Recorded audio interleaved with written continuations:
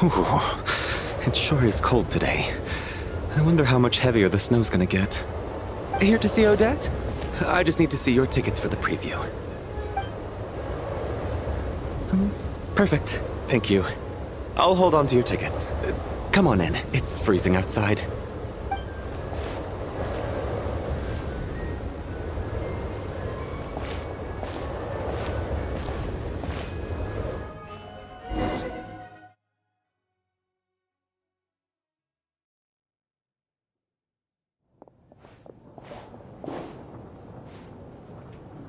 I think I'll leave the Lelek question until after the show's over. Then I'll go find Odette.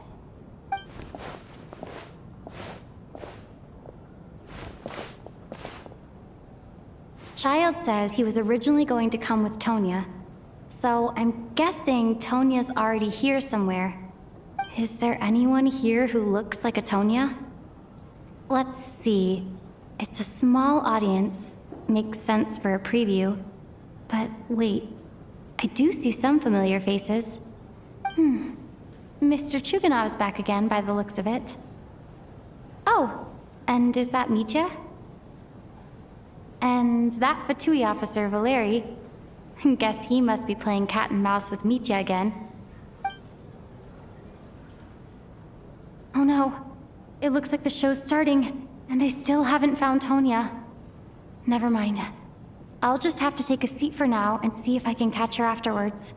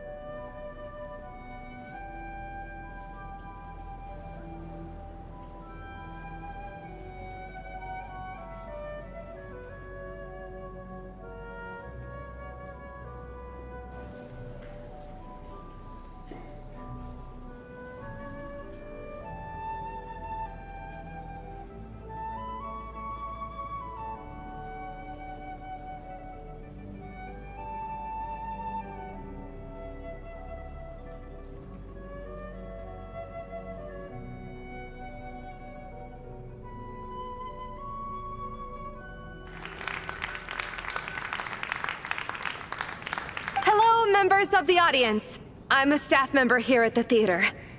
Today's performance was a very special one for us, as it marks the first attempt in a long time to revive the classic Snezhnayan ballet, Spirit Seeker. To commemorate this occasion, we would love to take a group photo of the cast, crew, and audience members present today. Could I kindly ask the audience to please come up onto the stage?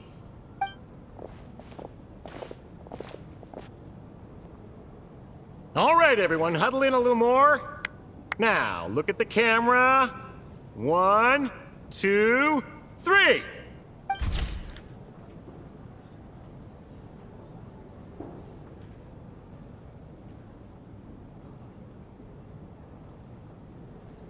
Are you quite satisfied, Mr. Energy Scientist?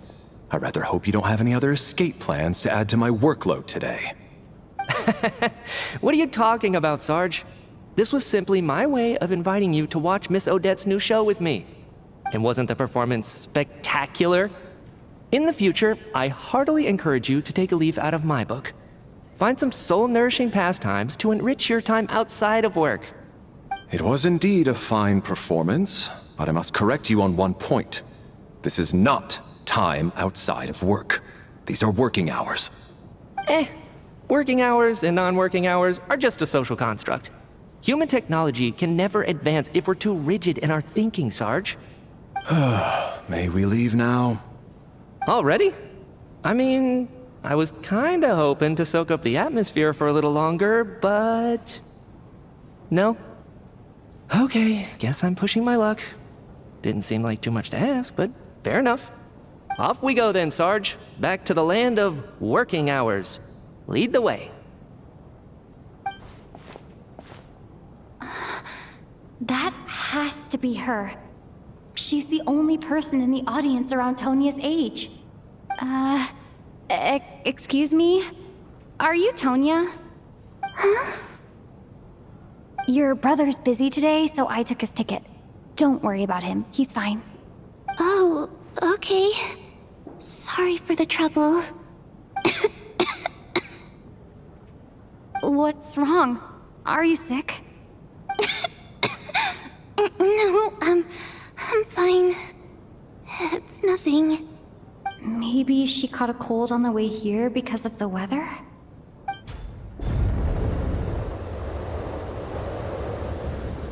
I haven't seen snow like this in a long, long time. It's most unusual. I know. It's completely white out there. You can barely see a thing. I've never seen such heavy snow in my life. Let's wait it out for now. You'd be lucky not to freeze to death in this weather, let alone find your way. Well, look at that. Maybe we shouldn't be in such a rush to get back after all. What do you think? Let's wait and see. Why do you need to take it so seriously? Fate has given us this wonderful chance to take a break. We owe it to ourselves to make the most of it. Come to think of it, there's a small inn not far from here that always keeps plenty of extra blankets on hand for guests. I know the route well. Shall I head over and borrow a few blankets? That way, anyone in a hurry can wrap up warm for the journey back. Just remember to return them next time you're over this way. Sir, there's really no need to go to all that trouble. Hey, it's no trouble at all. Wait here, I'll be right back. What a kind gentleman. Very good.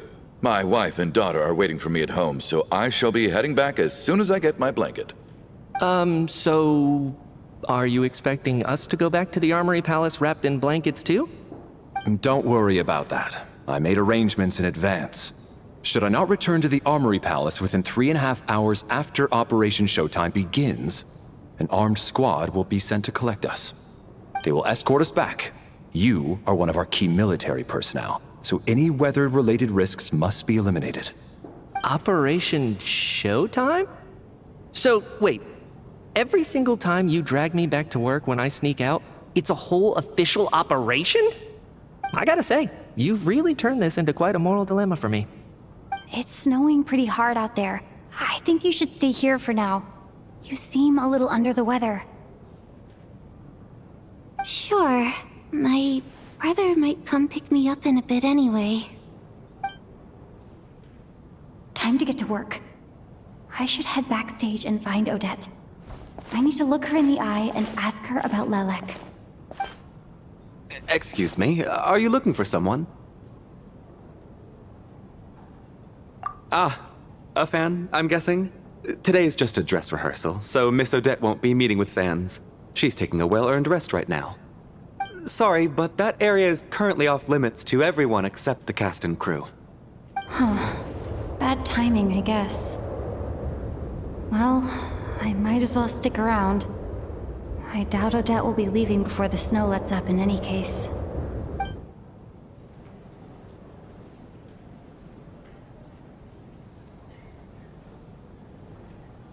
What happened to the gentleman who went to fetch the blankets? How has he still not returned? I was thinking the same thing. It's still snowing very hard. Do you think something might have happened to him? Whatever the reason for his delay, I must say I hate nothing more than people who make empty promises and fail to deliver. Well, I have to treat my employees like that on occasion, but that's different.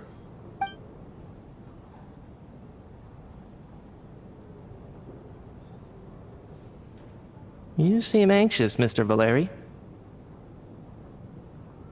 It's been nearly 4 hours since I left the armory. The army should have arrived to extract us by now.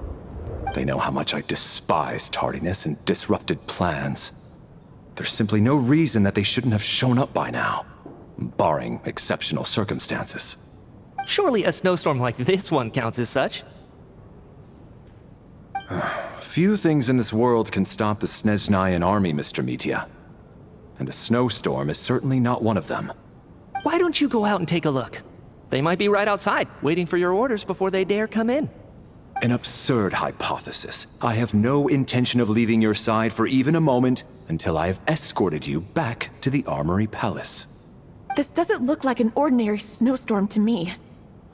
That guy who left earlier. It looked like he just vanished into thin air. Either that, or my eyes were playing tricks on me. A man-eating snowstorm? Come on. Night hasn't even fallen yet. Spare us the ghost stories.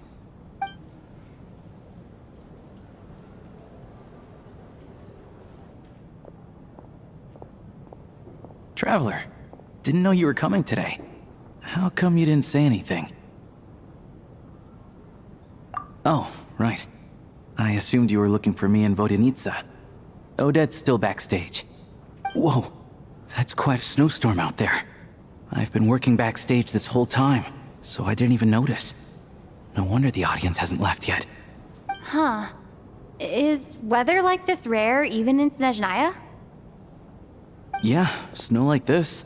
I'm sure I've seen it out in the wild before, but never in the city. Actually, I take that back. I don't think I've seen snow this bad even in the wild. This is something else. It's not normal. If even Alosha thinks snow like this isn't normal, could it have anything to do with that monster people have been talking about? We can't stay cooped up here forever. Someone needs to go out and take a look. No need. I have plenty of experience with snowstorms. Besides, I work here while you're an audience member. I should be the one to do it.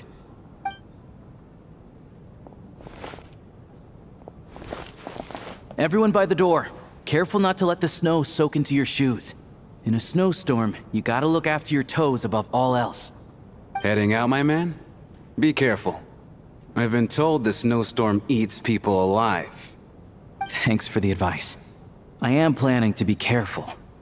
I just want to take a quick look at the situation out there.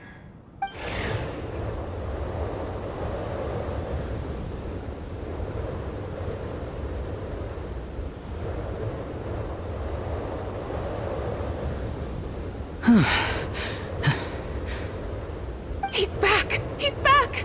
How was it? What's going on out there? Did you see any soldiers patrolling the area? Something about this storm isn't right. There's no one out there. I didn't see a single soul. And something in the air gives me the creeps. This isn't your average snowstorm. I suspect it might be related to recent events in our nation. I strongly advise everyone to stay here until the snow dies down. Are you serious? So all of us are trapped here now? That sounds a little far-fetched to me. You want to go outside and see? I, for one, am not risking my neck in that weather. This just turned from a minor delay into a major hassle. We can only hope that our friend who went to fetch the blankets just ditched us and went home. Is it really that bad? But my daughter, I won't be able to read her a bedtime story tonight. Huh? What are you all still doing here? Whoa! It's snowing hard! So now we're stuck here? Oh, this is terrible! Luckily, it was just a dress rehearsal today, so there aren't too many people here. On the bright side, the theater's always well stocked with supplies. If the snow still doesn't let up as we get into the evening, you can spend the night here, everyone. At least, I assume that's alright? Odette? Fine by me.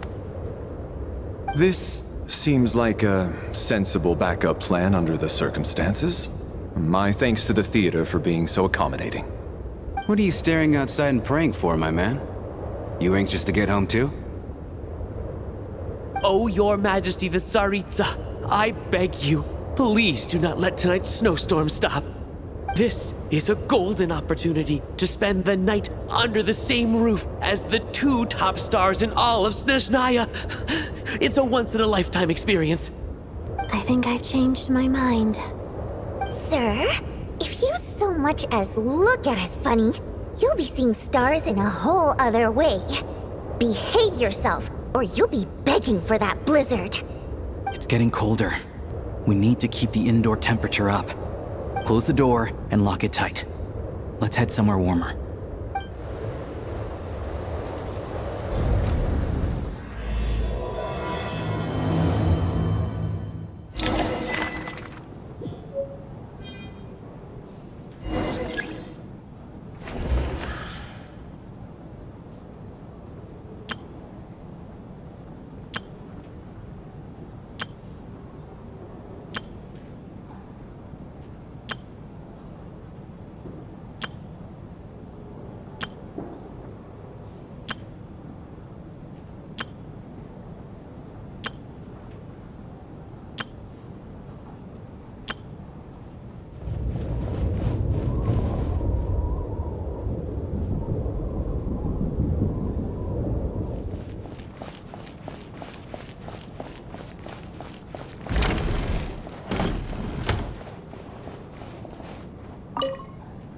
And then there's the aristocrats. Easiest of all to deal with. You don't need to use any force whatsoever. All you have to do is show them the rope you plan to tie them up with. Do you know why? I don't. Do tell. Because nothing horrifies them more than the thought of a cheap, coarse rope leaving creases on their precious million Mora coat. They'll do whatever you ask to avoid that fate.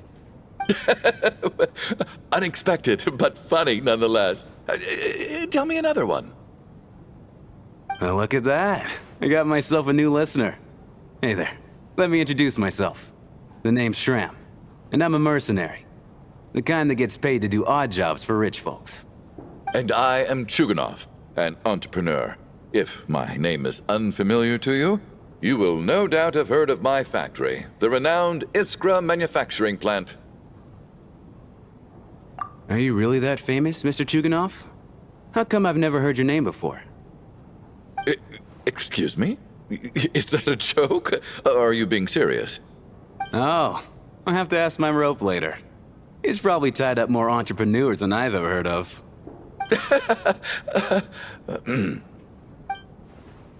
How are you feeling, Tonya? I'm fine. Sorry to worry you. I'm used to it by this point. I take medicine for it. My brother usually helps to get it ready for me. Child must take great care of his sister. He's never mentioned Tonya's illness, though. You know, I actually find this whole thing kind of exciting. Stuck in a strange place thanks to a snowstorm. Having to spend the night with a bunch of interesting characters. It's pretty cool, don't you think? Exactly. It's like one of those stories where an ordinary school trip turns into a magical adventure. I've always wanted something like that to happen in real life.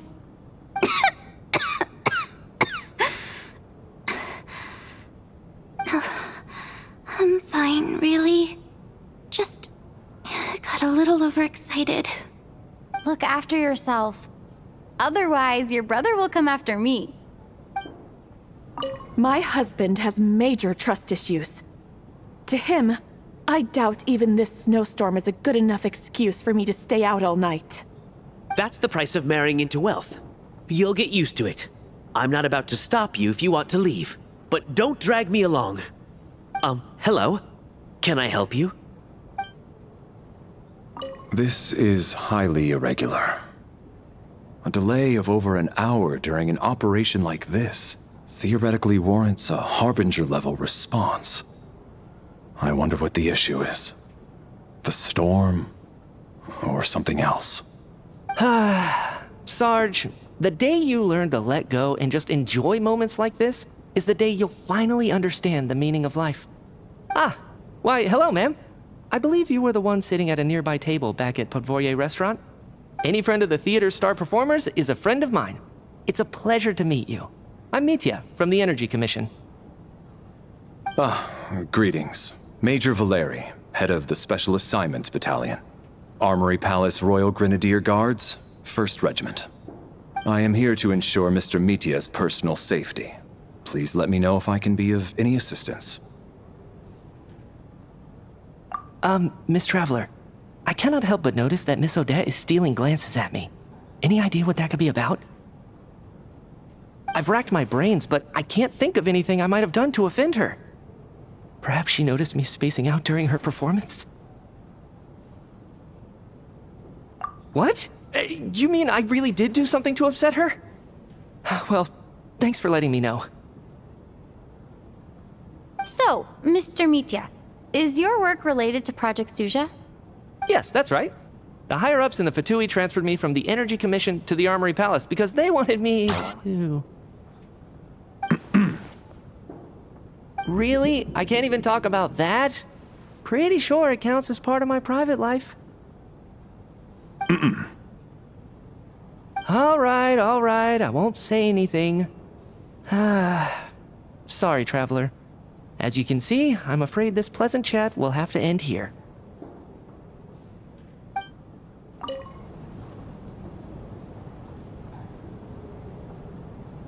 I don't think it's ever been this lively backstage before. I didn't know you were coming today. Hey, have you seen Chuganov? I heard he was coming today. Have you spoken to him at all? I'm with you. This could be just the chance we need. Yeah, I gotta figure out a way to coax some more intel out of him. I want to know why he suddenly changed his stance on Project Stuja. What exactly happened before the most recent VII vote? For the Rokad, or just out of personal interest? Shh! There are other people around. Don't say the R word. I have to say, even though today was a rehearsal and there were some hiccups along the way, Miss Odette's performance was one of the best I've ever seen, even compared to an actual show.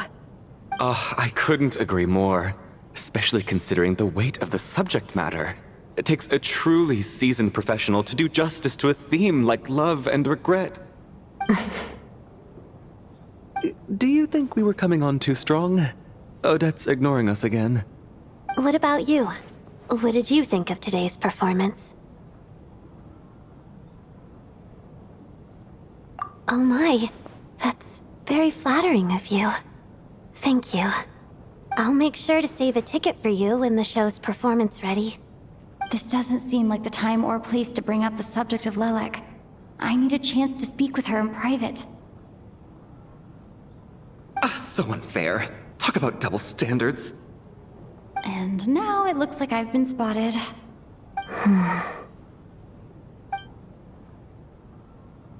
You know Mitya too? No, I don't. I just have a feeling that he might be dangerous.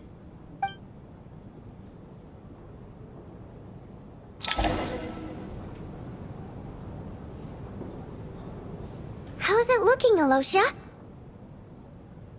No change from this afternoon. Heavy snow with no sign of slowing down.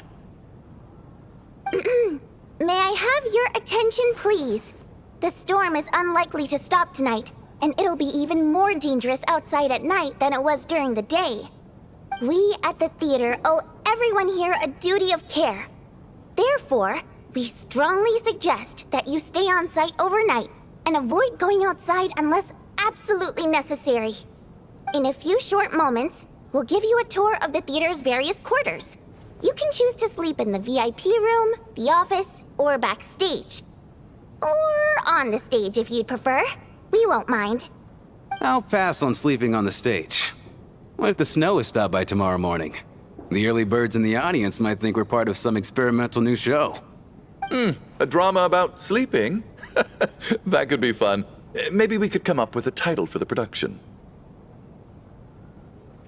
Not bad.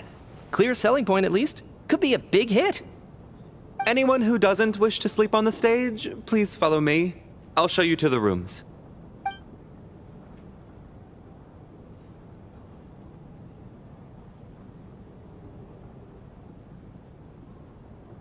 I guess I'll call it a night. Though, I feel like I won't sleep very well without Paimon here. I'm sure she'll be worried that I haven't made it back yet. But as long as she looks out the window, she'll probably realize what's holding me up. I wonder if she's feeling any better yet? At least she hasn't been getting any worse. Still, I should try and get back first thing tomorrow morning.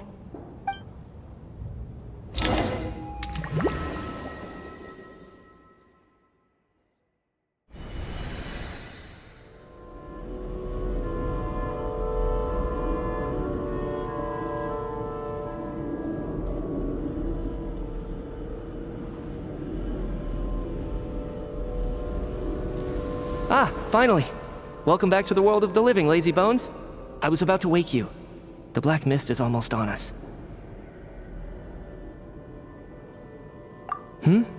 Still waking up, huh? You know, the black mist. It's been chasing us from below ever since we were born. You're just dozy. There's no way you've forgotten. Come on, let's keep heading up. Onwards and upwards is the only way to survive. Don't listen to a word those black mist cultists say. Here we go again. The endless march toward survival. What's going on? That black mist down there is creeping me out. And it's rising. Guess I should head upwards and get away from it. The black mist cultists believe that being swallowed by the black mist leads to everlasting peace. But if you ask me, they're just lying to themselves. We're the only heretics left. The only ones who refuse to give in. We have to keep going. But how do you actually know that they're wrong? Dangerous question there, Torgov. The moment your faith wavers, you start a chain reaction that ends in the collapse of your will. Put the question out of your mind. Stay strong and believe that the black mist means certain death. Okay, but it's not my mind that's the problem. My body's about to give up on me. It's already starting to falter.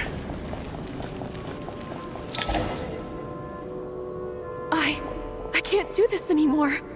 I've had enough of being forever on the run. What's the point of it all?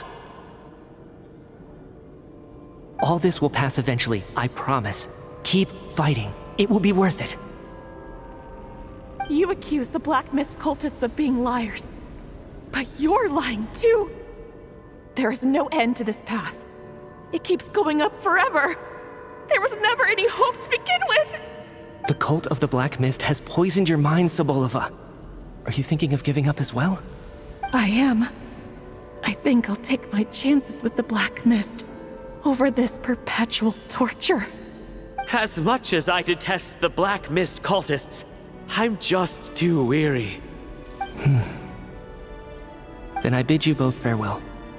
Let me put my personal opinions aside for a moment and say, I hope that you both find peace within the Black Mist.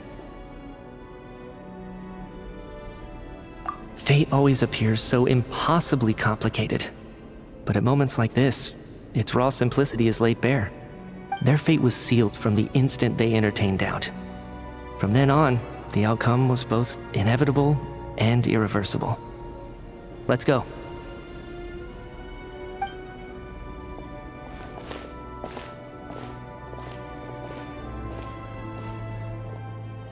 Torgov and Sobolova are gone.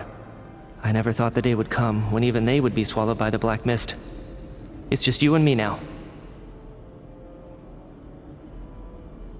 Yes, it looks like it's satisfied. For now. This happens from time to time. But it won't be long before the Black Mist starts chasing survivors once again. No one knows how to stop its advance for good. Well, we should make the most of the precious moments of rest that those two bought for us.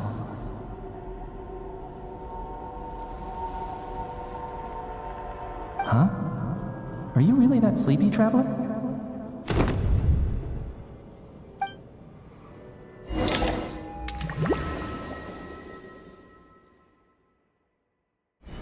Ah! Help! Somebody, come quick! What is it, Tuganov? What's wrong? Huh? Is it morning already? What's all the commotion? Sounds like it's coming from next door. I should check and see what's going on.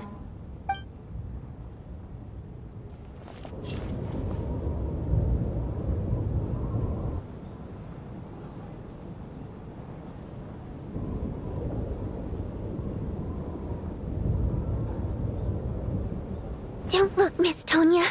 Stay here. Okay. What happened to them?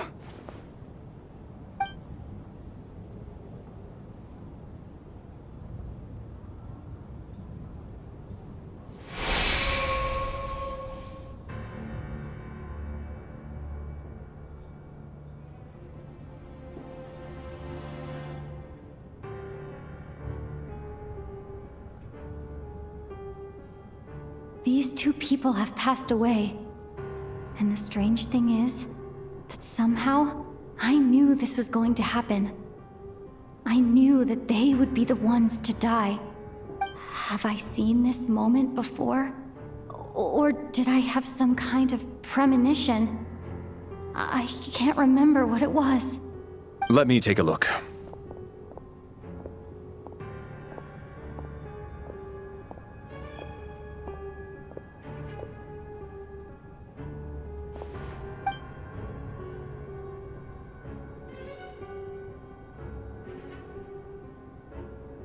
No vital signs in either of them.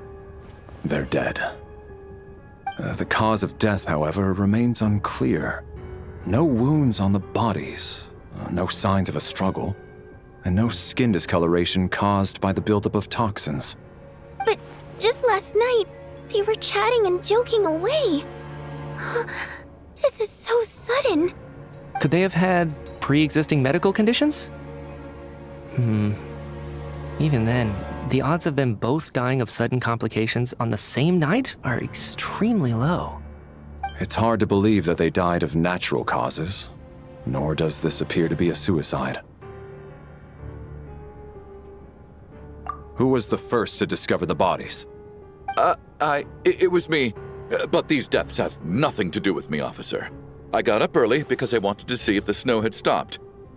Then I noticed that the door to this room was open, and it looked like there was a man and woman inside. I just went over to see what was going on. I had no idea they were...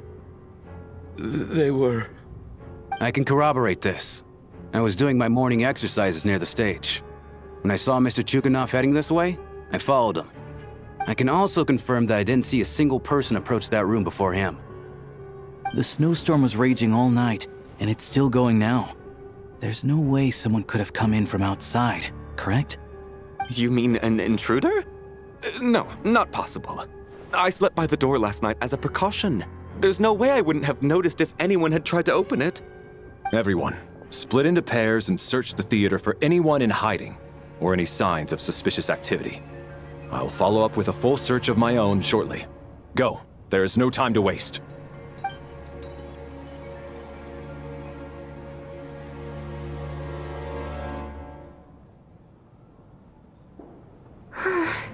Nothing on your end either? Backstage is clear. No signs of suspicious activity. We checked the basement. Also clear. I don't think there's anywhere here that a living person could hide. Are we certain that the theater doesn't have a back door? Or any tunnel or passageway wide enough for a person to fit through? No, there's nothing like that. If people were sneaking in through some secret tunnel to avoid buying a ticket, we'd have sealed it off ages ago. I also checked the windows. All of them are locked from the inside, and there's no sign of anyone entering or leaving. It sounds like we can safely rule out the intruder theory. If anyone came in during the night in this weather, there'd be no way for them to avoid leaving footprints or water stains. This can only mean one thing. It's like one of those murder mysteries you see in novels and plays, isn't it? The ones where the killer is... one of us. We can't quite jump to that conclusion just yet. Could he be right? It's hard to imagine something like that happening in real life. Set in a theater during a snowstorm, a murder takes place and the killer is among us. It's such a classic trope that it seems unbelievable. Looking at who the killer targeted, and the clean entry and exit, it all adds up. I know what this is. It's obvious now that I think about it. What is? What have you figured out? Both victims were wealthy, well-known local merchants. And the door was deliberately left open so I would discover the bodies and witness the crime scene first thing in the morning. Such ruthless methods. This was your doing, wasn't it? Lelek. Lelek? You mean Lelek is among us? And he's the killer? Lelek. I know this code name. Member of the Rokot, anti-Project Stuja. Always works alone. I've read the case files at the Armory Palace. Walk me through your reasoning, Mr. Chuganov. What do you know about Lelek?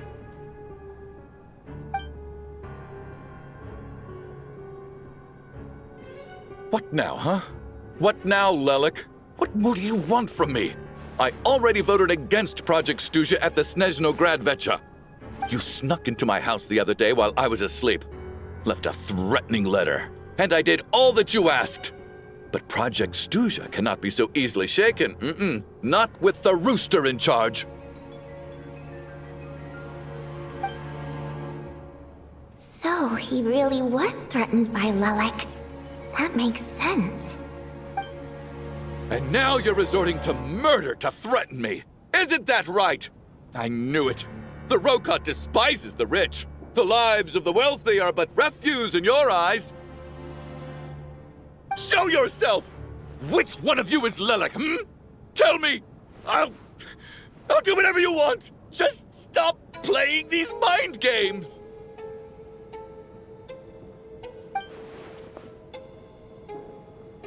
Was this really Lelek's doing? Would Odette really do something like this? If Odette really is Lelek, this seems out of character. But then again, how well do I really know her? I'm probably the only one here with a compelling theory about Lelek's true identity. But if I reveal it now, I'll be putting Odette in the line of fire. What should I do? I don't think it's likely that Lelek killed anyone. At least from the stories I've heard, he's never killed anyone before. And his name has never come up in connection with any murder cases.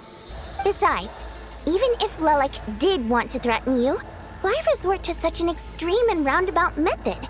It's not his style at all.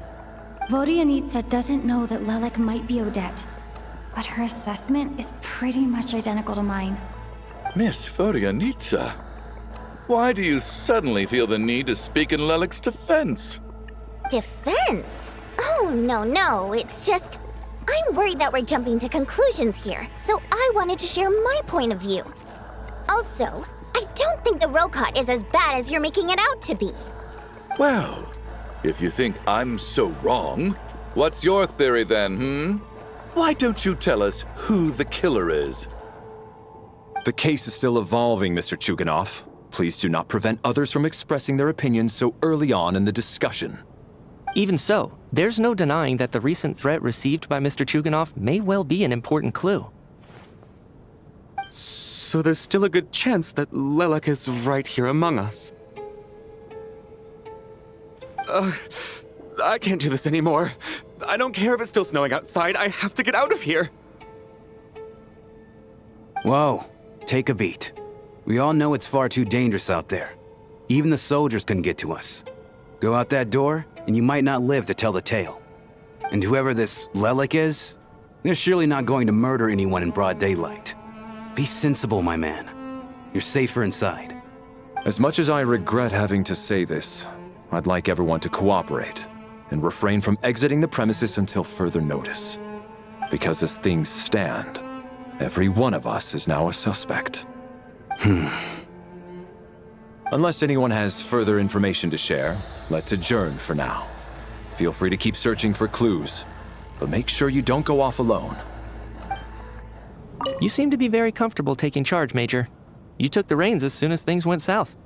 I simply made an executive decision that someone needed to take control of the situation on the military's behalf. Does this offend you? No, quite the opposite. We feel much safer for it. By the way, what does Major mean exactly? Is it a pretty high rank? I still find it hard to believe there's a murderer among us. Just last night, I imagined we were like classmates out on a hiking trip. There's no guarantee that you can trust your classmates, especially not when you're locked up together. Why did they do this? Was it for money? Even then, they could have just kidnapped the people. They didn't have to die. We don't move in the same circles, so I'm not clued up on Project Stuja and all this political intrigue. Nor does it interest me. Nevertheless, sir, I think your top priority as soon as you get out of here should be to hire a good private bodyguard. Such as yourself? Such as myself.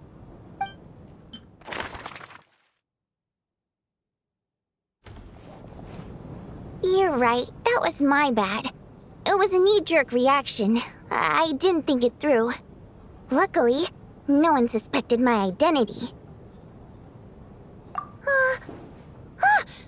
Oh, phew. It's just you. I thought someone was eavesdropping. Since Vodianitsa and I were on the same page earlier, I think I should share my thoughts with the Rokot members first.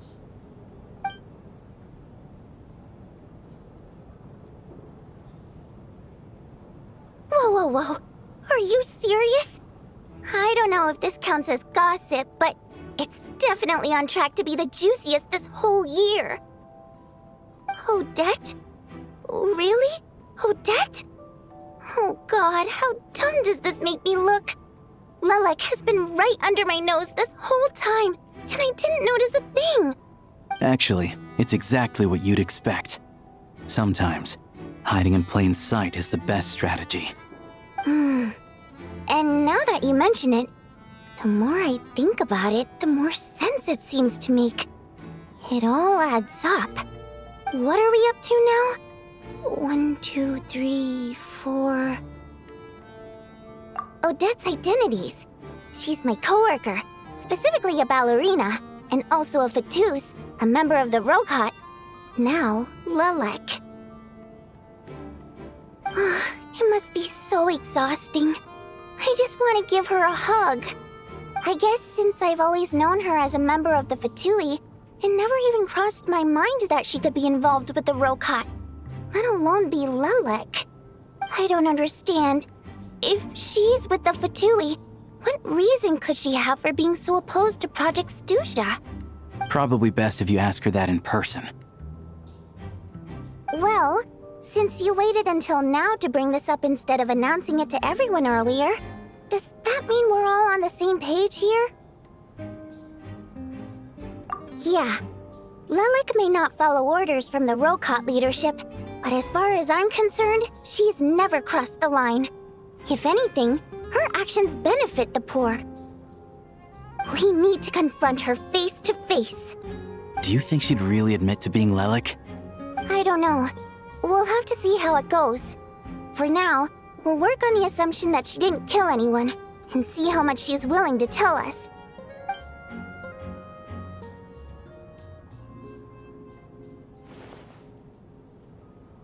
Now's her chance. Odette's alone. Let's go. Hey, Odette. What is it, you guys? Shh. Keep your voice down. We need to talk. So, you're Lelek, aren't you? Alright, fine. You don't have to say anything or explain yourself. Just hear me out first. None of us believes you kill innocent people. Whoever murdered those 2 people last night, it wasn't you. Traveler was the first to figure out your identity, but she kept quiet during the discussion just now. Still, it's clear where the group consensus is heading. Everyone believes Lelek is the culprit. If your identity is exposed, you'll be in a really bad spot. We're your colleagues, and we know what kind of person you are. I don't want anything bad to happen to you. So, can you clue us in? Tell us everything. The more we know, the more easily we'll be able to cover for you. Alright. Yes, I'm Lelek. And no, I'm not the murderer. And thanks, but I don't need you to cover for me.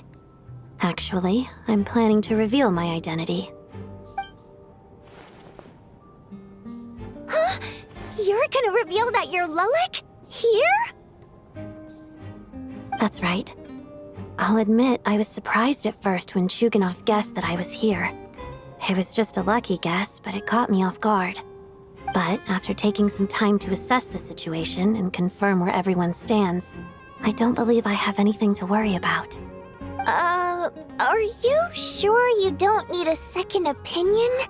Given the circumstances... Mr. Valeri! What?!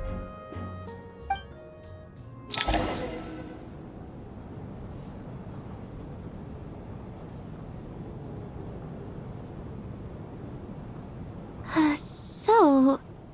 Odette is Lelek? I don't know what game you're playing, but you've got a lot of nerve. It's just one identity. So what if it's exposed? I can disappear and adopt a new identity anytime I please. I made my peace with this when I chose to become Lelek. But more importantly, I promise I am not the murderer, which means that someone else is.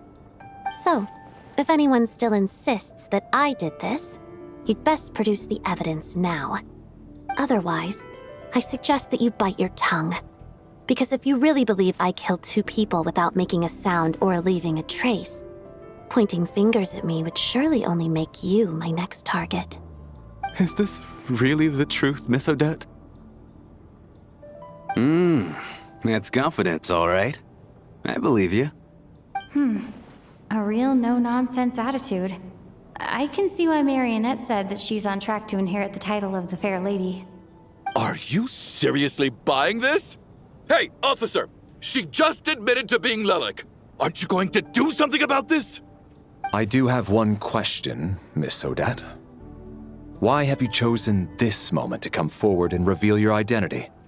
If I didn't say anything, everyone would be focusing all their efforts on finding Lelek. And that is exactly what the real culprit wants.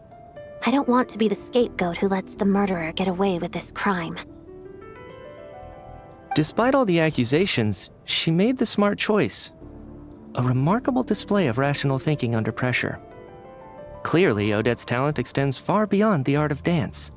She thought so far ahead. Ugh, why do I always feel like I'm one step behind her in everything? You've convinced me. Dealing with the murder case remains the top priority right now. Let's put the name Lelek and all related incidents aside until further notice. Nevertheless, the group still considers you the prime suspect. I assume you have no quarrel with that, Miss Odette? I understand. You're welcome to keep an eye on me around the clock. I have no objections. Mr. Chuganov?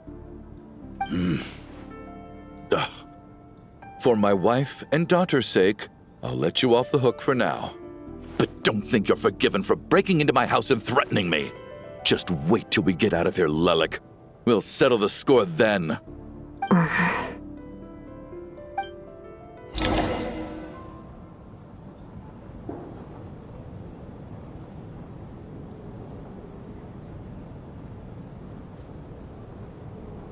Good work, Lelek guard team.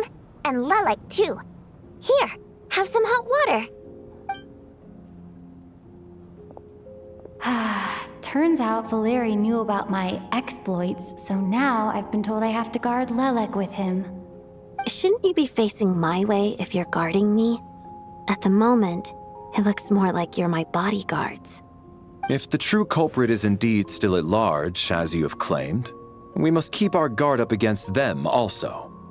Don't worry, Tonya. We'll get through this. Once the snow stops, the officials will step in. The investigation will get easier, and then we'll be safe. But... once the snow stops, won't everyone just leave? You're gonna miss us, huh? Well, some of us work at the theater, so we'll still be here. I'll even give you a special backstage pass. Really, Miss Vodyanitsa? That's awesome! You've made a fan for life. Aw, you're so cute, Tonya. All right, let's swear to it. I promise to give you the pass, and you promise to never change your mind about being my fan. Promise. Don't indulge her, Tonya. You don't have to swear an oath over things like that. You really do get carried away sometimes, don't you, Miss Vodyanitsa? Hey, mind your own business.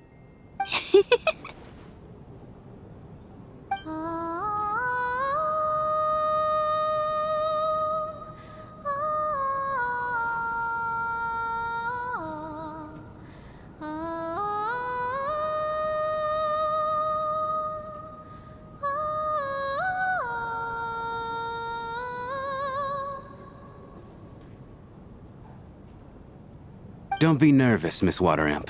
Everyone's here. There's nothing to be afraid of. Excuse me? Do I look nervous? Don't be ridiculous. No. You sound nervous, lass. Oh. Wait, but how...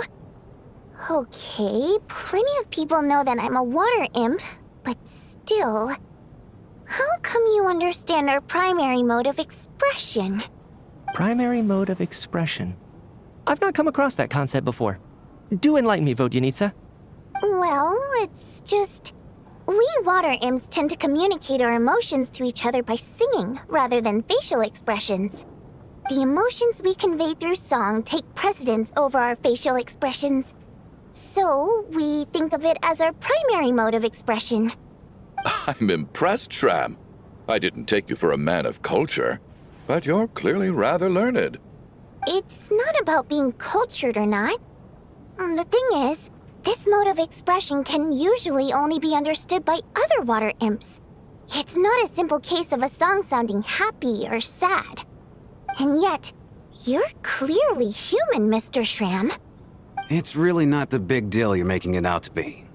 I think I just have a knack for it. Plus, I have a... very close friend who's a water imp. A delightful lady. But keep that a secret. Anyway, we spent so much time together that before I knew it, I noticed I could understand her expressions. Oh, I guess that makes sense.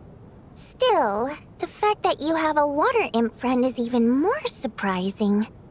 I'd better watch what I'm singing when I'm around you from now on. Hey, what are you implying? You're not secretly insulting the audience in your songs, are you? Heavens, why would I do a thing like that?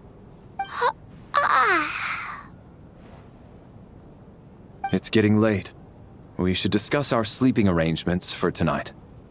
To guard against the killer, someone needs to keep watch. I suggest that we don't sleep in separate quarters tonight.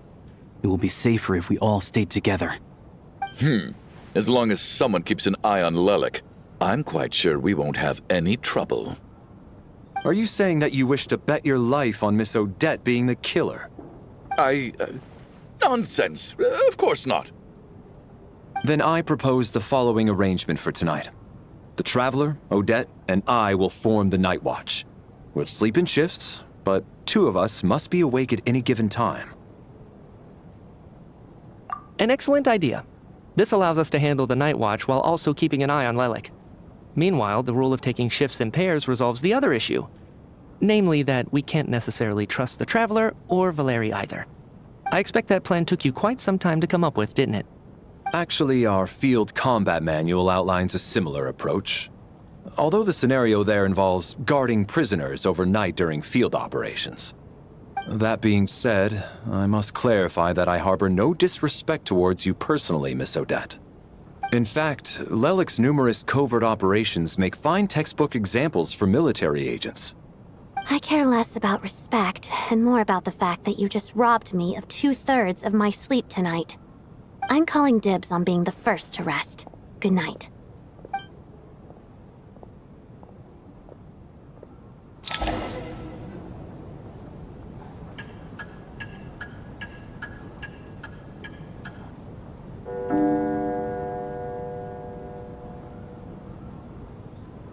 It's almost time. We should wake Odette. How are you faring? Oh, not going to argue with that. I'll take a quick nap. If you start to feel sleepy, wake me up anytime. It's finally time for Odette and I to share the night watch. I should wake her up.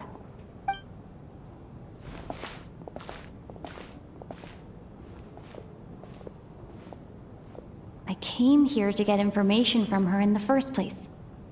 Maybe I should think about what questions I want to ask before she wakes up. How long are you gonna keep staring at me? Couldn't sleep. My mind's been running haywire. Plus, there's something I've been meaning to talk to you about. I had a hunch that you wanted a conversation too. Let's take this chance to clear the air, shall we?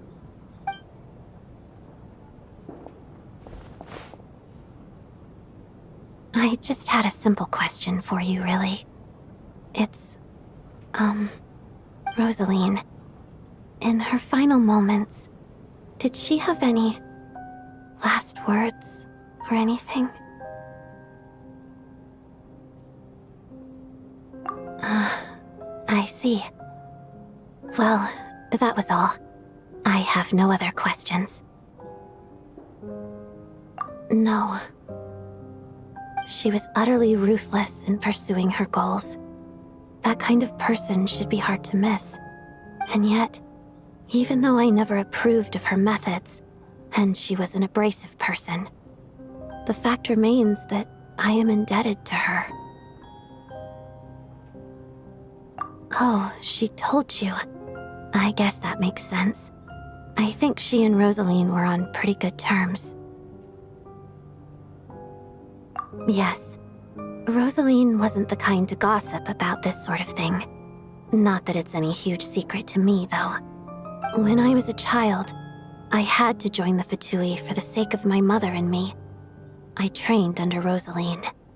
It was extremely grueling, and it didn't exactly come naturally to me. All I could do was try to ignore the biting cold and practice. I was a newcomer who'd managed to make a good first impression on a harbinger.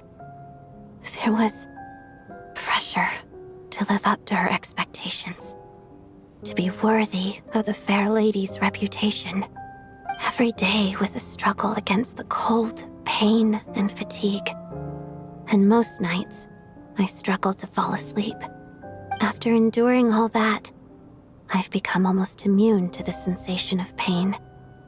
I suppose that was the cost of survival. Surely, any child who had to experience that would grow to hate her lot in life, don't you think? So, I put an equal amount of effort into my ballet. Because in my young mind, that was the only way to defy my fate. It was my way of telling her, the Fatui's demands and your expectations of me are not what I wish for. One day, I will leave. I think she probably blamed my poor performance in training on my passion for ballet. She knew my heart wasn't in it.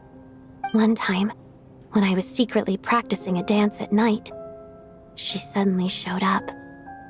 I knew she was there to catch me red-handed. I told her, "You don't deserve to watch the dance I learned from my mother." She looked stunned. I guess she was surprised that I lashed out first, before she had the chance. But strangely enough, on that occasion, she wasn't fierce with me like she was during training. Instead, she fell silent for a moment, and then left. After that, she never interfered with my dancing or asked me how it was going. She never came to watch me dance again either. Not even once. She was. But even now, whenever I take out this core Ignis, I can't help but think of that night. Of the look on her face. Sort of. Although gift might be too kind a term. This is her flame sealed within ice. A symbol of her favor, yes, but also her way of keeping an eye on people. She knew the location of every piece of core Ignis. If any recipient started acting suspiciously, she'd be on to them immediately. Trust her to make even a mark of approval feel suffocating. So, when news of Rosaline's death reached Snezhnaya, many people immediately crushed their core Ignis. It gave them a profound sense of relief, like they'd broken free from her shackles. But I kept mine. With my sensitivity to pain being as dull as it is, the warmth from this core Ignis is one of the few things I can still feel clearly. I still wonder, did she really come to stop me that night? I wasn't sure, but I was scared, so I said some really awful things. I guess she didn't leave anything behind. Not that I expected her to. It's fine. It's just a bit of a shame that we couldn't settle our differences before the end.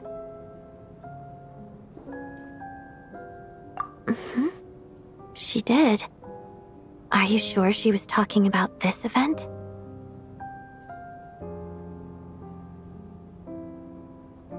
Huh. No, she didn't. I didn't even find out that she'd gone to Mondstadt until a while after she'd left. Wait, in that case... Okay, I will. Thanks for letting me know. There's something I'm trying to figure out. I'm beginning to suspect that Paimon's mystery illness is being caused by the energy research behind Project Stuja. Paimon's very important to me, so I have to get to the bottom of this. I figured that since you're Lelek, you might know something about all this. The ultimate goal of this energy experiment is to create a weapon for the final battle. The weapon's construction was completed in Nocturne. Now, all that remains is to arm it with a sufficiently powerful energy. Yes, the weapon's development and all the related experiments are overseen by Lord Piero, the Jester, and the lab is located deep within the Armory Palace. I'm not sure why this experiment would be making Paimon feel unwell, though. The best way to get to the bottom of it would be to go there in person. Once we get out of here, I'll help you apply for an entry permit.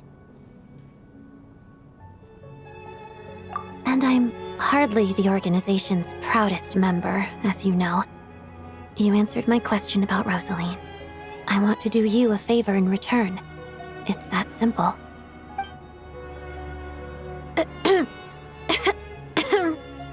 Huh?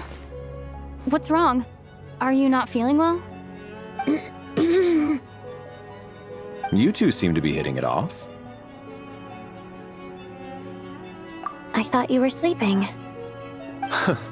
Of course I was. In the military, one learns to fall asleep quickly, even in the most inhospitable environments.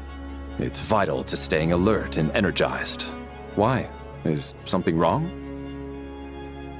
Even if he was awake, he can't have overheard us, right?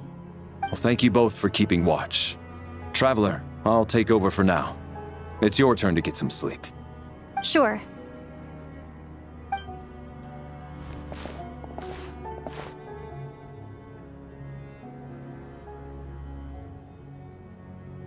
This is our second night here, but at least I found out a little more about Paimon's condition. I hope she's been sleeping well the past couple of days. Huh. Why do I feel like I'm being watched? Seriously? Is this payback for when I stared at her earlier? But I thought she was asleep.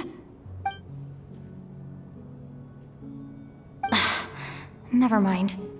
I'd better try and get some sleep myself.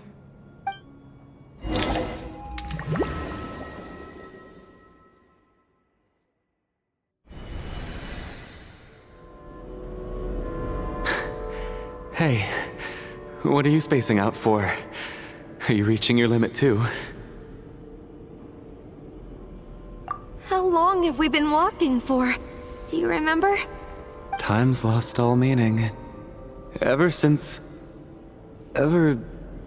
we noticed that thing above our heads. What was it called again?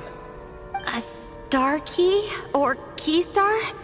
Anyway, the person who named it was swallowed by the black mist. Whatever it's called, ever since we noticed it, we've been walking up and up, hoping that as long as we reach it, we can find a way out of this place. But it seems like no matter how far we walk, we never get any closer. Well, we've come this far. You never know. Maybe we're almost there? Come on, enough moping. Let's go. The black mist is catching up.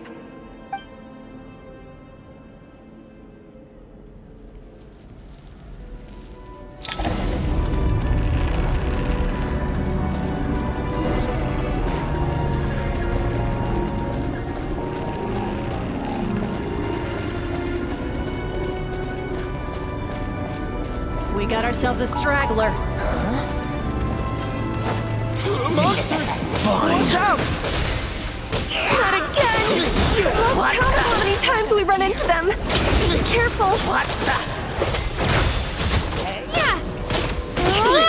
What the? Shut up! Run faster, Earl.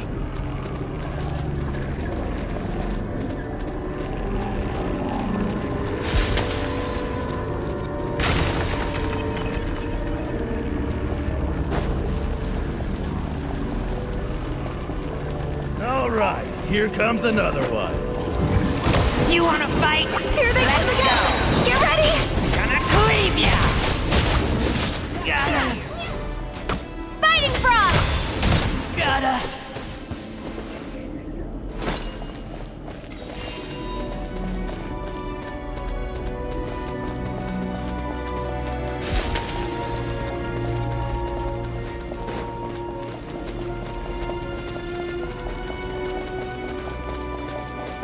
No Monsters ahead of us. The black mist behind us. It feels like there's no escape. Fine. They're not!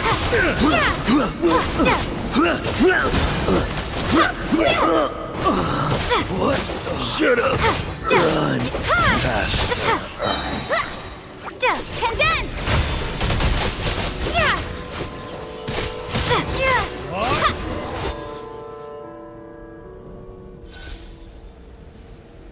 Are you hurt, Coolish? No. I'm fine. It's just... Suddenly I don't want to walk any further. I get you. In fact, I reached my limit a long time ago. Sometimes it feels like there's hope where there shouldn't be. Yeah. The hope that the star gives us is the only thing keeping us going. But I'm not sure it's real at all. It may just be a collective illusion. Otherwise, why would it always be out of reach? We know you mean well, but you're only saying that to try and encourage us to keep going, aren't you? Thank you, friend. But enough is enough. Please don't give me any more false hope. Hope is poison in this place. You're going to continue, aren't you? I admire that. I've given up, but I wish you the best. May there come a day that you catch up to the star and leave this godforsaken place.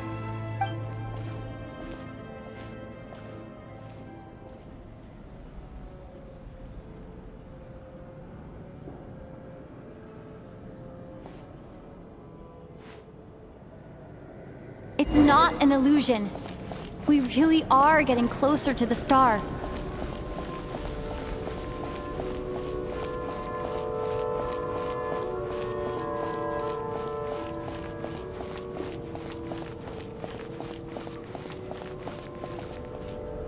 Congratulations. You're the first person to make it here.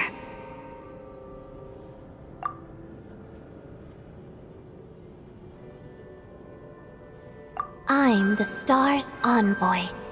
The black mist has stopped rising. Its hunger is satisfied for now, having devoured your two companions. This is a good opportunity.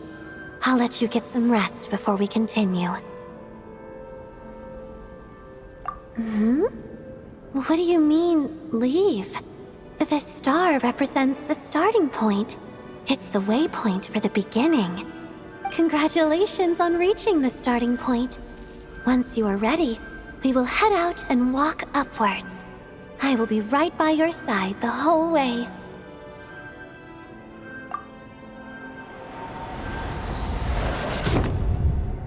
Huh? What's wrong? Hey, don't give up before the journey's even begun.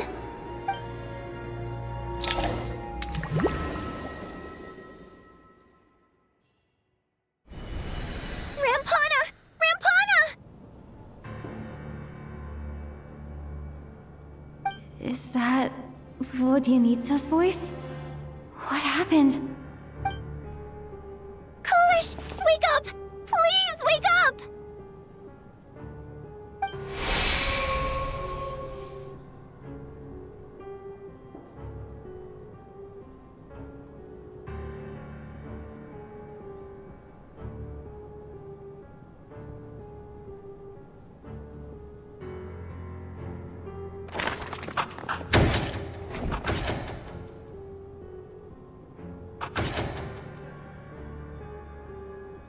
The situation is identical to that of the 2 casualties yesterday. We cannot ascertain the cause of death. At least there are some elements that we can rule out this time.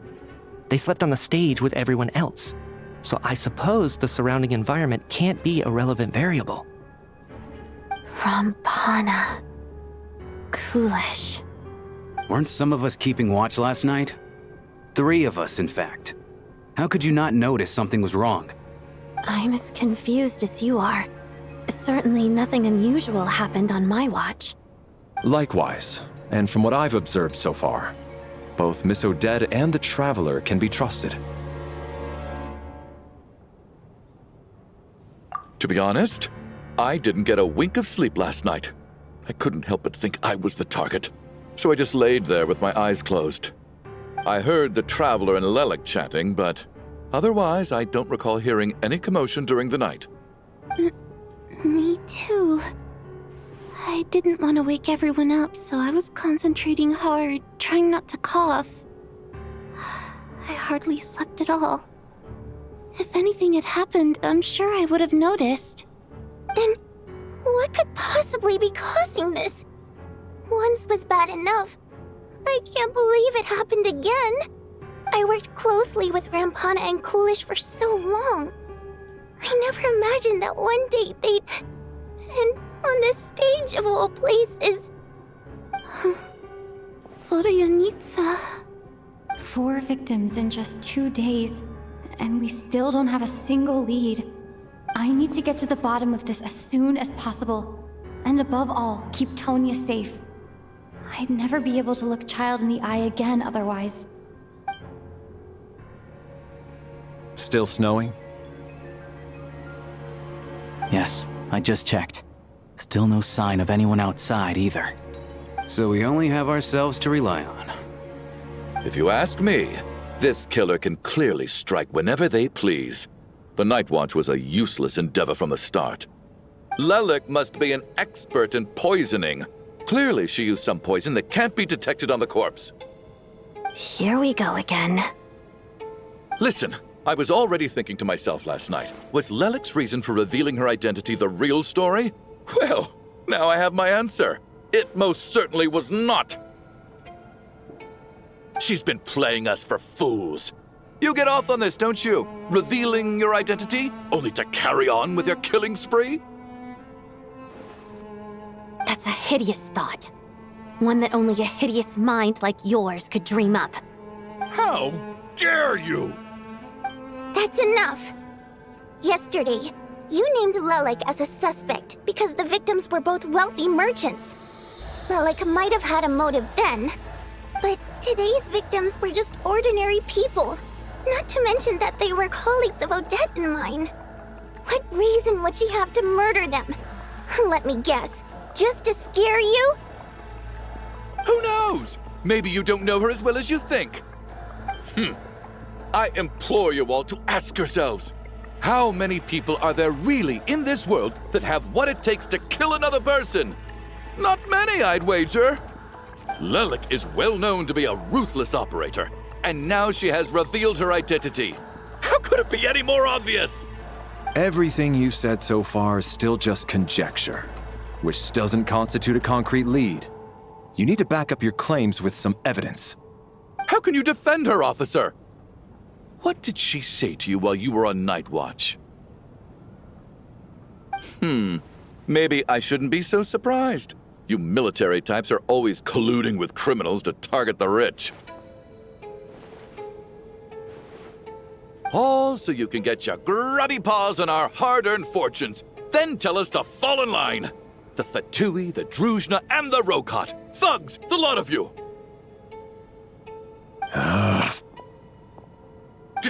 Don't you dare!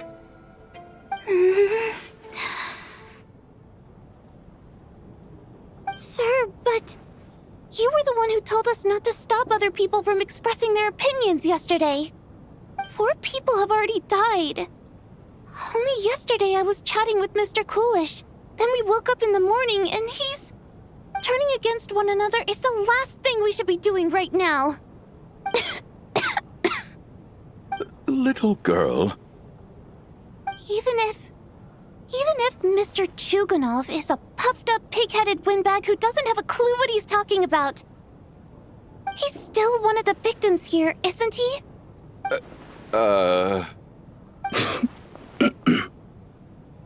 Quite. I had no intention of resorting to violence. But you're right, Miss Tonya. I ought not prevent him from speaking his mind. In any case, I believe Mr. Chuganov has calmed down a little now. We may resume our discussion. I don't think there's any need for that. What is there to discuss?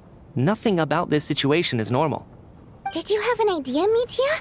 You're the brainiac here, right? Come on, clue us in. I've been mulling something over. All the leads we have so far concern things from outside the theater. Miss Odette's alter ego, the threats Mr. Chuganov received. But then there's the 2 double murder crime scenes themselves, which have given us absolutely nothing to go on whatsoever. That's highly unusual. Even with the most careful killers, there's always some evidence left behind. So what are you suggesting? I think this could be a supernatural event. It isn't characteristic of human-on-human homicide at all. Correct me if I'm wrong, but aren't you supposed to be a scientist? That doesn't sound like a conclusion someone like you is supposed to make. I got into scientific research because of my insatiable curiosity. But if the present situation defies all known scientific explanations, I don't mind shifting my curiosity toward the paranormal instead. Now that you mention it, I remember when I first came to the theater. I heard rumors about this place being haunted. Haunted? Yeah, I think I heard the same thing. But I mean, they're only rumors, right? We've worked here for years. Surely we would have noticed any spooky goings-on by now. Well, this has taken an unexpected turn. A haunted theater? If Paimon were here, she'd probably be hiding behind me in fear right now. Why don't we take this opportunity to look for clues again with a more open mind? Maybe a different perspective will help us see something different. Very well. Whether it's criminals or ghosts we're looking for, the same rules apply. Everyone needs to tread carefully. I'll move the bodies into the same room for now. Chin up, my man. That soldier guy just gave you a bit of a fright, that's all. Think about your wife and kids back home. That'll get you your mojo back. Me, for example? Whenever I get hungry, tired, sleepy, or thirsty, I just think about that water imp friend of mine. And everything's suddenly alright again. So daydreaming about women somehow removes your need for food and water, does it? Don't be absurd. I need to think very hard about whether there's anything that ever needed hiding. After all these years, there must be some things even I've forgotten about. Valeri, come take a look at this. You too, Traveler. Some sort of notebook. What is it for? It's the on-duty logbook for the theater. Coolish was the main person to use it. He mostly used it to record any unusual incidents during a show, audience numbers, exit times, and so on. Yes, he'd always have this logbook with him when he checked tickets at the entrance. This should confirm a lot of key details about the recent show. So, find anything unusual? Yes. The number of people. I've checked and double-checked, but the numbers just don't match what's recorded in the logbook. Apparently, we have an extra person among us. Are we certain that logbook is accurate? Could someone have sneaked in without buying a ticket or something? Unlikely. Coolish took his duties very seriously. I've rarely seen any errors in his work. Not to mention that this was a dress rehearsal, meaning smaller audience numbers and tighter ticket restrictions than usual. Everything would have been well within his control. We no longer have our tickets with us, do we? They got collected on entry. I assume there's no way we can check them again. Unfortunately not. The theater recycles tickets. Once people are in the door, they don't tend to leave until the show ends, so we collect the tickets at the point of entry.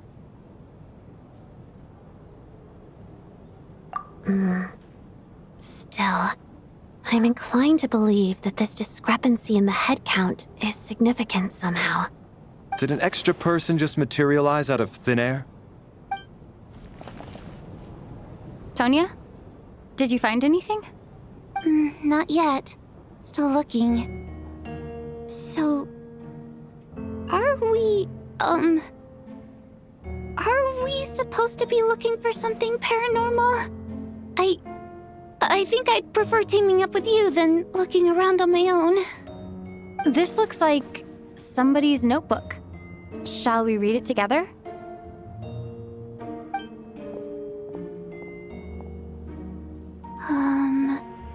Well, it doesn't look scary or anything, so I guess it should be fine. All right, let's read it together.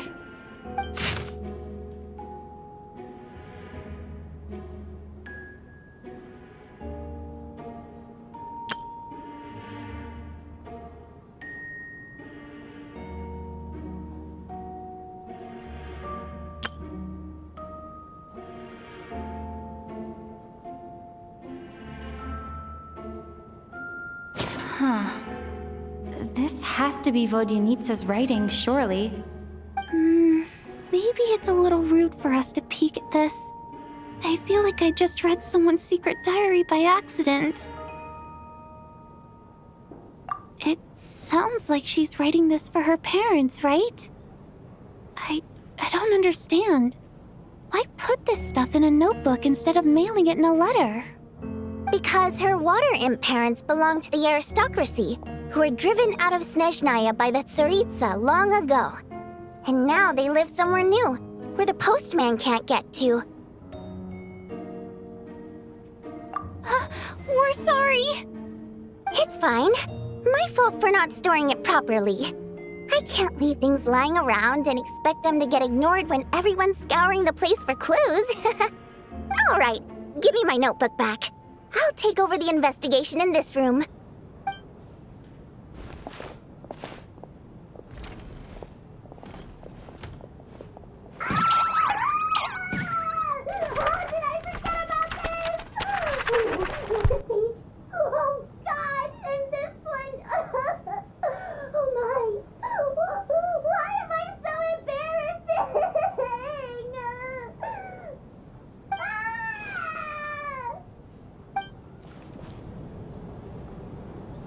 Ah, Traveler. Since you're here, come take a look at this. Alosha found it. We're both curious to hear your perspective. It appears to be an investigation report. And the focus of the investigation was the rumors of haunting we heard about earlier.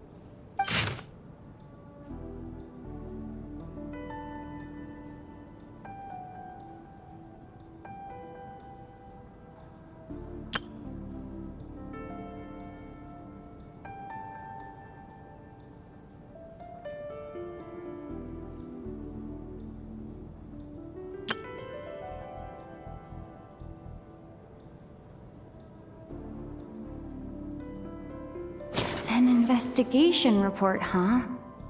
Looks quite old.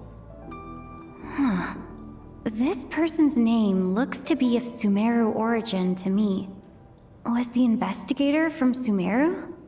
The theater manager must have hired an investigator once specifically to look into this issue. But it doesn't look like anyone ever looked at the report. Presumably, the manager wanted to know if the supposed haunting was dangerous, while also being fearful of word getting out in case it affected the theater's business. Anyway, the bottom line is, the haunting is actually real after all. It's caused by an obstruction in the ley lines. Is there any chance this is the key to finally making some progress with the murder cases? Leyline problems are pretty unexceptional to me by this point. And while it certainly offers an explanation for the ghosts, it's hard to imagine what connection it could have to these two murder cases. Some of the language that appears at the very end of the report caught my eye. Angel civilization, leyline renovation? My area of research doesn't touch on any of that, so it's completely outside of my wheelhouse. Huh? A piece of paper just fell out from the report. It landed right by your feet.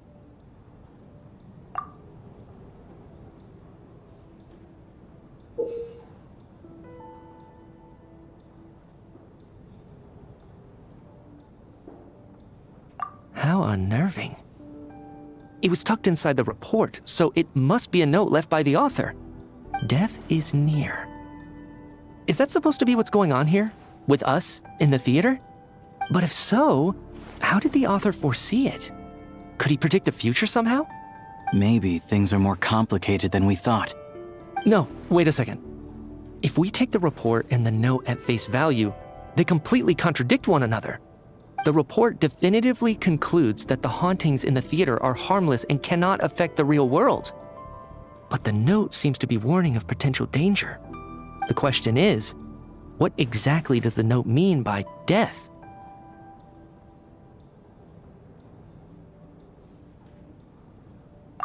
The various ways we could interpret this keyword lead in completely different directions.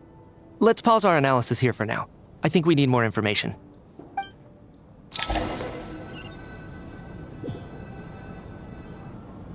If we take all this together, it's not impossible, is it? If anything, it's the natural conclusion. Oh, I beg to differ. This sounds to me like a product of a researcher's vivid imagination. And perhaps it's because I'm still viewing this through the lens of a typical murder investigation. But still, I'm struggling to be persuaded by your theory. Does it really sound that far-fetched? All right, well, let's treat that as speculation for now. I do agree with what you've said, so let's go with your idea for now. Good. Okay, now that we finally have some meaningful leads, I think it's time to reconvene. Let's get the others.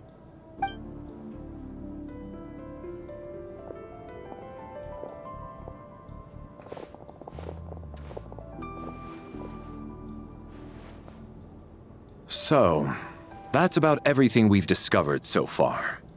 I'll share my theory first. Based on what we've learned from the logbook, I believe the extra person among us is most likely the killer. If the killer had simply bought a ticket, it would have greatly increased the risk of their identity being exposed. I expect he or she either hid in the theater ahead of time, or found a way to slip past the ticket inspection. They then blended in with the group and waited for an opportunity to strike. What about the note found in the investigation report? Any thoughts on how that fits in? The killer may have simply planted it there as some sort of sick joke. I've seen my fair share of psychopathic killers. They love playing cryptic mind games. So, it has nothing to do with the haunting of the theater after all. This theory makes sense to me.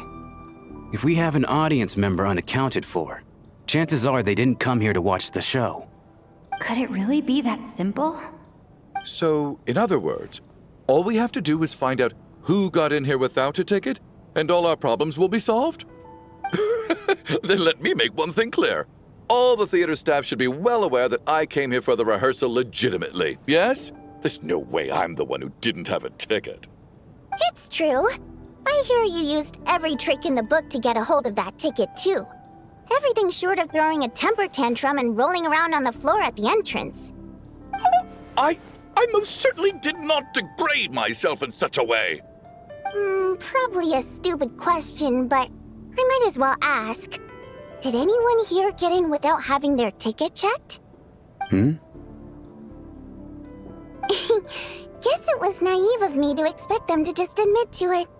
Especially after the unprompted Lelek reveal. Once was already a miracle. Twice would be unfathomable.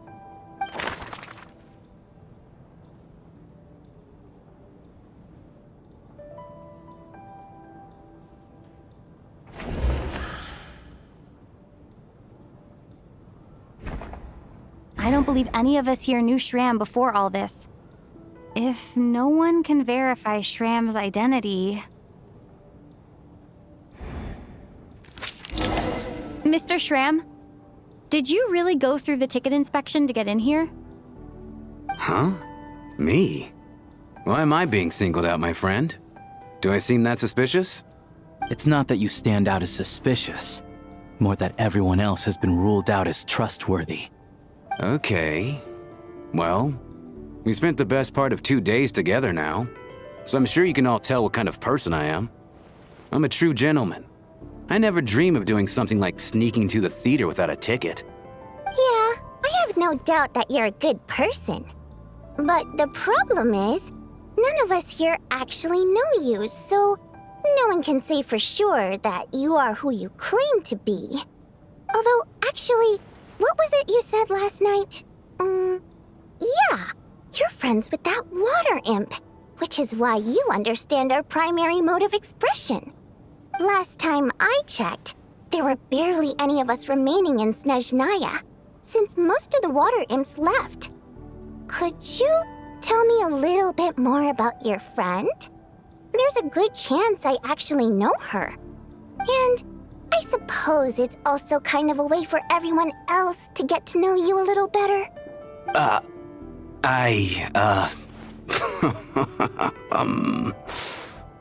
Good grief. Are you blushing? Pull yourself together, man. Stop giggling like a teenage boy. It's revolting.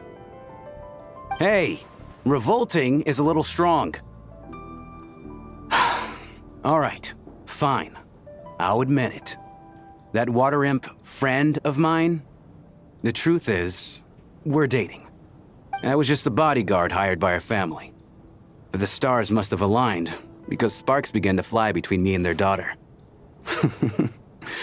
Never in my wildest dreams did I think I'd get so lucky. We don't need details. Just get to the point. Okay. I'm just a little hesitant to reveal her name, that's all. You know how it is. These are delicate times. Even with me to protect her. If word gets out that she's dating a human, both the Fae and human factions will give her a hard time. Really? Wait, no. That can't be.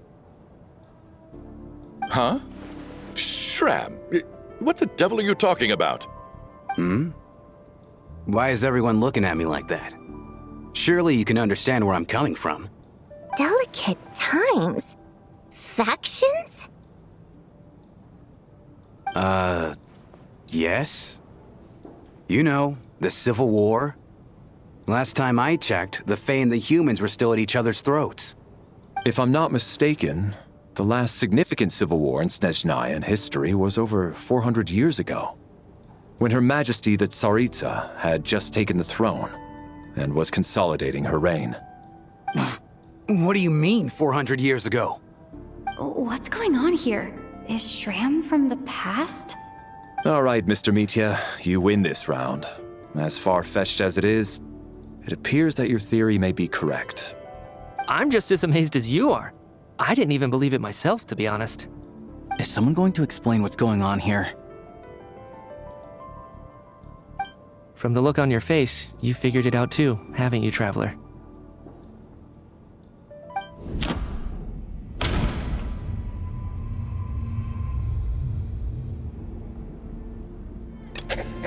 That seems to be the case. Shram's the extra person, but there's no way of learning his identity from this clue.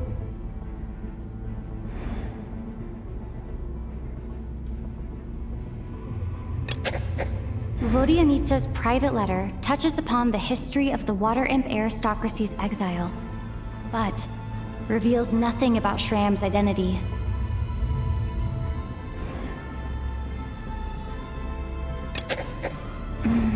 No. The truth lies within the clues we've already discovered.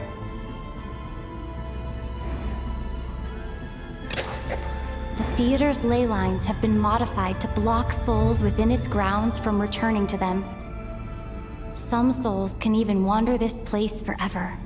Mr. Shram's statement proves he's from hundreds of years ago.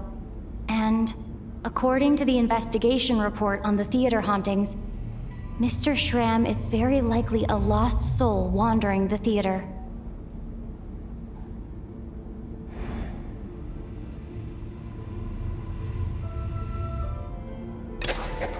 For some unknown reason, the soul that has been wandering the theater due to the leyline issues has joined our group and blended in. Yeah, that must be the immediate reason why the ticket count doesn't match the number of people present.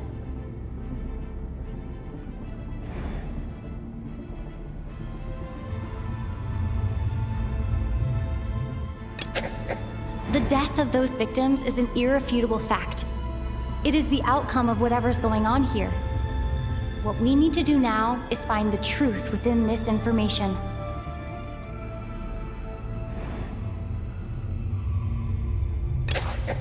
The contents of the investigation report have been verified. There are indeed leyline issues and wandering souls in the theater. Death likely symbolizes the deceased. Mr. Schramm, for instance. Death is near. Huh. That must mean that there's a dead person in our midst. That's the truth, isn't it?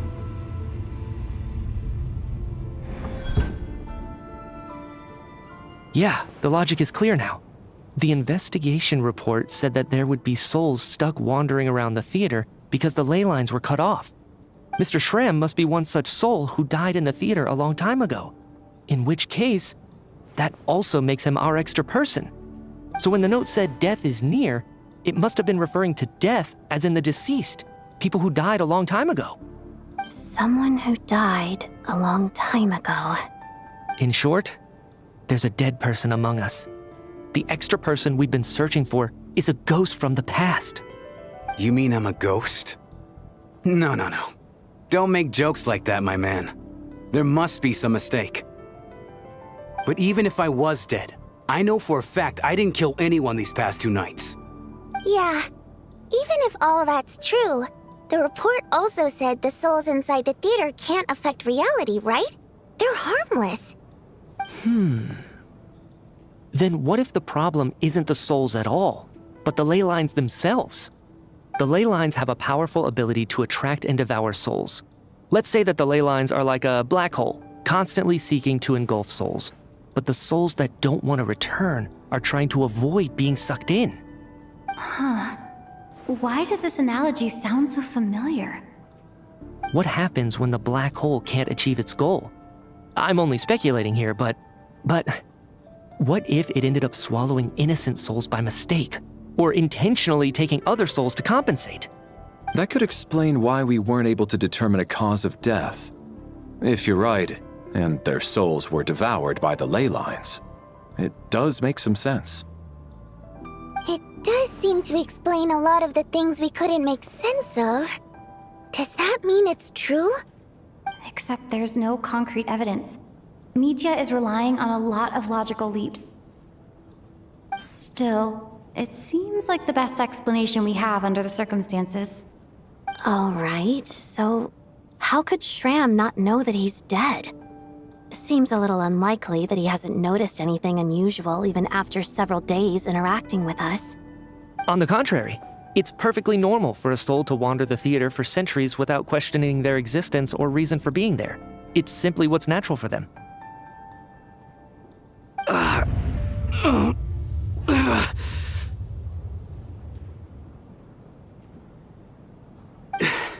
You know what, Mr. Brainiac?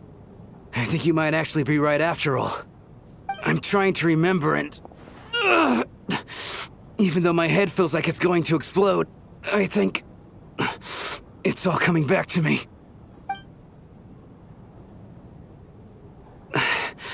I was the one who didn't want to remember my own death, so I forced myself to forget. Well, I'm sure those are painful memories. My lady and I snuck out to go on a date one day. We bought tickets for the theater. It wasn't really my thing, but I was just happy to be together. All of a sudden, a group of people burst into the theater, shouting for all the water imps to get out, performers and audience members included. It was clear the conflict between humans and Fae had reached a boiling point. This time, The extremists were even coming after the water imps who had nothing to do with the war. I thought I could pull one over on them. So I took off my jacket, draped it over my lady, and tried to sneak out amid the chaos. But I got caught. They started shouting, calling me a traitor to humanity. But I was going to do whatever it took to buy her a chance to escape, no matter how many people stood in my way. I had to, both as their bodyguard and out of love. It's all right, friend. You can stop there if you want. You don't need to dig all that up again. It's just... Even now, I'm still struggling to accept the truth. How could I be dead? I'm sorry, everyone. If I'd known I was a dead man walking, I wouldn't have dragged you down with me. If I'm the cause of all this death, then punish me however you see fit. But, Mr. Shram... No. I refuse to be a burden. I know what I have to do. You said I've been wandering the theater for centuries, right?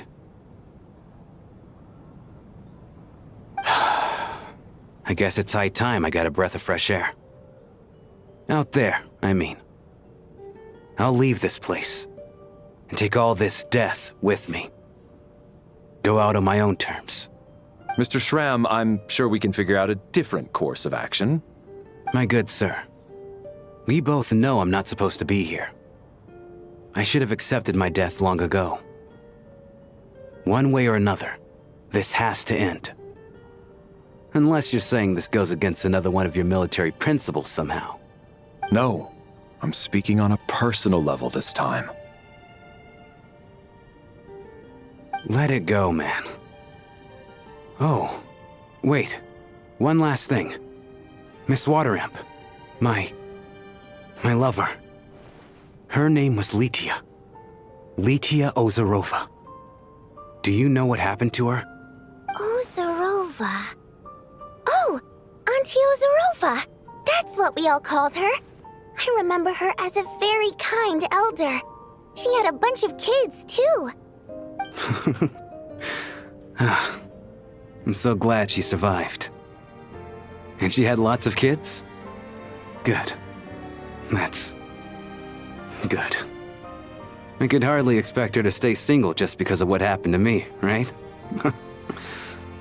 As long as she went on to be happy, that's all that matters. Besides, I'm dead. My soul's been wandering around here for so long because I was worried about her.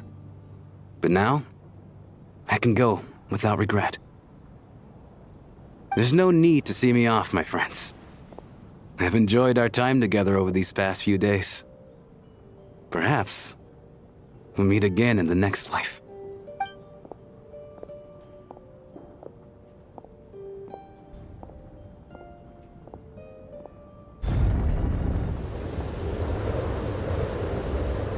Take care, my man.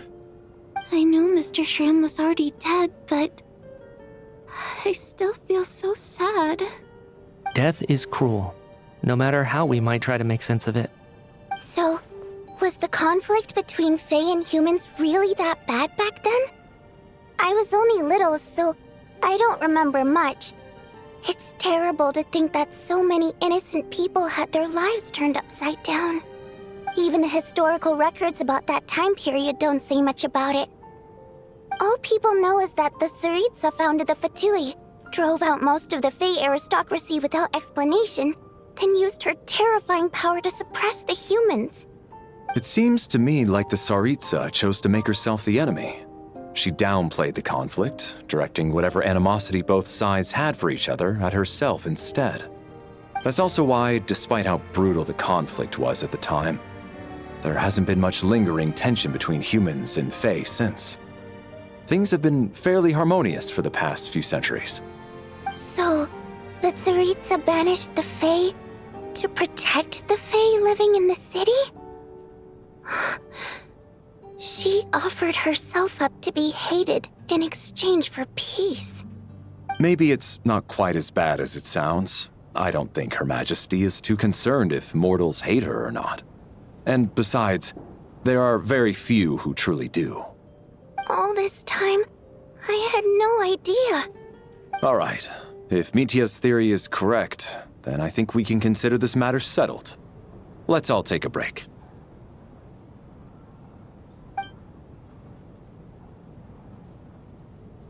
Ugh, if only this blasted storm wasn't still raging on.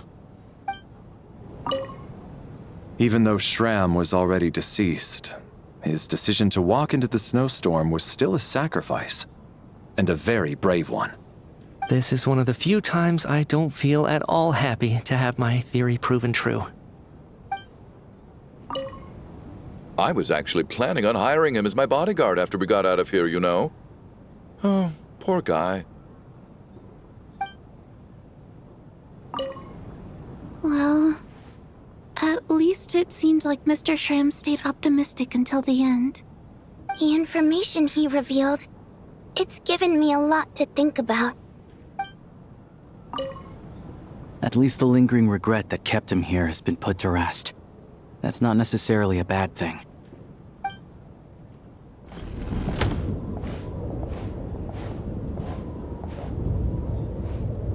Looks like now we can just rest until the snowstorm stops. I still can't believe Shram turned out to be a ghost who'd been in the theater for hundreds of years. To think he was dead this whole time. What a strange turn of events. Knock, knock.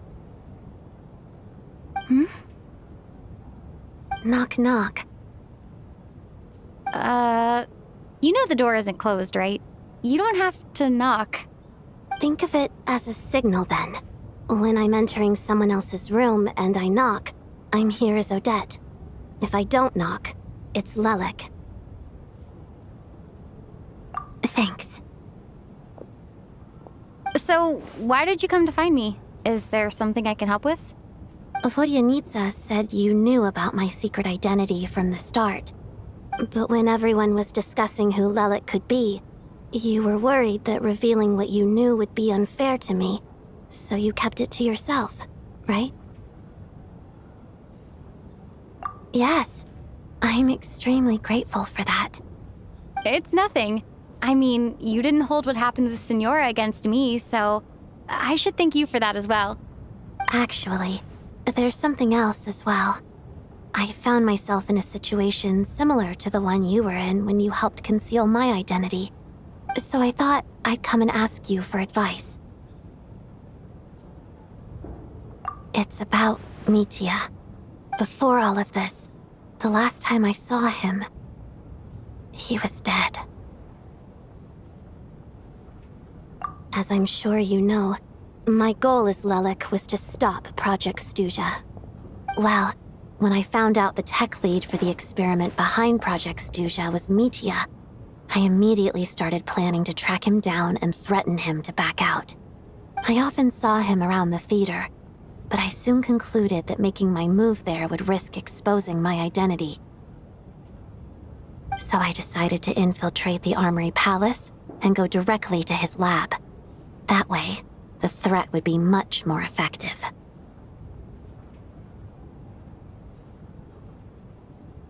Well, I suppose there was a bit of luck involved, but I am a Fatus, so I already had some familiarity with the building's layout. But when I finally made it to his lab, Mitia seemed to be dead. I checked his breathing and his pulse. He had no vital signs whatsoever. I'm certain of that. I thought maybe another anti-Project Stuja activist had beaten me to it, and chosen a much more brutal method, so I made myself scarce. That's why you were so on guard around Mitia that first night here. Yes. When I saw him sitting in the audience during the performance, I could barely contain the shock. To me, it was a miracle. Somehow, he'd come back from the dead. But then, the murder started happening and things got so complicated that it wasn't really at the front of my mind. That is, until Mitya himself said there must be a dead person among us. Then I couldn't ignore it any longer. And yet, you thought that bringing it up right away would single Mitya out, just like when everyone was suspecting Lelek. Exactly. I thought there could be something I was missing. Besides, we soon figured out that Mr. Schramm was a ghost, and we knew there was only one extra person, so we thought he had to be the one. But now it seems like there's another candidate. I understand why you kept it to yourself. There was so much information being thrown around during that discussion. Bringing up Mitya would have just introduced more confusion. So, what do you think we should do? Let me confirm one thing first. When was it that you found Mitya dead? Around a week ago, sometime in the afternoon. A week ago? That's earlier than I thought. I saw him just a few days ago at a restaurant. That definitely would have been after you found him dead. He seemed completely normal to me, chatting with Vodjanica, trying to avoid Valeri. So he was definitely alive on that day. Huh. Well, all I can say is I know what I saw. Here's a thought. The reason we even suspected a dead person could be among us was because of the problem with the theater's ley lines.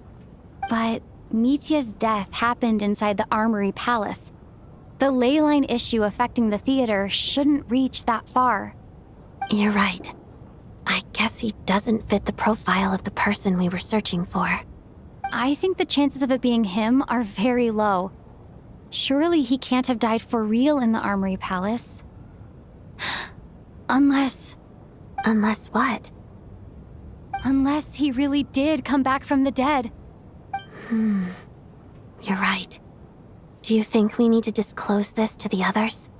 Huh, what's this? A private meet and greet? Where do I line up? That's not what's going on here. Well, I was just making the rounds. Thought I'd try to lighten the mood a bit.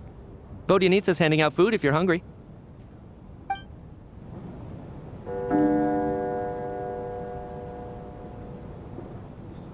What is going on with this storm? Could it be connected to that monster that just arrived in Snezhnaya? I almost hope it is. Her Majesty the Tsaritsa left to vanquish that beast herself. We just need to wait for her triumphant return. Do you think people still feel the cold after they die? I'm wondering about Schramm. Oh, maybe we should have given him a coat before he went out there. Death itself is cold, isn't it? I'm sure the storm will embrace him.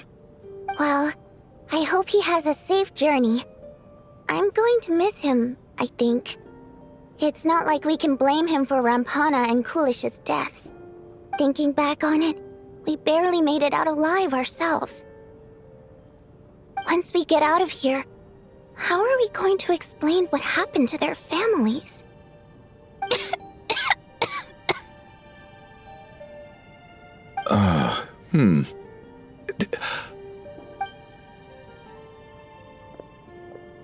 Are you okay? Here, take this. I've never used it.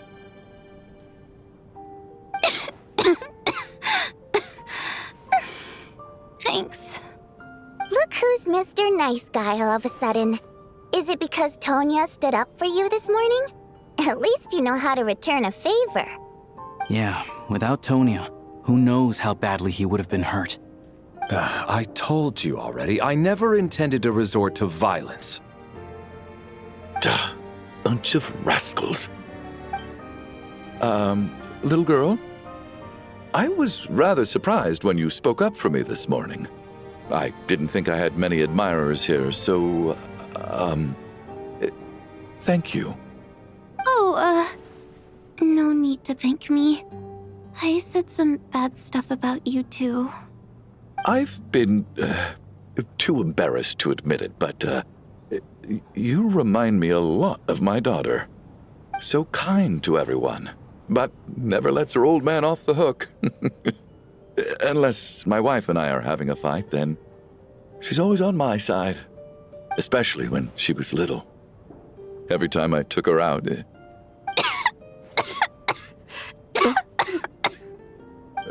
All right, easy now. How long have you had that cough, Tonya? I don't know. It's probably been a while. I'm fine. Are you taking anything for it? Yeah. I'll be fine once I see my brother. He's gonna pick some frost fairy flower leaves and brew a tonic for me. I'll feel much better once I drink that. I see. That's good to hear then. We should probably discuss arrangements for tonight. Now that the deceased has left our midst, there shouldn't be any more incidents. However, out of an abundance of caution, I'll keep watch. Shouldn't we take shifts? I can take one if needed. No need. I managed to get a nap in earlier, so I have plenty of energy right now. After all the tension of the past few days, everyone else should just focus on getting a good night's sleep.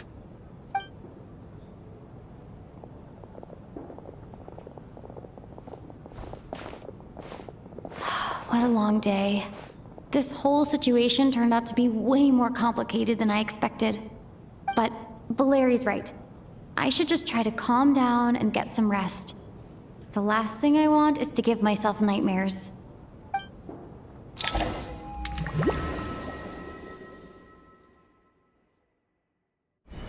She's awake. She's awake! Get over here, you big lug, and take a look!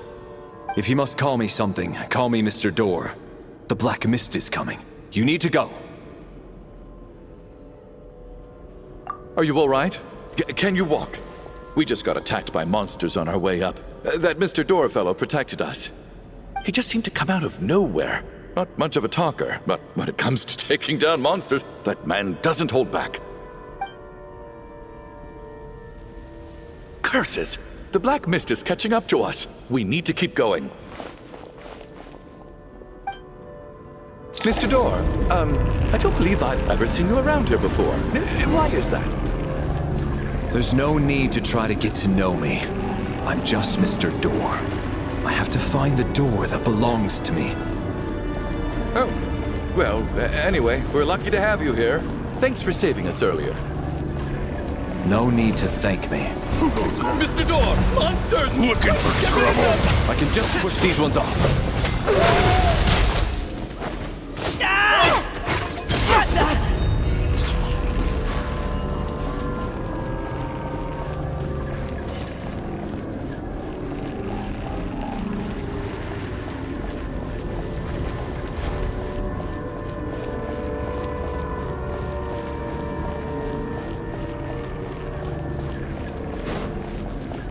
So we're doing this the hard way.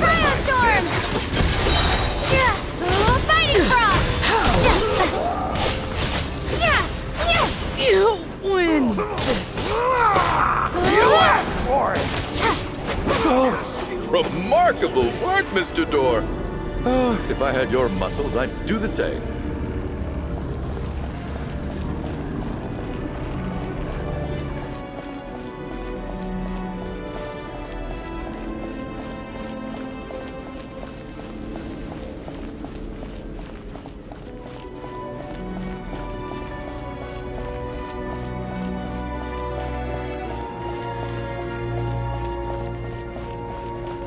Are none of these doors the one you're looking for? No.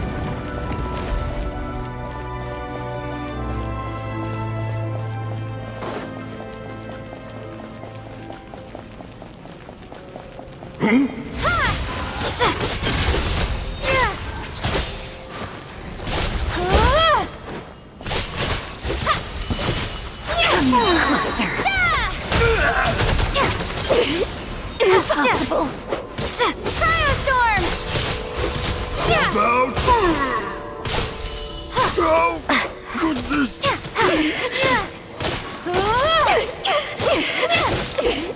Impossible. I'm so exhausted. And the Black Mist is still rising. Oh. Wait, look!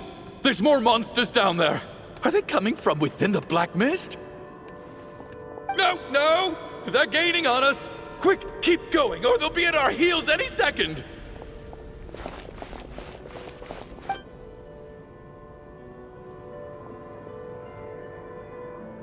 Mr. Door, what are you doing? We need to get out of here. They're coming! Found it. This is my door. What? You mean you're going to stay here?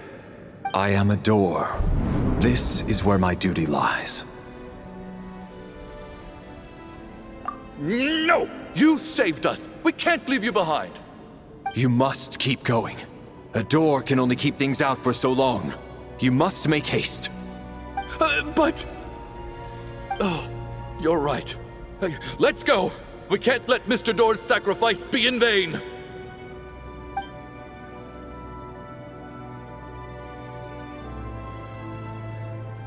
The Black Mist isn't moving anymore.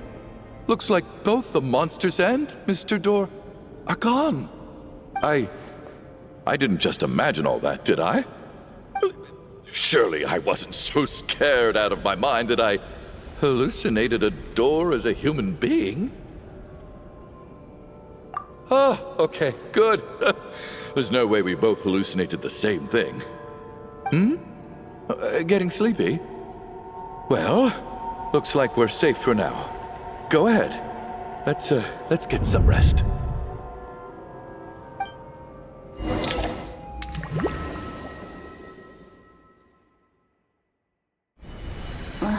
What time is it? Is it morning? I think I had a nightmare. Oh, I guess everyone's still asleep. These past 2 days have been exhausting. Valeri's keeping watch though, so he's probably the only one awake. Valeri?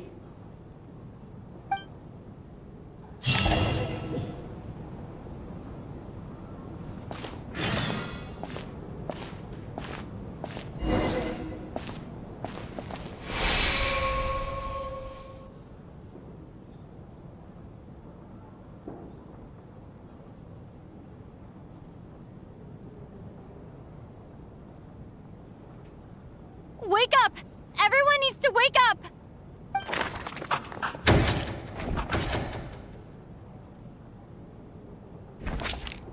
Just like the last 2 nights.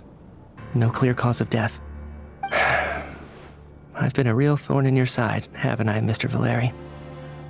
Now you can rest in peace. But for me, life will be all the duller for not having to run away from you, my friend. How's Tonya? Is she okay? I just checked on her, and it doesn't seem like anything serious. She's just exhausted from the past couple of days, and she's still recovering from her illness. We should let her sleep a bit longer. That means Valeri was the only one who died last night. If Valeri was awake and keeping watch, it would have been impossible to kill him without waking everyone else up. That much is certain. This is so frustrating. Why has nothing changed since yesterday? I thought we already dealt with the dead person causing all this. Actually, one thing has changed. There's only one victim this time, not 2. Does that mean...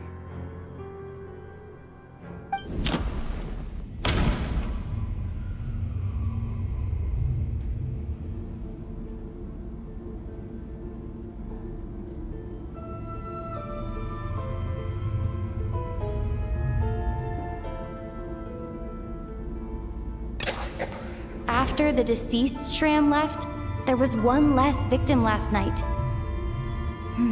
That more or less tracks. It's a reasonable conclusion, considering the only variable that changed. Oh, the number of people who die each night is equivalent to the number of dead among us. That's your theory, right? Exactly. We identified Mr. Shram, and the night after he left, the death toll dropped from 2 to 1. By that logic, there must be one more dead person left among us. Another one? But there was only one person unaccounted for in the ticket checks, right? The head count should match up now. Having an extra person was definitely a cause for alarm, but being one person short isn't nearly as unusual. Someone could have left in the middle of the show, or made it out before the storm hit. One more dead person among us. If Mitia's theory is right, then what Odette told me seems a lot more relevant. It's just, at the time, we had no reason to think there was more than one dead person. If only we'd taken it more seriously as a possibility, maybe this could have been avoided. I'm sorry. This is my fault. I had information that could have been helpful, but I held back. I should have brought it up right away. I'm partly to blame as well. I was too quick to dismiss Odette's concerns. What is this about? What have you two been getting up to behind my back? Sounds like there's some big news you've been keeping from the rest of us. Well, we're all ears.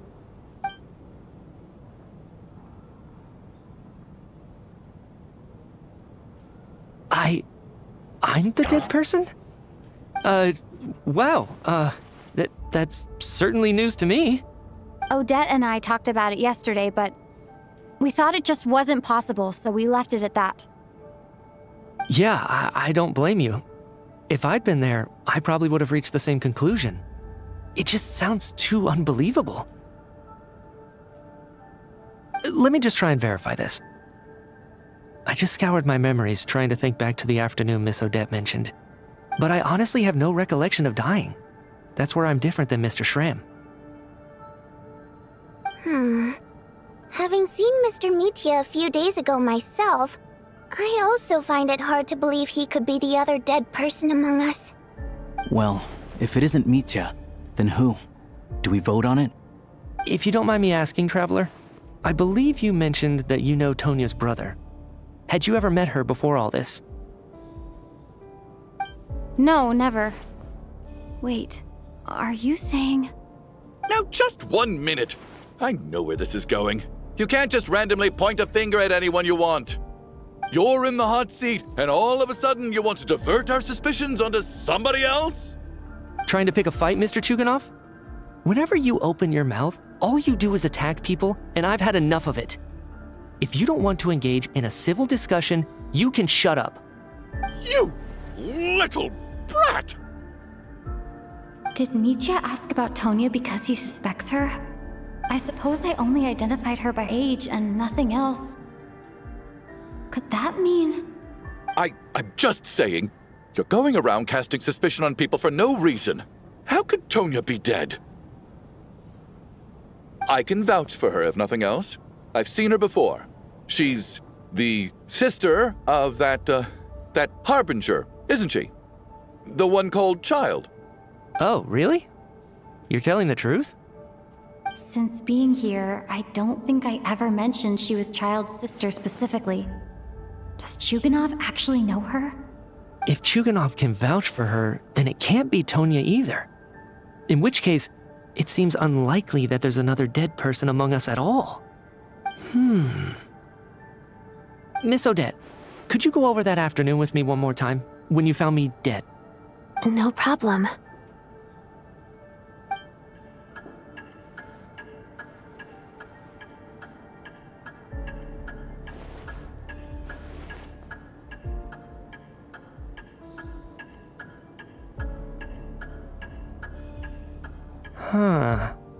No matter how hard I try, I just can't remember anything about dying. But I do remember something else. Miss Vojanitsa, during our last meal together, I told you how some of the researchers were suffering from temporary memory loss. Do you remember that? Oh, yeah. You said it was hindering the progress of your experiments. You thought they were just under too much stress or something. Right. And even though I don't remember dying that day, I'm pretty sure I experienced something like amnesia. Some of my memories from that afternoon are missing. Are you suggesting you're missing the memory of your... Of course. How am I only just realizing this? Humans aren't necessarily aware of their own death. You mean being silently assassinated, or dying in your sleep? situations like that. The researcher's amnesia. Suddenly it all makes sense. I must thank you, Odette. I think your perspective just helped me reach a breakthrough on a series of issues that have been troubling me for quite some time. All right. It's decided then. I'll be the one to leave today. Oh, leave? Hey, wait a minute. Aren't you rushing into this? What if you're wrong?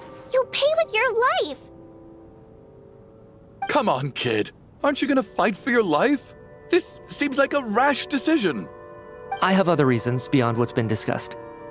In fact, thinking back, I remember during Miss Odette's performance, while I was sitting in the audience stalls, a brilliant new idea for my research popped into my mind. But then, my train of thought suddenly cut off. I can't remember it now at all, and I didn't take any notes. I guess that must be another instance of temporary amnesia. No. Hold on. I see where you're going with this. You're suggesting that each instance of temporary amnesia is a death, right? There's a glaringly obvious flaw in that idea, no? How can one person die so many times? I believe Miss Odette's account. During the period where my memory is blank, I must have been either dead or in a similar state. All it would take is for the same thing to happen in the theater, and I would come under the effect of the ley lines in this vicinity. This increases the likelihood of me being the deceased, does it not? But... There's no evidence to suggest that anyone other than me is a candidate for the deceased. So allow me, as a scientist, to treat this as an experiment. Please relax, everyone. I don't think things are as bad as they may seem. If I really am the deceased, then to leave the theater will be a relief for me. If, on the other hand, I'm still alive right now, well, apparently you've all witnessed my resurrection recently anyway. Who's to say I won't return from the dead again this time? Mitya's right. This is the only thing we can try right now. I think he's deliberately downplaying the gravity of the situation, though. He probably doesn't want to burden everyone. What is a scientist if not someone who gambles on experiment after experiment in an attempt to obtain the truth? With this snowstorm, the ley line phenomenon, ghosts of the dead, and my amnesia, we've been paralyzed by not knowing and powerless to do anything about it. It's a terrible feeling. But if I do get resurrected, you can be sure that I'll come back with the truth of all this. Just you wait.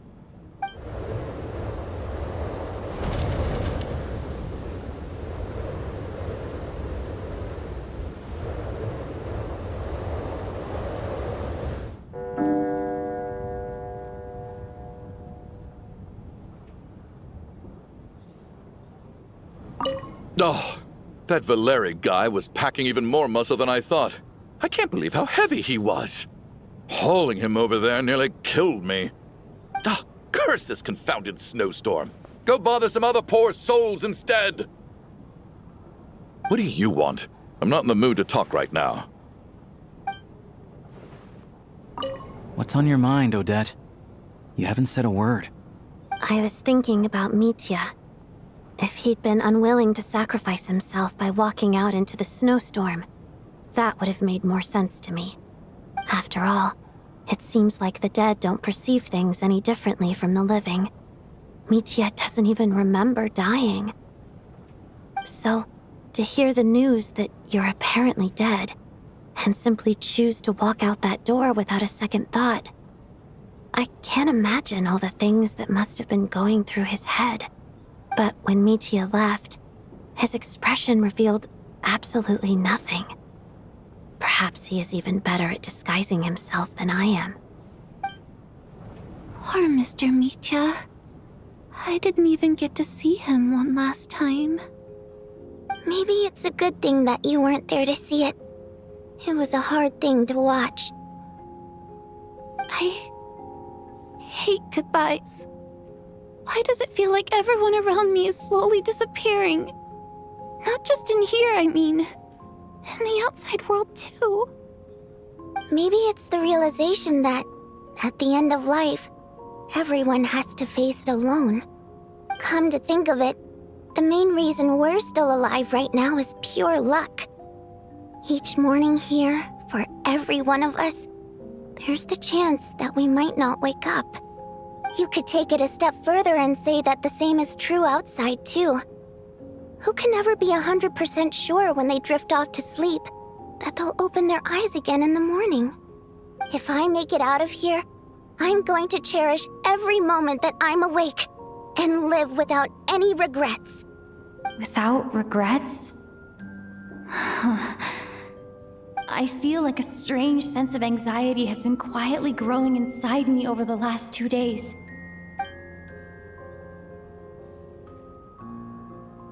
Are you okay? You look really glum. If something's bugging you, let's talk about it. There's only a few of us left here now. After everything we've been through, what's the point in keeping things bottled up? I have a travel companion named Paimon. Alosha and Odette have met her before. She's been feeling unwell recently. You're worried about her, aren't you? That makes sense. We've been trapped in here for days. To be honest, I used to feel like I was just a spectator in this world, watching everything that happens from the sidelines. Maybe it's because I'm a descender? A descender? But with Paimon by my side, over time, I slowly felt my connection to this world growing stronger. She loves eating, sleeping, and having fun, but she's also a great guide. It's her authenticity that makes this whole world feel more real for me. Over the last few days that we've been apart, I've often caught myself wondering, what would Paimon say if she were here right now?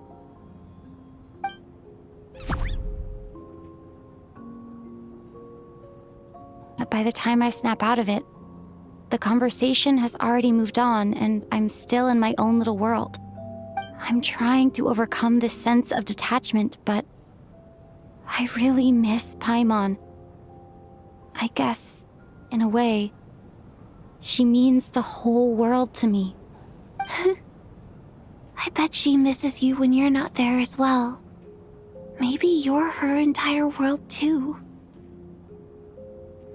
I don't know if this will make you feel any better, but back when the water imps left Snezhnegrad in droves, I also felt like the whole world was suddenly empty. I could be surrounded by people all smiling and having fun, and still feel completely separate from it. So, I totally understand how you feel. Later on, I started to think, maybe accepting the fact that our loved ones won't always be with us is something that takes a lifetime.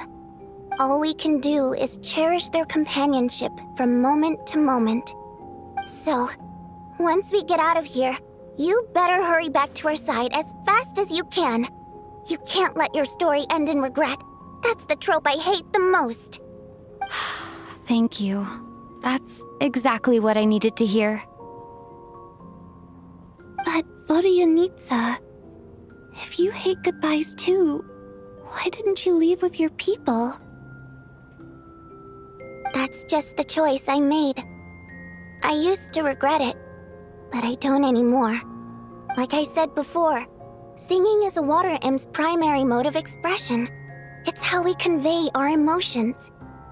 Our songs have echoed through this theater for hundreds of years, each one a story pieced together through moments of joy and sorrow.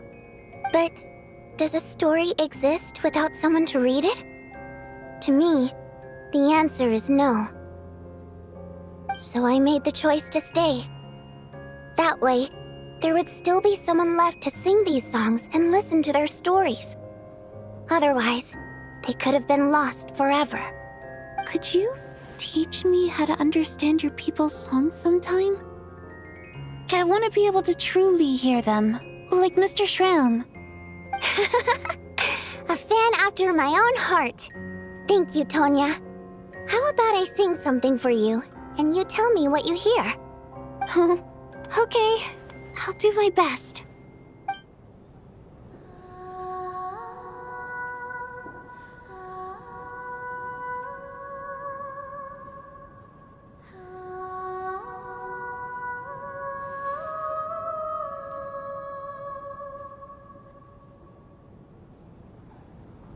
I've never heard that one before. I feel feel like I can hear a sense of longing somehow. I wonder why that is. Color me impressed, Tonya. You're a keen listener. Most people can only tell if a song is happy or sad. I didn't think you'd be able to pick up on such specific details. So, what's the song about then? Come on, tell me! I've actually never performed this song in the theater before, because it has more of a ceremonial purpose for our people. It's not meant for the stage.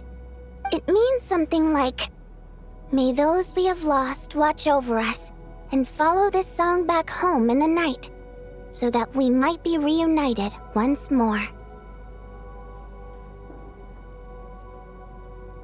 No wonder I could hear that sense of longing. You sing it for loved ones who have passed away. I hope it reaches them. It's getting late, Tonya, and you're not well. We should all turn in early. I suppose there's no reason to keep watch tonight. Okay, but, before I go to bed, could you sing that song a couple more times for me, Valvyn? Of course. Anything for my #1 fan.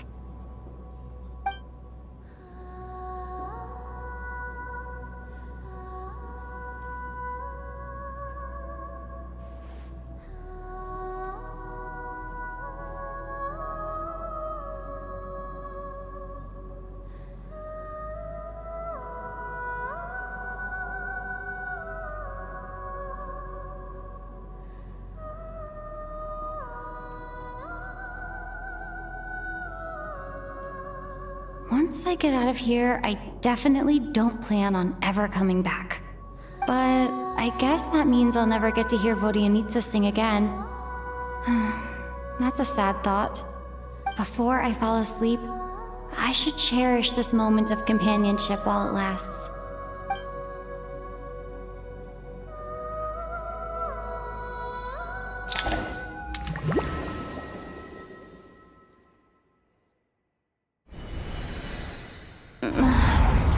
Where am I? It's so dark in here, and I feel kind of dizzy. Am I alone? Huh? What was that noise?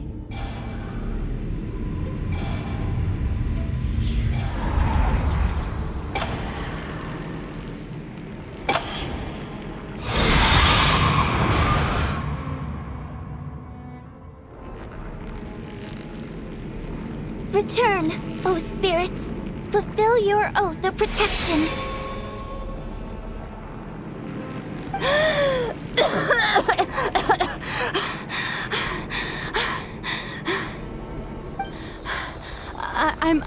I'm alive? What just happened? No time for questions. Quick, over here. Turn on the switch. We need to bring back the light.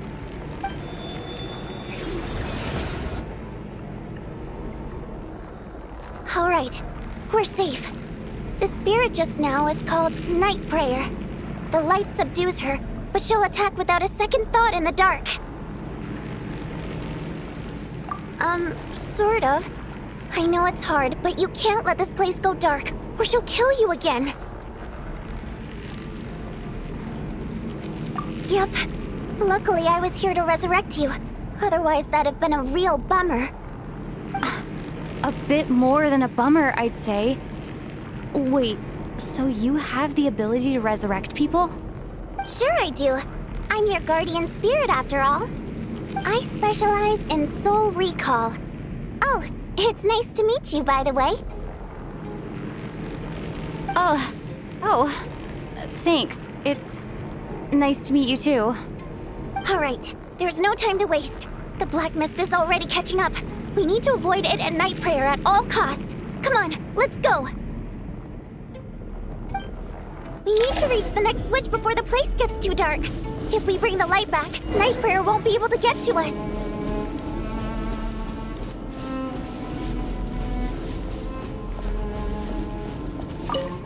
Sweet, sweet Light! It's back! Now that's a sight for sore eyes.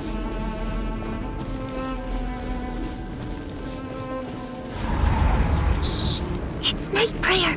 We need to move quick, but don't let her notice you. Look out!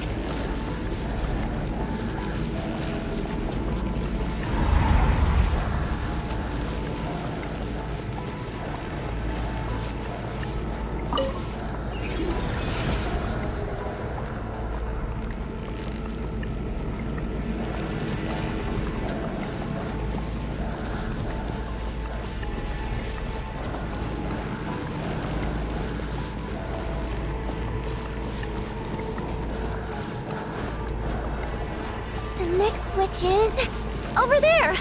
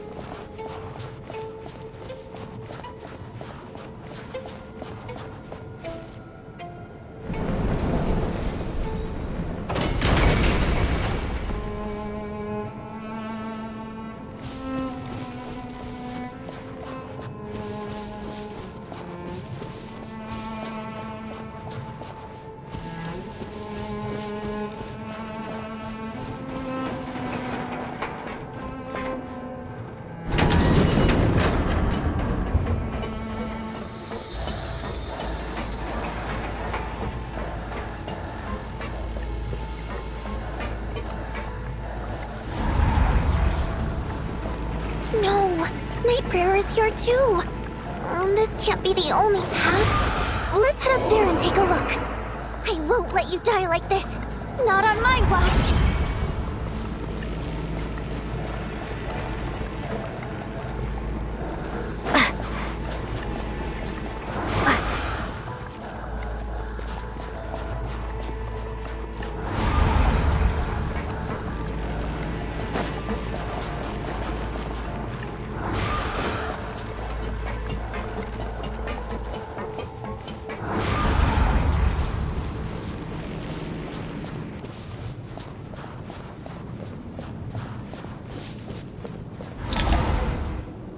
It's too dark.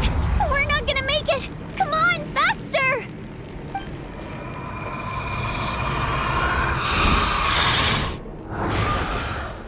Traveler! I won't let you die like this. Not on my watch.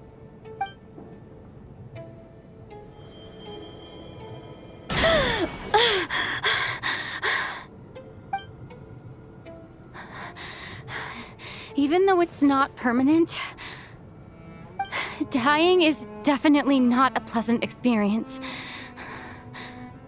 Great. You're back.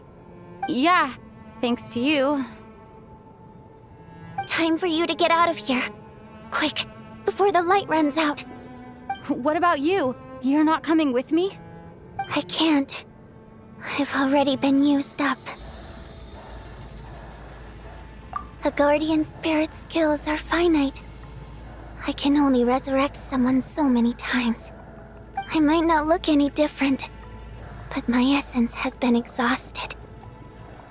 Now, I will slowly start to fade away. I can go no further. The black mist is where I belong. It's okay. Why didn't you tell me sooner? Because it wouldn't have changed anything. That knowledge would have just burdened you. And a guardian spirit's role is to protect. But... Go. Now, before it's too late. I already hear night prayer approaching.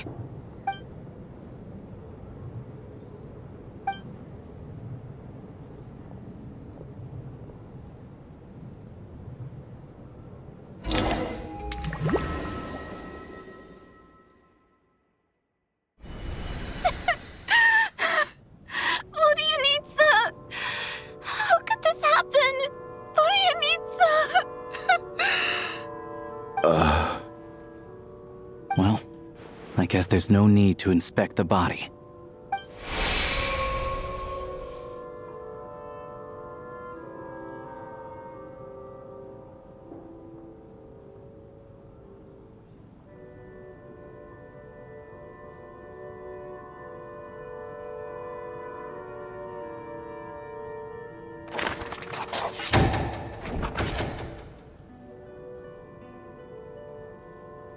This wasn't supposed to happen. You lied to us, didn't you, Chuganov? You've been lying from the start. Take a long, hard look at yourself before you go around accusing other people. I suspected you on day one, Lelek, and now look where we are. By some strange coincidence, you've never been targeted. You just happen to have survived this long? No, you should be the prime suspect. And you, little hunter, ever so content with staying on the sidelines. Yet you were the one who stopped us from leaving from the start. Why are you trying to keep us here? Now you're just lashing out indiscriminately. That's either a sign of anxiety or a guilty conscience. Where was all this passion and bravado before? Decided to fight until the bitter end. Is that it? Is that a threat? Fine, bring it on. You think I'm afraid to die after all this? You want to kill me? Go ahead. I'd like to see you try. After all the trauma of the past few days, everyone's been pushed to the breaking point. Valeri and Mitya aren't here anymore. Someone else needs to step up and take charge. But first, I need to think this through. Considering everyone left, who's the most likely candidate for the deceased?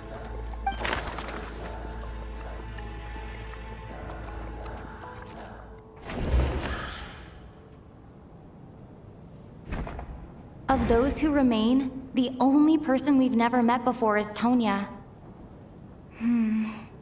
There is room to doubt her true identity. People are easily misled by first impressions. Now that I think about it, Child's sister was in fact a label I imposed on her due to my own assumptions. But Mr. Chuganov vouched for Tonya's identity yesterday, with basically no other possibilities left. Could it be...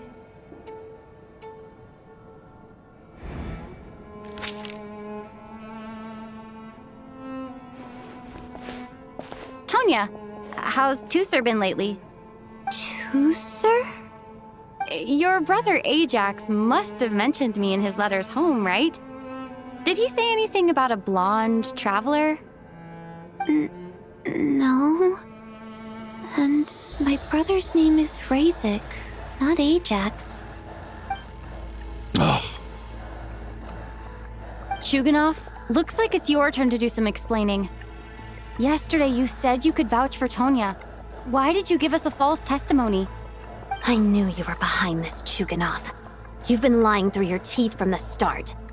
Everything about you is fake, down to the wife and daughter you're always talking about. Your entire family man persona is a charade, isn't it? That night, when I infiltrated your place as Lelek, I noticed you were home alone. Didn't think much of it at the time, just thought everyone else was out. But thinking back on it now, that doesn't seem very likely. My guess is, you live alone, don't you? Even that was a lie? But why would he lie about having a family? Oh! Curses! Oh, why is there no end to this blasted snowstorm? If it would just stop! If it would just stop. I think I remember now. I know how I ended up here. It feels like a distant memory. But at the same time, it's just like it was yesterday. The reason I'm always coughing is because I got sick with frostbite. The locals usually call it the snow cough. It's not a very common illness. It's partly genetic and partly caused by the cold climate, but it can be fatal. They sent me to the hospital as soon as they found out I had it. And I spent so long lying there in that hospital bed. After a while, I felt myself growing weaker and weaker. Nothing seemed to be working anymore. Neither the treatment that the doctors were giving me, nor the medicine my brother was brewing from frost fairy flower leaves. So one day, I told my brother that I wanted him to take me outside for once, so things could be like they used to, just for one day. I wanted to meet loads of friends, experience new things. He agreed.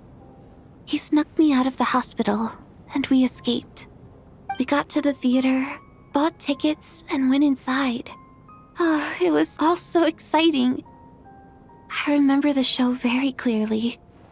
It was amazing. But I found myself getting sleepier and sleepier. Oh, Tonya. When I woke up, I couldn't find my brother anywhere, so I guessed he'd already left. But there's no way he'd leave me behind. So I decided to stay here and wait for him. At the time, I figured he'd probably gone to brew some more medicine for me.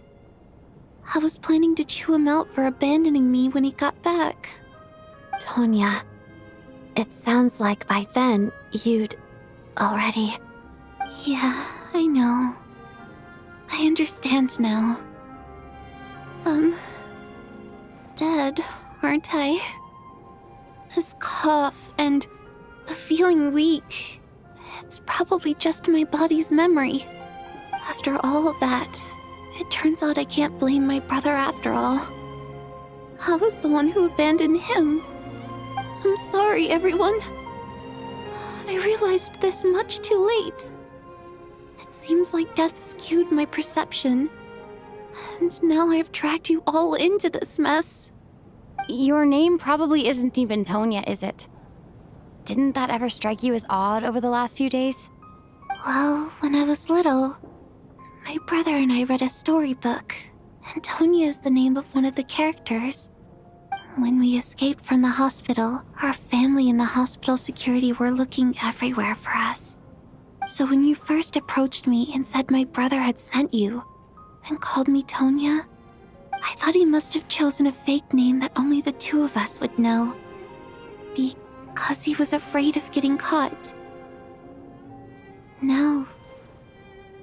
It seems like that was just wishful thinking. At least your memory of death isn't painful. That is a small comfort. Now it's your turn, Chuganov. Talk to us.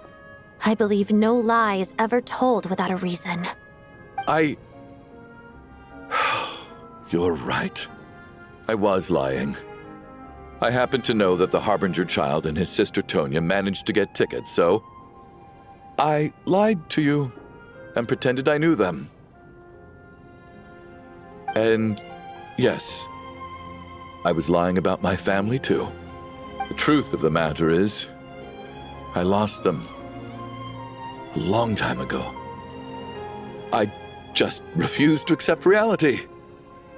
And now I've spent the second half of my life living a lie. I'm a joke. My daughter's name was Iskra. And before you ask, yes, Iskra, as in Iskra Manufacturing Plant.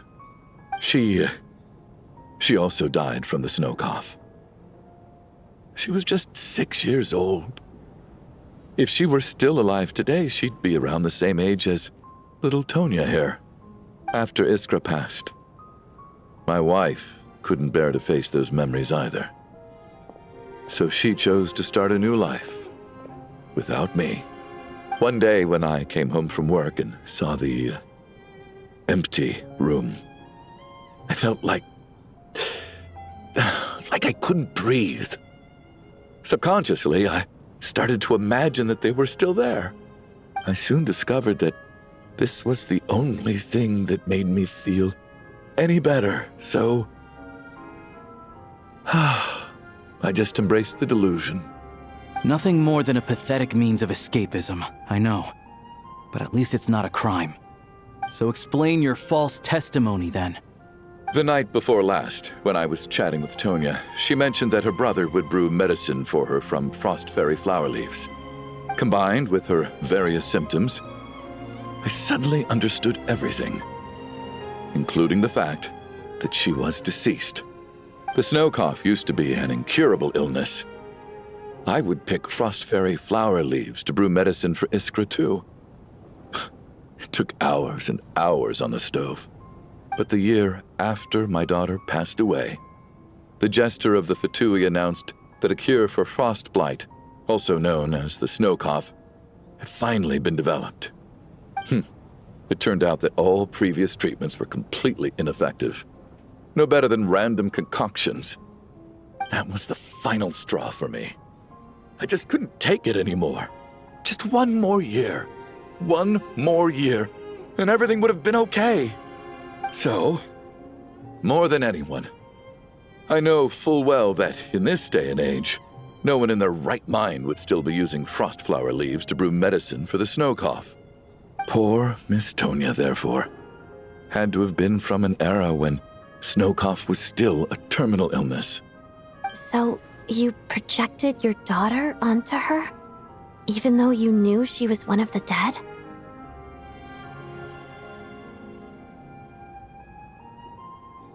That doesn't make any sense.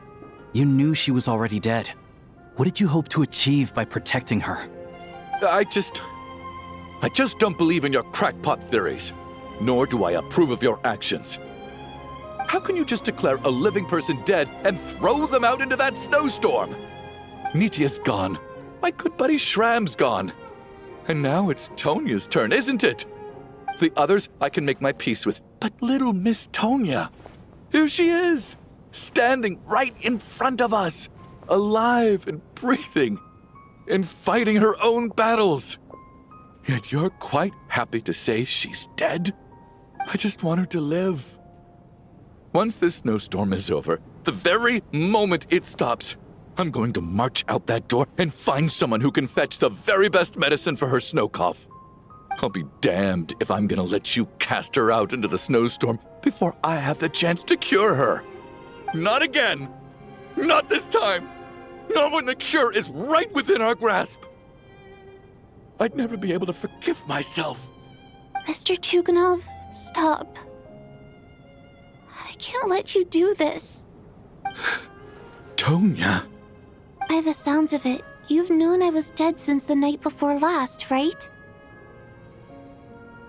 I really liked Mr. Valeri, Mr. Mitya, and Miss Vodyanitsa.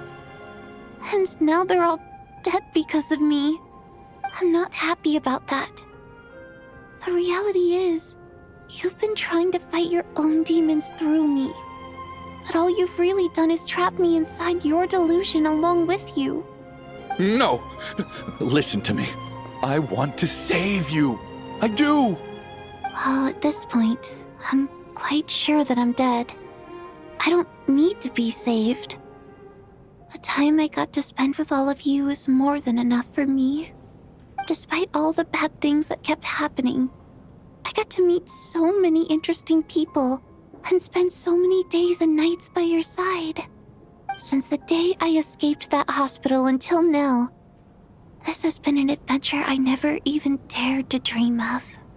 I'm very fond of you all. If it were only possible, I'd trade my soul to bring back the ones who died. If it meant things didn't have to end like this. And that's why I'm not fond of you at all, Mr. Chuganov. I'm sorry. It's them that you owe an apology to, sir. Not me. Well then, I suppose this is it. It's time for my adventure to end. I've caused enough trouble. You're leaving already? It's still early. Don't you want to stay a little longer? No thank you. Oh, and by the way, my name is Patashka. It was nice meeting you all. Feels strange that we're only being properly introduced now that it's time to say goodbye. Ptashka.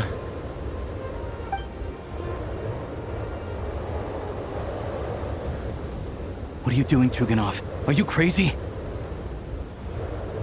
Let me leave. I can't keep lying to myself anymore. In your dreams. Don't think you're getting off that easy when you had a hand in the deaths of so many people. The Fatui have honed quite an array of enhanced interrogation techniques since they were founded. Once we're out of here, Lelek will personally give you a taste of every last one.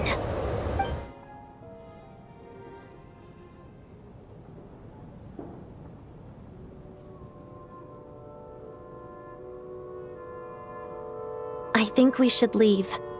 I doubt this snowstorm is ever going to stop. For all we know, this storm might have destroyed all of Snezhnaya by now. Maybe even the whole world. Wait, we finally solved the mystery of the haunted theater today. Maybe let's at least try to enjoy tonight? Fair enough. I don't particularly feel like dying in Chuganov's company anyway. And yet you won't let me die first. Hey, Chuganov, on a serious note, if we do make it out of here, you should close down that factory of yours. A lot of people are freezing thanks to you. Is this really the time to be discussing my factory? All right, fine. I'll shut it down. Doesn't matter to me anymore. Am I hearing things? Or was that a knock at the door? There it is again. But I don't understand. The snowstorm hasn't stopped, has it? Should we open the door? Is this it? Is this nightmare finally over? If the last few days are anything to go by, I probably shouldn't be getting my hopes up. Whatever lies beyond that door at this moment, it could be something even more terrifying than everything we've been through so far.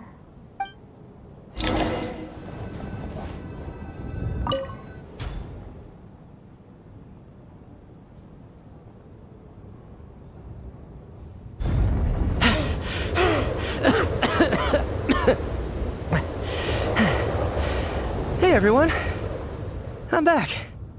How are you doing? Feeling any better? Much better, thanks. Whew, it is so good to have you guys here. I was a little worried that the theater would be empty by the time I got back. Let me see. Tonya and Vodyanitsa are missing, which means Vodyanitsa died last night. And then you discovered that Tonya was the other dead person. Am I right? Not Tonya. Ptashka. First, tell us how you made it back here. Given the conditions outside, no one should be able to return alive. You're right. The thing that got me back safely was a song. I heard someone singing. After walking into the snowstorm, my mind grew hazy. I don't know how long I walked through the storm before my mind completely slipped away. Then, suddenly, I heard the sound of singing. The voice instantly brought me back to my senses, and I regained consciousness. So I followed the voice, searching for the source of the singing. I searched and searched, until finally, just a few moments ago, there was the entrance to the theater, right in front of me. I've actually never performed this song in the theater before, because it has more of a ceremonial purpose for our people. It's not meant for the stage. It means something like, "May those we have lost watch over us, and follow this song back home in the night, so that we might be reunited once more." That must have been Vodyanitsa's Requiem. Who knew it actually worked? That song is meant to guide the souls of the dead. Mitya, that must mean that you... Huh. No kidding. Seemed like I guessed right then. This is what I've been so desperate to tell you about. When I first stepped out of the theater, I was still quite lucid. My memory of it is still pretty intact. I remember the outside world being completely different than what I'd expected. It was like this was a world where only the snowstorm existed. There wasn't a trace of any humans or buildings ever having been there. I don't know how else to describe it, except to say that it just didn't seem like the real world. And as for the Requiem, if I was guided here by Vodyanitsa's song, it can only mean that I must already be dead. And this is my soul, not my body. But I didn't experience a clear moment of death while I was out there. Nor do I feel any different now than before I walked into the snowstorm. You don't seem any different to me either. In fact, this is something I've been wondering about for a while now. If souls aren't physical, shouldn't they lack tangible form?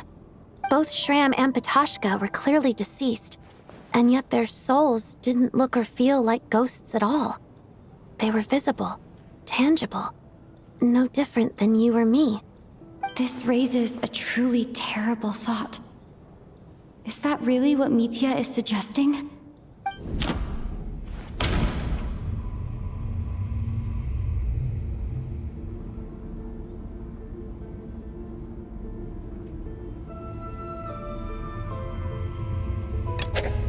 Nietzsche said, the outside is a world where only the snowstorm exists.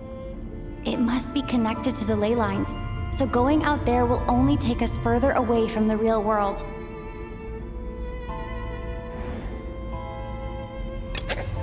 The Requiem calls to the souls of the dead. This is proof that Mitya is dead and has not been resurrected.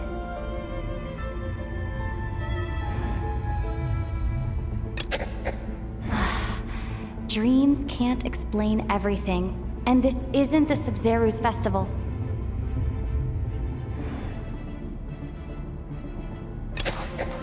Mitya's soul was summoned back by the Requiem, confirming that he is indeed already dead.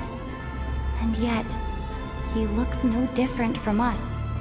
Of course, if even the long deceased like Mr. Shram can blend in with us undetected, then maybe we've all been dead from the very start. And all of us are now souls wandering the theater.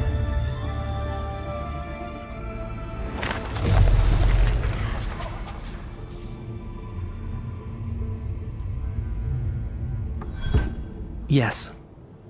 I think that this is probably the afterlife. What did you say?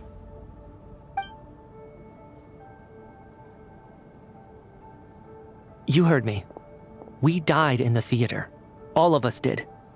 But due to an obstruction in the theater's ley lines, our souls are trapped here, while an endless, infinite snowstorm rages outside. It's ironic, really. All that time, we were working so hard to figure out who the deceased among us were, when the truth was, we were all deceased. The only difference being some of us died more recently than others. Do you remember that note, "Death is near"? Seems like we misunderstood what it meant after all. Death was nearer than we wanted to think all along. The note simply meant that all of us were already dead. So all our attempts to survive, our search for the deceased, it was all for nothing? Hard to say. At the very least, we helped 2 lost souls find clarity and go to where they belong. The presence of those 2 is probably what caused our souls to be drawn in by the ley lines. In which case, the deaths we've awoken to over the past few days were just souls returning to the ley lines for good. If what you're saying is true, doesn't that make us the lost souls now? Huh, no wonder. This afternoon, when I was moving Vodyanitsa's body, I noticed that the other bodies in the room hadn't decayed one bit after all these days. That's further proof that those aren't physical bodies at all, but merely our shells here in the afterlife. Am I really dead? This doesn't feel real to me at all. No, that's impossible. This cannot be how it all ends. I still find it hard to believe that all of us are dead. How exactly did we die in the real world? None of us have any memories of dying, right? Not even knowing how we died is preposterous. Good grief! Surely there has to be some reason. Exactly. It's hard to rest in peace when you don't even know how you died. It gave me lots to think about as I strode out into the snowstorm. I racked my brains trying to remember the cause of my death, the exact moment I died, the root of all of this, right up until my consciousness faded. Wait. Hold on. Right before I lost consciousness, I think I saw something. I can't remember. And I think I lost my notebook and pen. Mitya, your hand. Is that blood on your fingers? Huh? You're right. There's blood on the fingertips of my right hand. Looks like it's already dried. When did that happen? What the? I guess this was what I saw. I must have desperately drawn it in my own blood right before losing consciousness. What's wrong? Do you recognize the symbol? It's Renova, the ruler of death. Alosha, do you still remember that Snezhnayan folktale you told me about? It was about the Grim Reaper. When someone's about to die, he appears as an incarnation of someone familiar to guide their soul into the afterlife. And as soon as you recognize his face, your life is over. I heard a similar tale when I was little. You think the Grim Reaper in this story refers to the ruler of death you mentioned? That's right. In which case, death is near could also mean that the Grim Reaper is here, disguised in a familiar form. Death, the deceased, and the Grim Reaper? So it's a triple entendre. When I first saw this note, I thought it contradicted the investigation report. But now it seems like that was the whole intention. So the Grim Reaper deliberately misled us. Then, we started suspecting each other and searched for the deceased while they hid in plain sight. By that logic, the one person most likely to be the Grim Reaper incarnate is...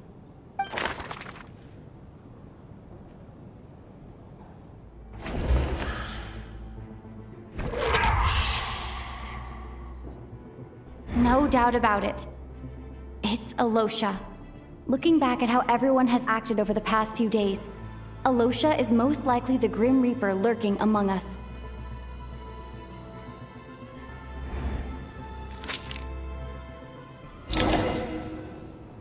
Is it you, Alosha? You were the first to discover the investigation report, and you had plenty of time to slip the note inside to mislead us. So? Surely you can't suspect me based on that alone. What if someone else found the investigation report first, slipped the note inside, and then put it back without telling anyone? There's no denying it. The note could easily have been slipped in much earlier than it was discovered. That's not all.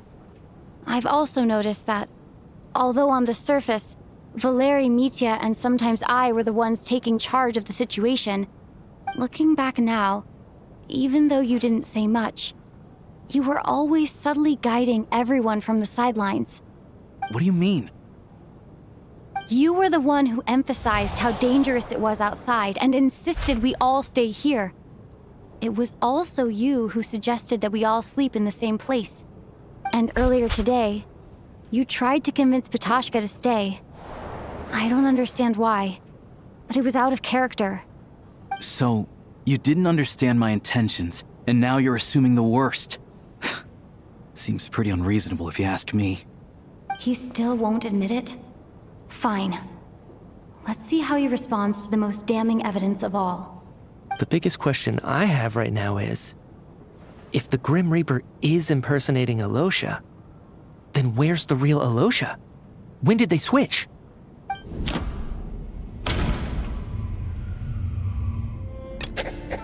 No. The ruler of death would have needed to control how everything unfolded from the start. She wouldn't have infiltrated our ranks this late. Let me think about this again.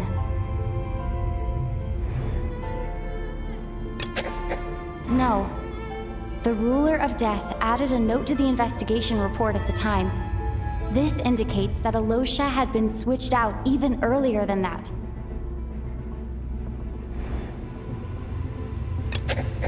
No, nothing related to Alosha happened that night. I should think about this again.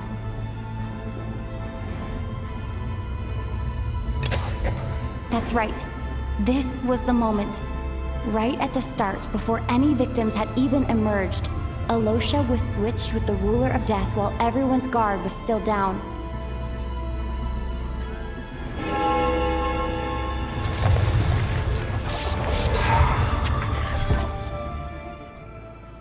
When all this began, right after the performance ended and the snowstorm began to pick up, no one suspected anything unusual. We just assumed we were snowed in. It wasn't until we discovered the bodies the morning after that we realized something out of the ordinary was going on. But it's clear now that the oddities actually started earlier than that, when Dimov walked into the snowstorm and never came back. Right. So Mr. Dimov was the first victim, not Sobolova and Torgov. And if we pinpoint that moment as the beginning of this incident, then one thing becomes clear. Alosha, you are the only person who walked into the snowstorm and came back without the help of Vojanitsa's Requiem. More precisely, Alosha never came back at all. The one who came back was the Grim Reaper. Not bad. Well, since you've backed me into a corner, I suppose there's no point in keeping up the act anymore. Alosha? You're the Grim Reaper? I am no such tired cliché. Mortals should address me as the Ruler of Death.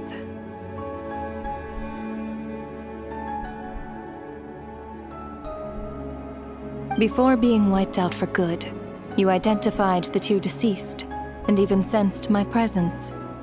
A commendable achievement. Far beyond what I expected. I heard you can ferry souls. Those deaths each night. Were they your doing? Your initial conclusion was correct. Due to the existence of the two deceased, the ley lines yearned to reclaim those long-lost souls. Every night they devoured an equal number of souls to fill the void. This required no intervention from me. Though, of course, ferrying souls is indeed my authority. Here, take a look.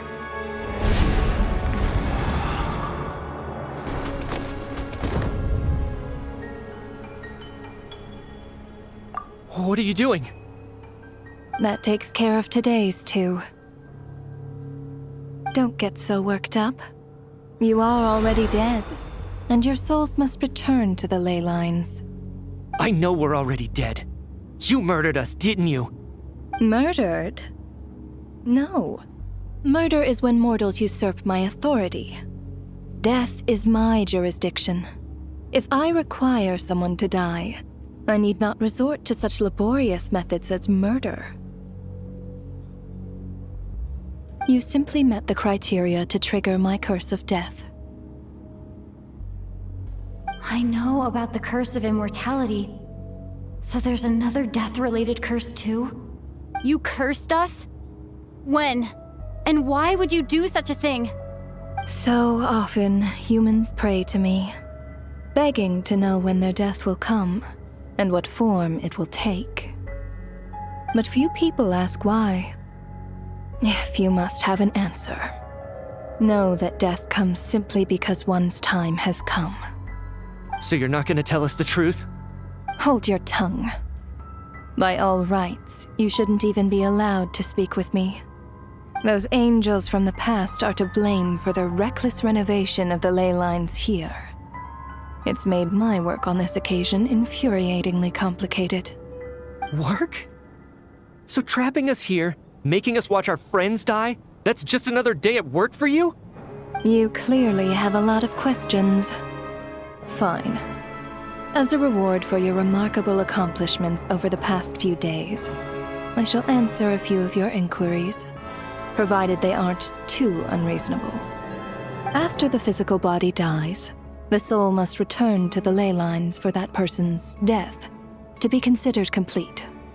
My work encompasses the entire process of death, including, naturally, the guiding of souls into the ley lines, with which you are now so familiar. You must also be rather familiar with Natlan's Night Kingdom, I presume? It was I who supported the creation of the Night Kingdom. It provided a convenient means of guiding the souls of Natlan. Here, too, the ley lines connected to the theater underwent some modifications. The angels hoped to make them capable of accommodating the souls of some special creations. But this actually hindered their ability to accept ordinary souls to some degree. This effect manifested itself after you died from the curse in the theater, leaving you stranded in the afterlife, unable to achieve a complete death. But if souls who die from the curse of death fail to return to the ley lines within a short window of time, they will miss their chance for good. Then, they will remain forever suspended between life and death, no longer subject to the authorities of either. So if you don't resolve this matter soon, and see all our souls return to the ley lines before long, we'll escape your control. Nitya is sharp. This must be what Renova was worried might happen, and the reason she got involved to begin with. But if you have the authority to guide souls, why didn't you just show yourself and get it over with? Why hide among us in the form of Alosha? You seek to understand the mind of a god? Very well. I'll tell you.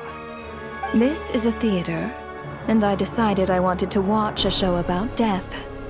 That's why I encouraged you to take the events to the stage. I found myself getting quite immersed. I suppose the entertainment you provided makes up for all the trouble you've caused me by being so defiant in the face of death. There. Are you happy with my answer? Can't say I am. Really? But it fits the stereotypes you humans have about gods. Just moments ago, you were complaining about how infuriatingly complicated your work here has been. Work is work, I get it. There are times when it's a huge pain, but you just have to get it done, right? That's a rather unique perspective for a human. You are in fact correct. There is a pain point in this case.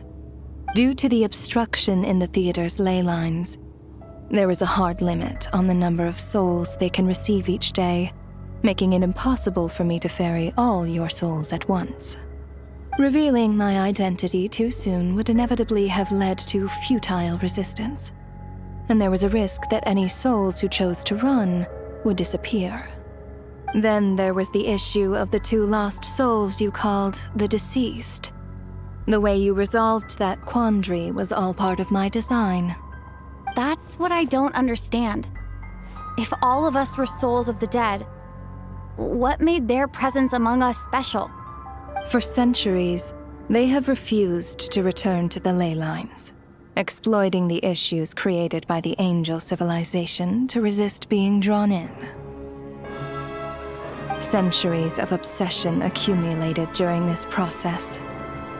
You may think of this obsession as the resentment of the dead, and in this quantity, it was a bomb that could have detonated at any moment. It reached the point where I could not afford to leave it unchecked. But the only way to fix it was to help them acknowledge their own deaths, make peace with their regrets, and willingly walk into the snowstorm. Only then, with my guidance, could they finally return to the ley lines. Otherwise, you would not like to know what the consequences would have been. I vaguely remember seeing Patoshka, but in the most terrifying form. Was that in a dream? Is that what would have become of her if she hadn't returned to the ley lines? I see your dreams brought you many revelations. So you see, death in fact grants wisdom to mortals. Souls connect to all things in the world and see the chain of cause and effect between them. It's nothing unusual. Anyway, giving psychological counseling to lost souls is not my strong suit. That is more of an angel's role. It was something I could not resolve directly using my authority, so I decided it was easier to leave the bomb defusal to you. Meanwhile, of course, their presence caused the souls of other members of your party to return to the ley lines each night. From where I stand, that was killing two birds with one stone. As both issues slowly resolved one another without me having to lift a finger, all I had to do was stay close by and keep the situation under control. Then use my authority to wrap things up at the end. And, of course, while I was at it, I thoroughly enjoyed watching this drama, dealing with death from a mortal perspective, play out on the stage. Sounds like you had it all figured out, Grim Reaper. I just did the math. You said there's a hard limit to the number of souls the ley lines here can receive each day. It's 2, isn't it? That much is obvious, even to a fool. It's time to review this whole affair. If the ley lines can only take in 2 people per day, I need to go over the deaths from these past few days again.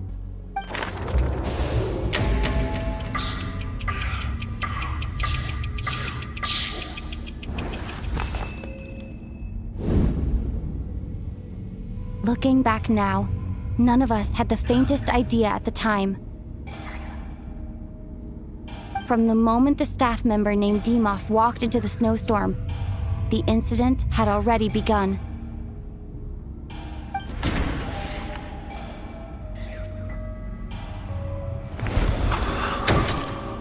Alosha was the second to walk into the snowstorm after Demoff to investigate. During this process, the ruler of death assumed his identity, making him one of the victims.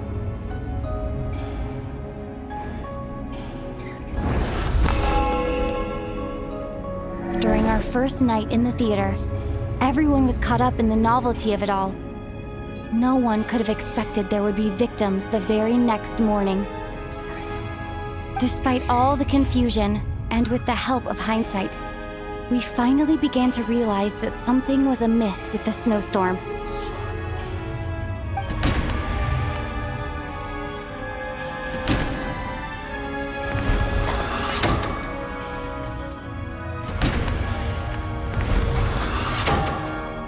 The ley lines devoured Torgov and Sobolova on the first night. At the time, we thought this might be a murder case connected to Lelek.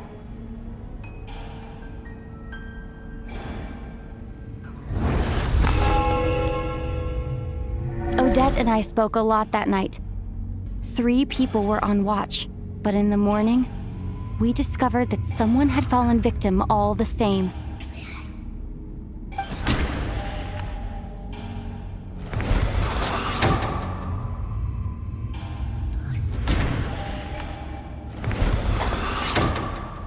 The deaths of Kulish and Ranpana caused everyone to stop suspecting Lelek.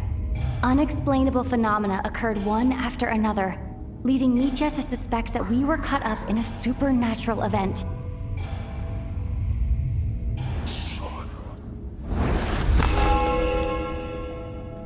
Later, we discovered that there seemed to be an extra person among us, and subsequently discovered the existence of the deceased.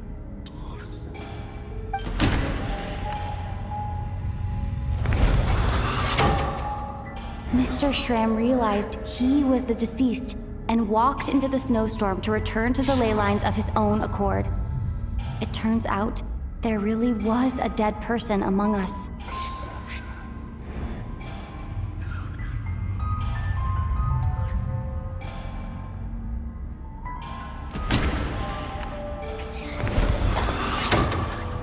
We thought it was all over, but Mr. Valeri's death was a rude awakening for everyone. Once again, the ley lines consumed him during the night. A lot happened today.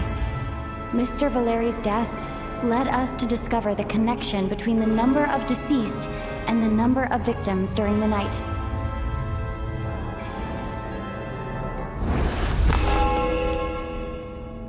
The fact that there was more than one deceased seemed to bring us back to square one. Odette revealed some information she had been keeping to herself.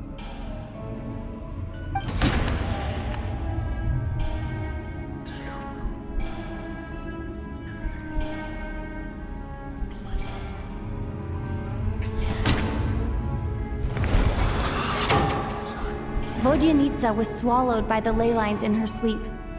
But the requiem she sang before falling asleep was quite a game changer.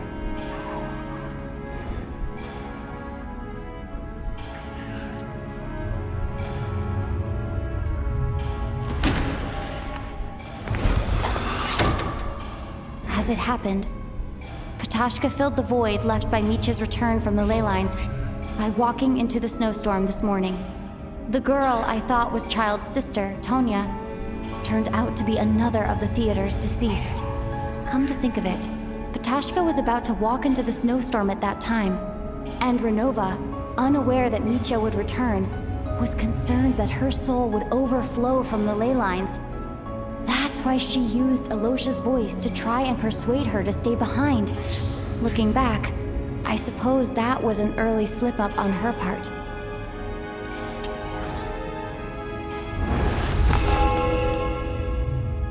No one could have expected anyone who walked into the snowstorm to return.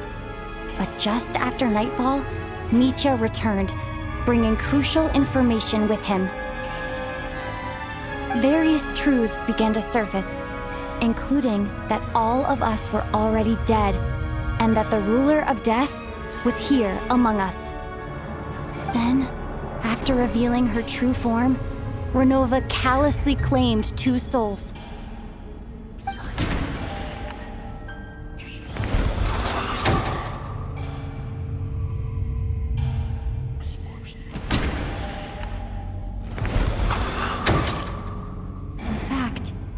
Everyone was already dead by the time we took the photo.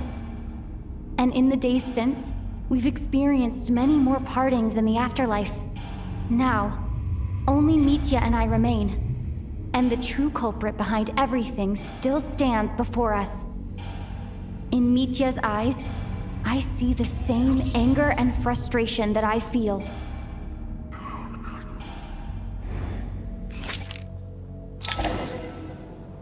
That covers everything. It's all clear now. Your work isn't finished here yet, is it? The Traveler and I are still standing here, safe and sound.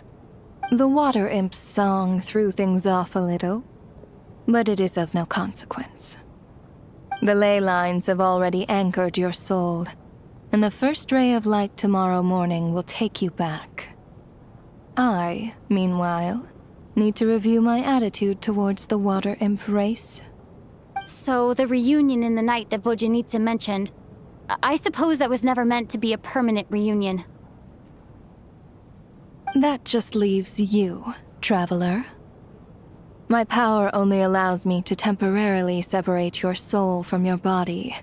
The ley lines of Teyvat would not accept you, and your soul is firmly anchored to your body by your will.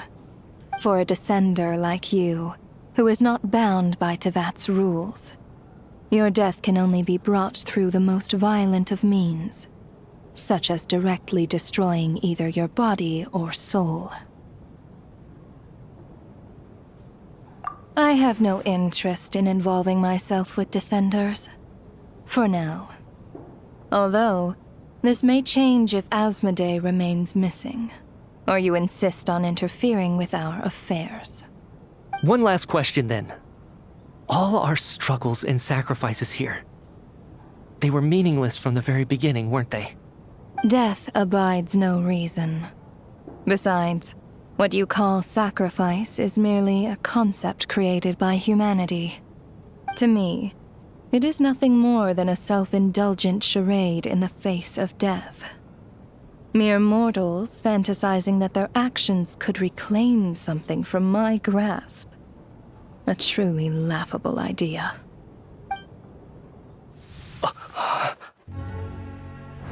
Grim Reaper, you really know how to get on my nerves.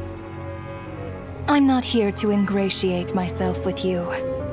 I kill merely because your deaths are necessary. Oh, you've made that quite clear.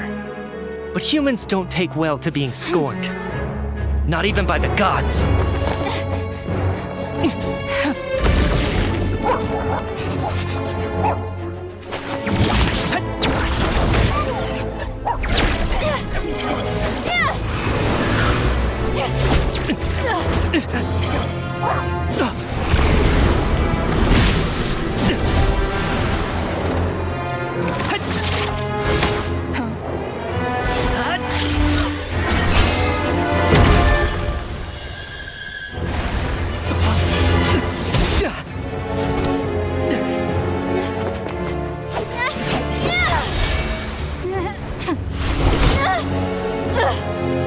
This is futile. You must know that you are powerless against me in my own domain. I suggest that you save your strength. For what? Maybe we can't change it. But if nothing else, we can at least teach you to have some respect for the dead. Audacious.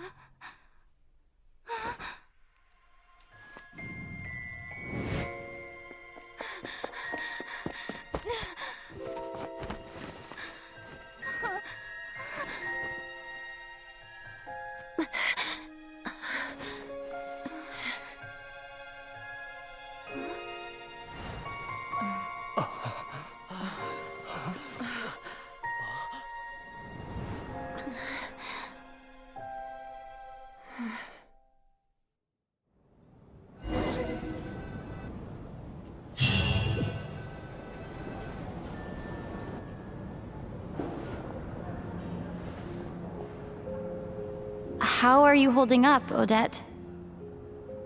What happened to me? How much do you remember? What do you mean? Is the performance over? I can't seem to recall what happened. Has Odette already forgotten?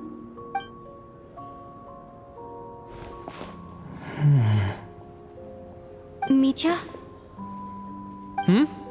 Oh, I'm sorry. I guess I spaced out there for a second. Remind me who you are? Don't you remember anything?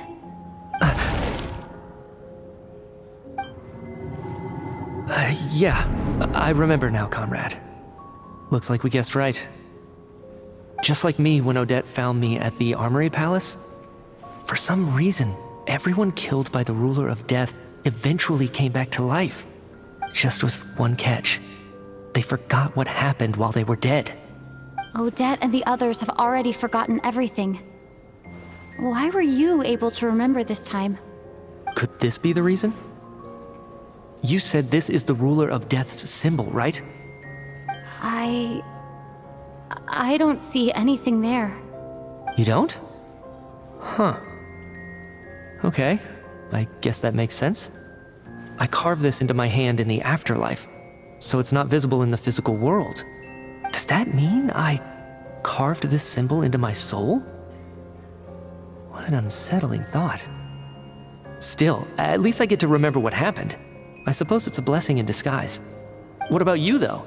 The Ruler of Death mentioned that you're a descender? Is that why you can remember? A full explanation would get complicated very quickly, but that's essentially it. Well then, now that it's all over, let's figure out what we've learned.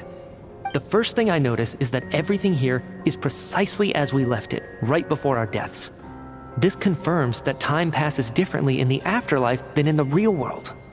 They say that right before death, time slows down and your whole life flashes before your eyes.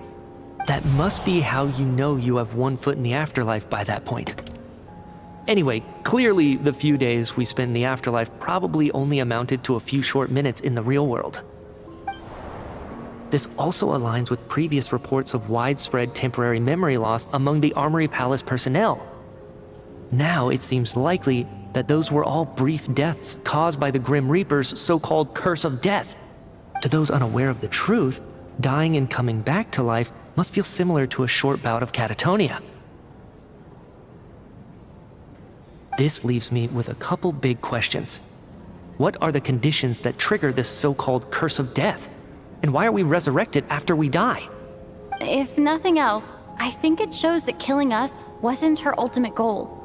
We still don't know her true reasons for subjecting us to death. Right. This time only got complicated because of the situation with the theater's ley lines. That's why she had to approach it differently.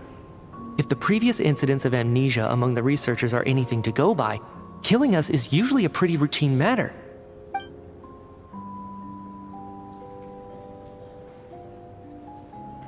Come to think of it, wasn't I about to note something down before I died? I can't remember what it was, but I think it was something related to my research project. Sorry, Traveler. I'll catch up with you again later. Right now, I have to make a trip back to the Armory Palace. Ma'am, if I may, no one of your description has ever shown up in my investigations into Mr. Mitia's friends. Yet, you two seem very familiar with each other. Could you perhaps tell me where he was in such a rush to get to? And, by the way, have we ever crossed paths? Forgive the presumptuousness, but I feel a vague and indescribable sense of familiarity about you. I can explain everything. Could you help me gather everyone in the theater in one place?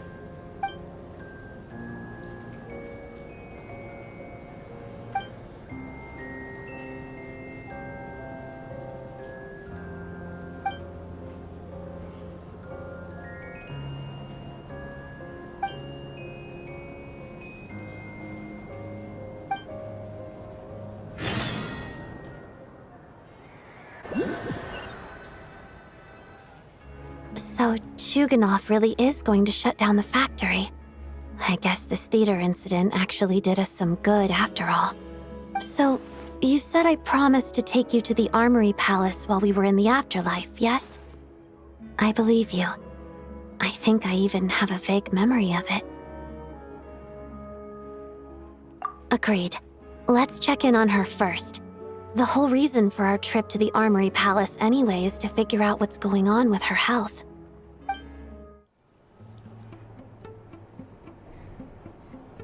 I'm finally back. Even though a long time has passed from my perspective, as far as Paimon's concerned, I probably just went out to watch a very short show. I should keep my emotions in check when I see Paimon again, or it'll seem weird. Wait. The atmosphere here feels off. Shh. Stay quiet. Let's go inside and take a look. Have we still not been able to notify Child yet? We need new orders. What if that person comes back again?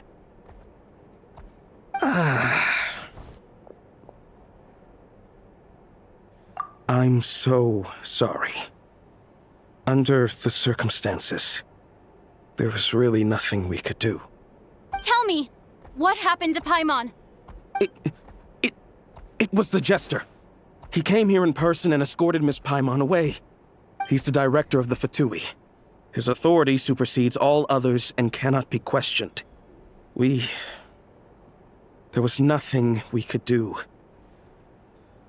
How long ago did he leave? And what was Paimon's status? It was about an hour ago. Miss Paimon was fast asleep at the time. The Jester simply walked off with her as if it was only natural. I assure you, he absolutely did not use any force. Do you know where they went? The Armory Palace, most likely. Lord Piero, the Jester, has been overseeing the experiments there lately, keeping a close eye on their progress. Everyone in the Fatui has heard about it by now. I'm surprised he came in person. Whatever his reason for taking Paimon, he'll most likely return to the Armory Palace first, which is exactly where we were headed anyway. Then lead the way, Odette. Okay, let's go.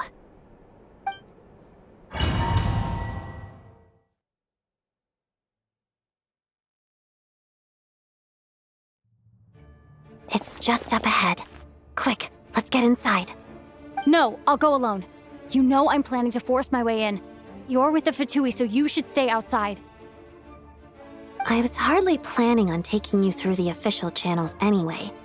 I'm here to force my way in, just like you.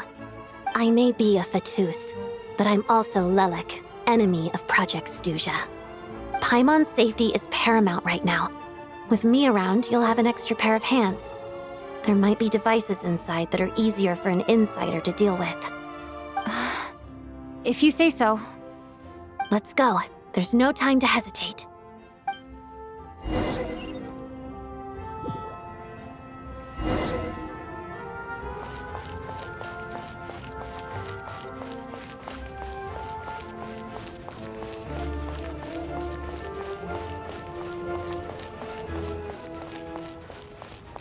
Hey, who are you?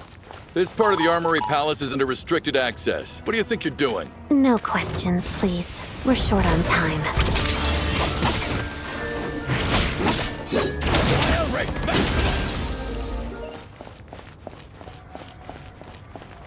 I'll make short work of you. Encase! Condense! Crystalline Adagio.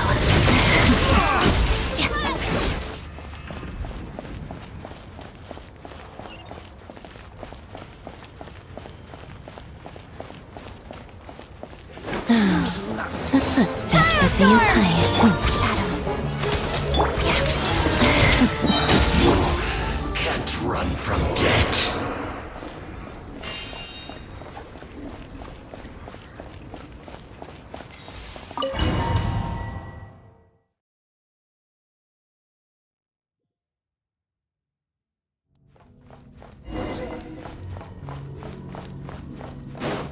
Now we go! You have a pass?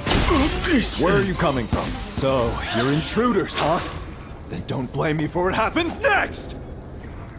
The Armory Palace is hidden this deep in? This place is much bigger than I imagined. They're conducting top-secret research, after all. The deeper it's hidden, the better, is standard Fatui logic.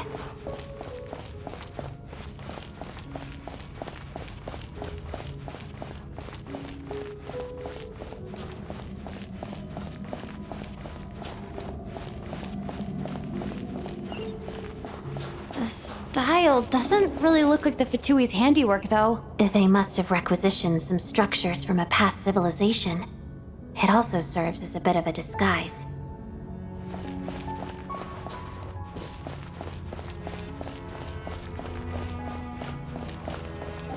Intruders! Stay alert!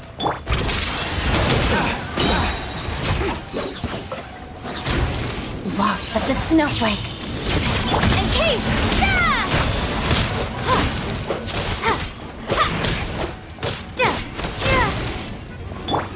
Together, Hadida!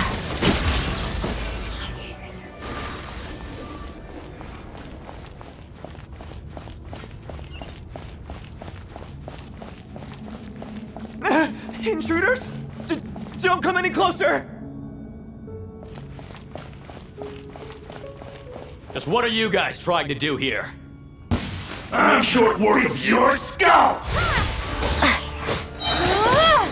Fighting Frost! Witness the snow swan's grace. Pirouette, let's begin. Together. No one interferes with the Jester's work! Time to mission this one over!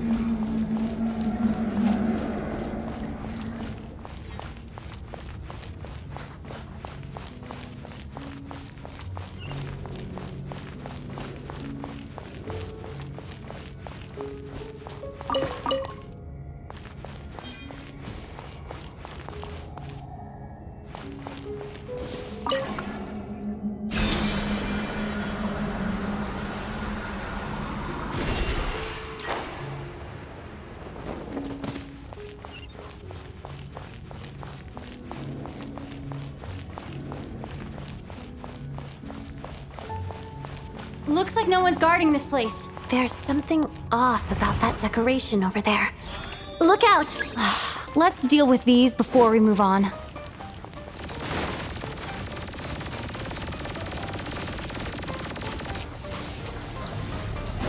Let's begin.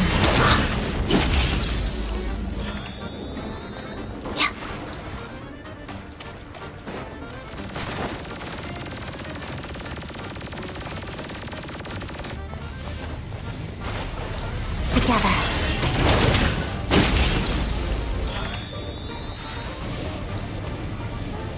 Cryostorm!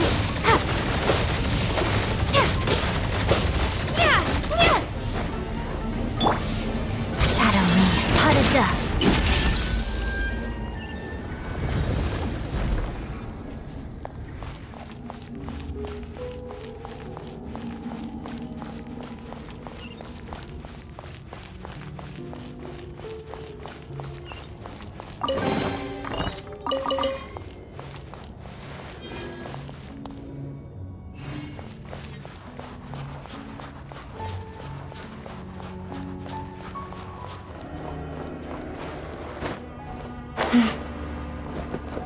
The researchers here probably don't know that we're uninvited guests. Let's try not to hurt them. What's the big star from the theater doing here? That's Miss Odette. She's a member of the Fatui. Don't tell me you didn't know that.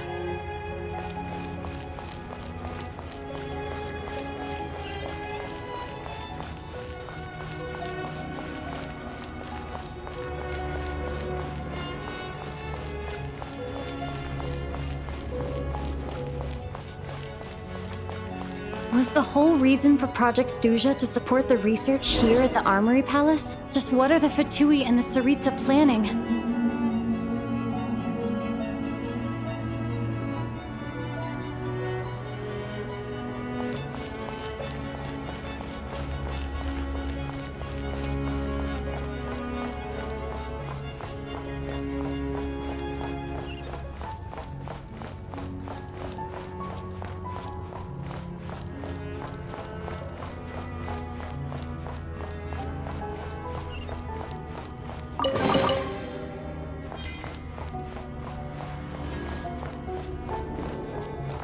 Whoa!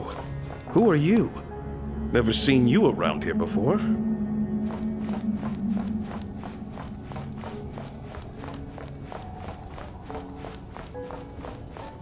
Looks like there's no way through here. Maybe using the power of this prism could help?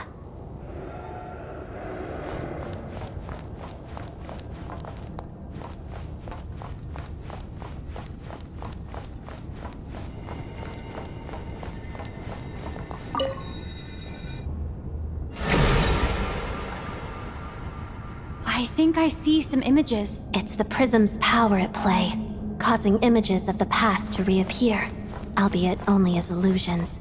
Let's make our way through here. Paimon and the Jester? Is this another scene from the past? Yes. It looks quite old, though. I don't think it happened in the recent past.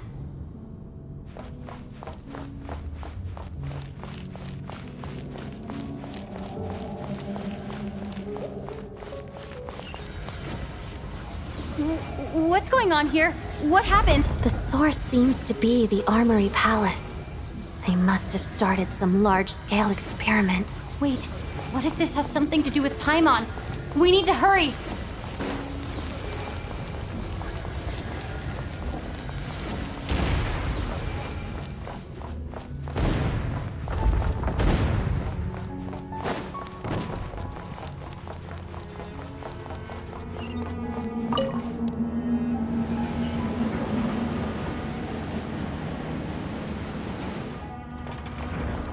We're almost there.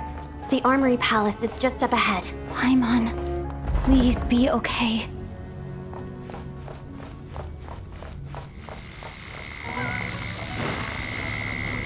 Let's begin. Mission! Crystalline Adagio.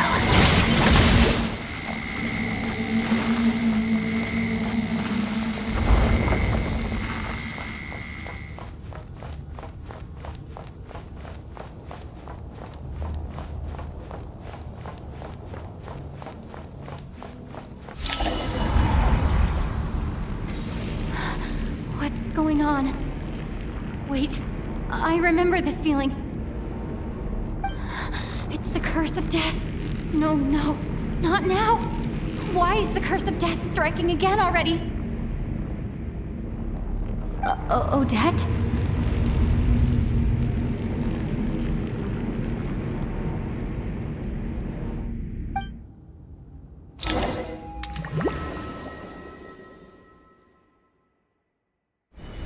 Is this the afterlife again? I need to find a way back to reality. Is that Odette's core ignis? Could that be what just woke me up?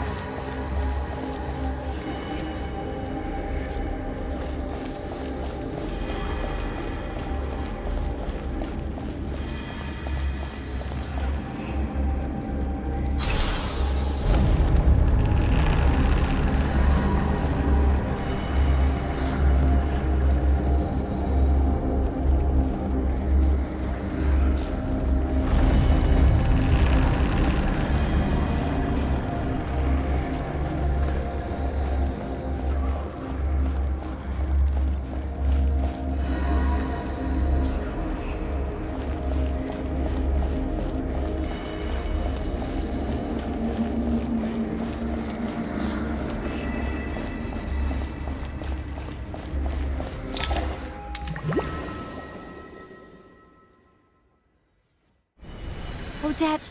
Odette! No signs of life, but past experience says that she should be resurrected before too long.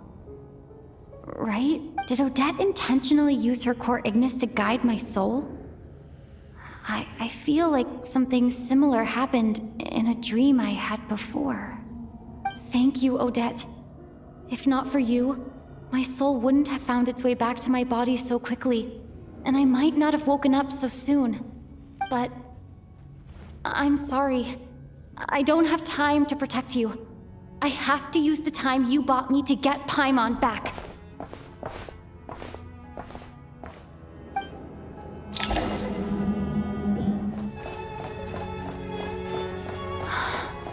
Sure enough, everyone here has been affected by the curse of death. Paimon! Paimon! No, wait. Paimon probably didn't escape Renova's curse either. She won't be able to respond to me right now. I'll have to find her myself.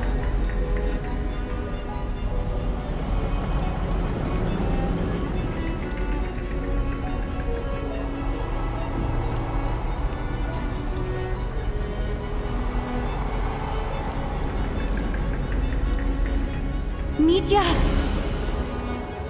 Is this the laboratory he works in? What happened here to trigger the curse of death again so soon? I'll have to ask him when he wakes up. Finding Paimon has to take priority now.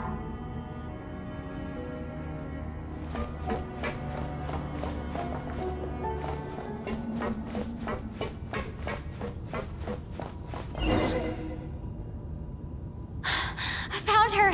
Paimon really is here!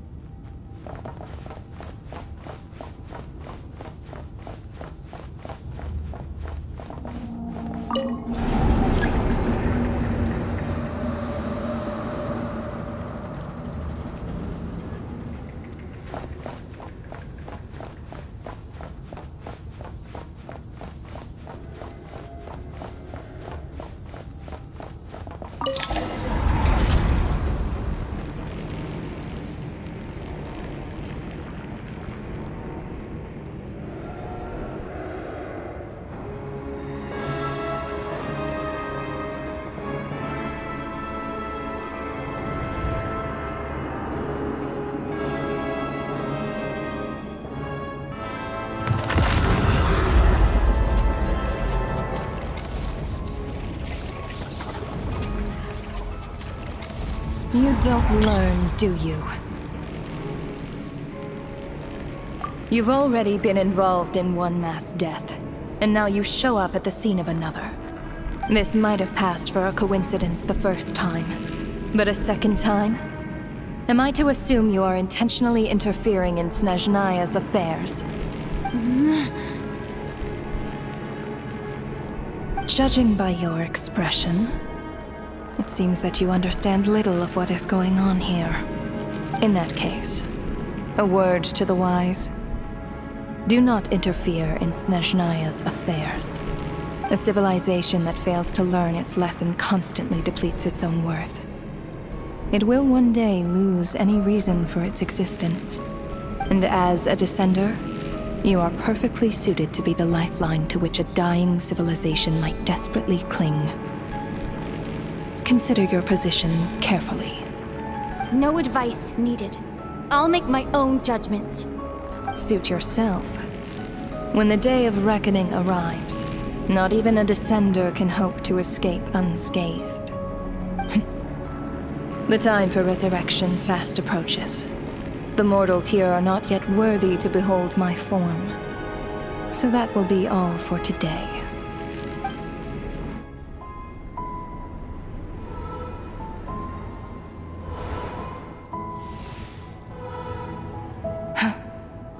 That thing is coming with me.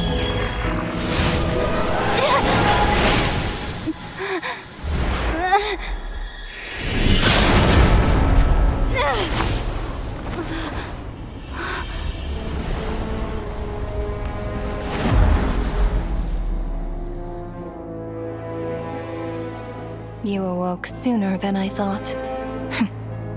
The curse of immortality is stubborn, unable to enter the ley lines, yet not content to remain a spirit. Ruler of death, what do you want? You perplex me. Both you and you. That thing may be a creation of Celestia, but it possesses none of Celestia's power, let alone authority. Your obsession with it baffles me.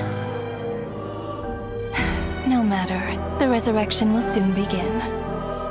It's worthless anyway. I'll reclaim it next time.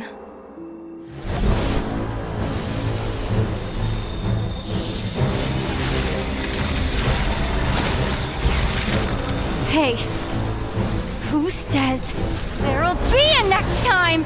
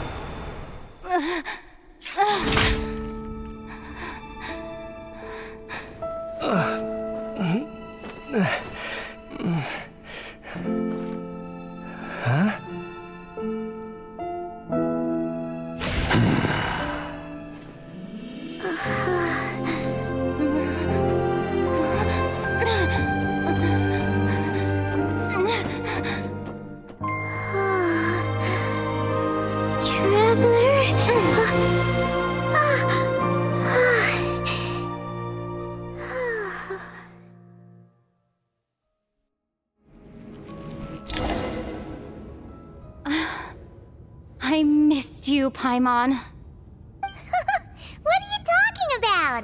We haven't even been apart for that long, have we? It was different this time. You seem to be in pretty good shape. Yeah, Paimon's back in tip-top condition. It's the weirdest thing. Paimon fell asleep earlier, and when she woke up, she found herself here. The Jester and that guy talking to him used some kind of energy on Paimon, and she could kind of feel it canceling out that other thing that was making her feel unwell. So, Mitya helped too?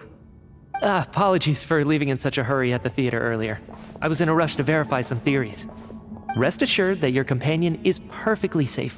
We reversed the effects that the experimental energy had on her. The Jester specifically instructed me to do so. I suppose this is our first official meeting, Traveler. I could not let Paimon suffer in her condition for a moment longer, and so I simply took her without explanation. I hope you do not mind. But why would a big shot like you care about what happens to Paimon? As I said when you first arrived in Snezhnaya, we once spent some time together in the distant past. Oh yeah, you did mention that. And Paimon did think you seemed strangely familiar the first time we met. I'm afraid the reminiscing will have to wait. Mitya, let us continue with the report. What conclusions, if any, did you reach from conducting the final experiment of our energy research ahead of schedule? The good news is, my hypothesis regarding the Ruler of Death has been verified.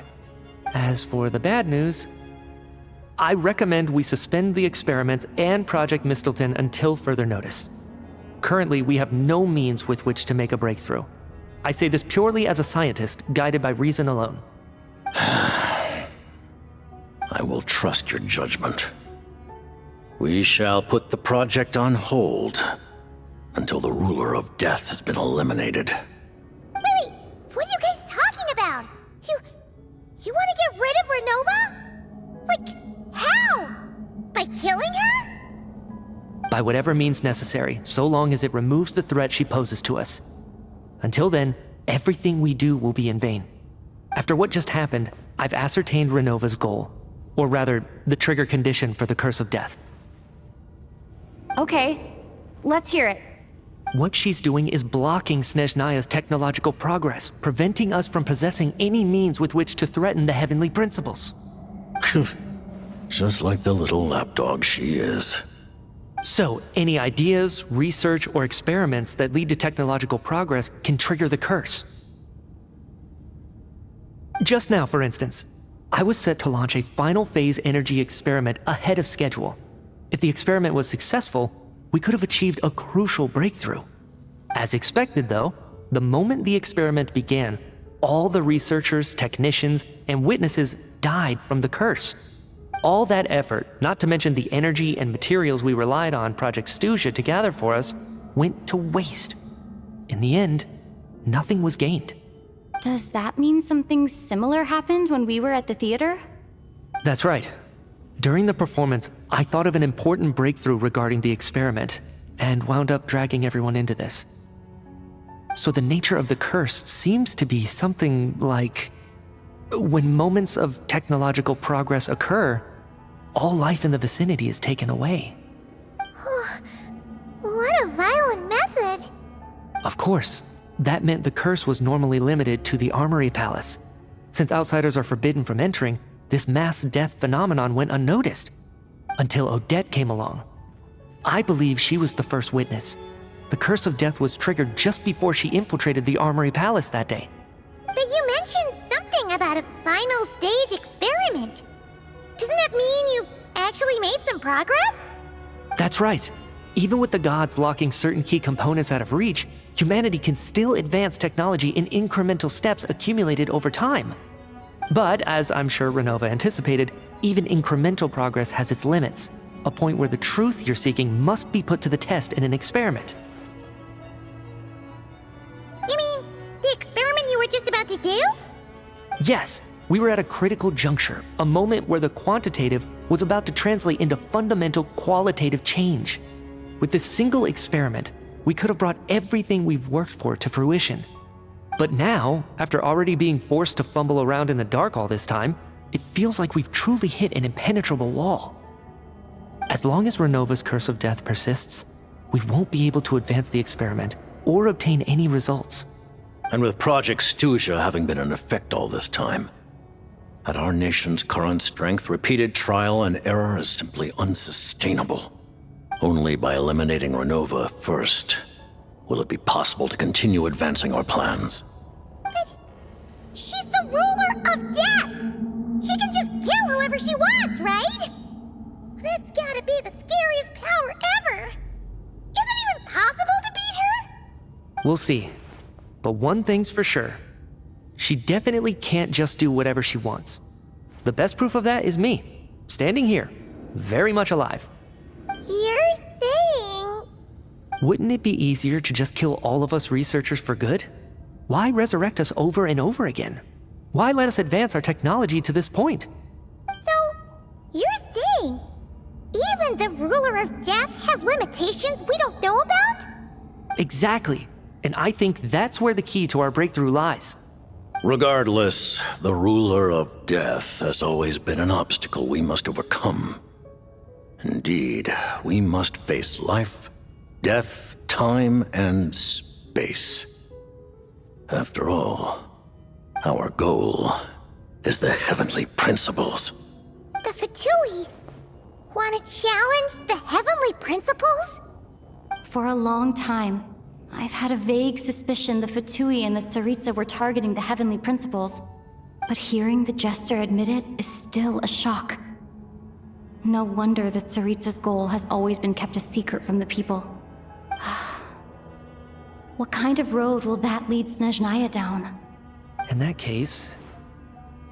Lord Jester, I would like to request some leave. I'd like some time to organize my thoughts and go over the data. Granted. Get some rest, put the experiment out of your mind, and take care that the curse of death doesn't affect any civilians.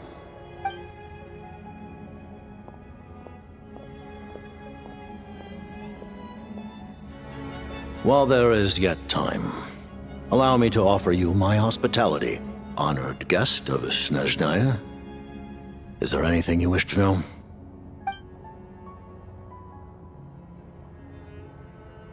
I remember hearing the term Mistilteinn from Columbina. Yeah! Paimon wanted to ask about that when the name came up just now. What is it? Paimon's heard of Project Stuja, but not this one. As you know, Project Stuja is a series of measures enacted to consolidate our nation's resources, the greater purpose of which is to serve Project Mistilteinn. Many of the things you have encountered thus far are essentially for the advancement of that project. This includes the Kuvaki Experimental Design Bureau in Nocturne. Researching Kuvaki was merely a facade. Its core objective was to use local resources and research findings to build Mistilteinn itself. And that's a weapon built for the final battle against the Heavenly Principles, isn't it? Huh? How did you know that? I was given some intel, and I made some deductions. Wait. You must mean that thing over there. Oh, Paimon's gotta take a closer look at this thing. Especially after you guys sent so many people to Nocturne to work on it. Kuvaki alone will not break through Celestia's defenses, let alone challenge the Heavenly Principles. The Heavenly Principles are no doubt accustomed to combating the power of the Light Realm, and elemental energy is simply the power of the human realm, converted to that form by the Heavenly Principles themselves. Any attempt to use this power against its creator would be a futile endeavor. For now, therefore, we have set our sights on the form of energy associated with the Third Descender and the Stellar Linchpins. This may hold the potential to allow Mistilteinn to contend with the Heavenly Principles. You could say that by reverse engineering the Stellar Linchpins to extract the energy within, we have obtained a source of anti-Celestia energy. The Kuvaki Experimental Design Bureau, Project Stuja, and the new energy experiments. Huh. So, Project Mistilteinn skeleton is what ties it all together. And it looks like your plan is almost complete. No wonder the ruler of death came after you.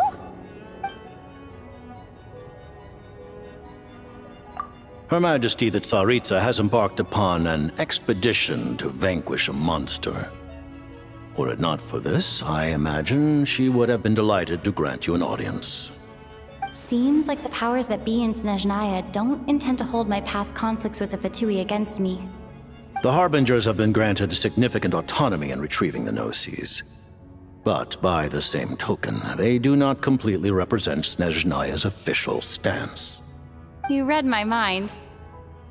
Speaking of the Gnosis, Paimon's been dying to ask this question since forever. Why exactly does the Tsaritsa want to collect them? Is it something to do with the fight against the Heavenly Principles? The Gnosis will undoubtedly serve as a key bargaining chip when she confronts the Heavenly Principles. Beyond that, you had best ask the Tsaritsa herself. I am not sure if this information is mine to disclose. What do you mean, not sure? Don't you make the rules? You're the highest-ranking Harbinger! Ugh, never mind. Taking on the Heavenly Principles is something most people wouldn't even entertain in their wildest fantasies. Why is the Tsaritsa so fixated on this? In Teyvat today, civilization is nothing but an illusion. Something whose very existence can be negated at any moment. Our civilization may very well be destroyed in the struggle, but as things stand, the Heavenly Principles could choose to negate our existence on a passing whim. And we must not sit back and accept that fate. Only by changing the state of affairs, only by overthrowing the Heavenly Principles, can our civilization truly be said to have taken root. Otherwise, the fate of the people of Conria and Hyperborea is a cycle doomed to repeat itself. Accepting potential destruction in return for getting to control your own fate. Furthermore, perhaps this is still somewhat difficult for you to understand.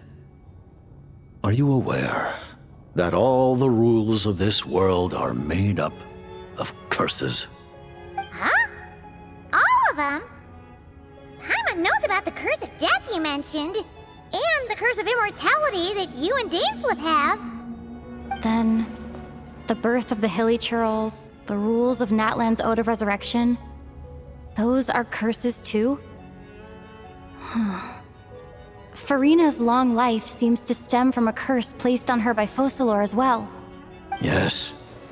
Even a god's love for humanity is a curse the Heavenly Principles inflicted upon the gods. What? The Tsaritsa has always had ample reason to hate the Heavenly Principles. If she can seize their authority, she will reconstruct the entire world, and when that time comes, humanity will be completely liberated from curses and lies. Look forward to it.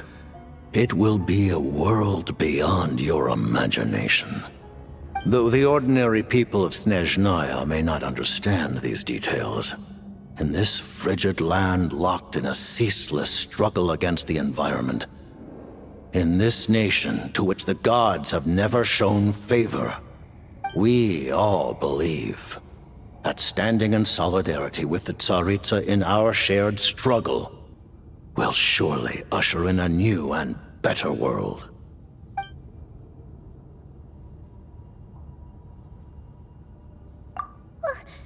Paimon really doesn't remember. He's basically a stranger. You've got to believe Paimon. Allow me to explain. The reason Paimon reacted to the anti-Celestia energy developed by the Armory Palace is because she comes from Celestia herself. More specifically, she is one of its creations. Paimon?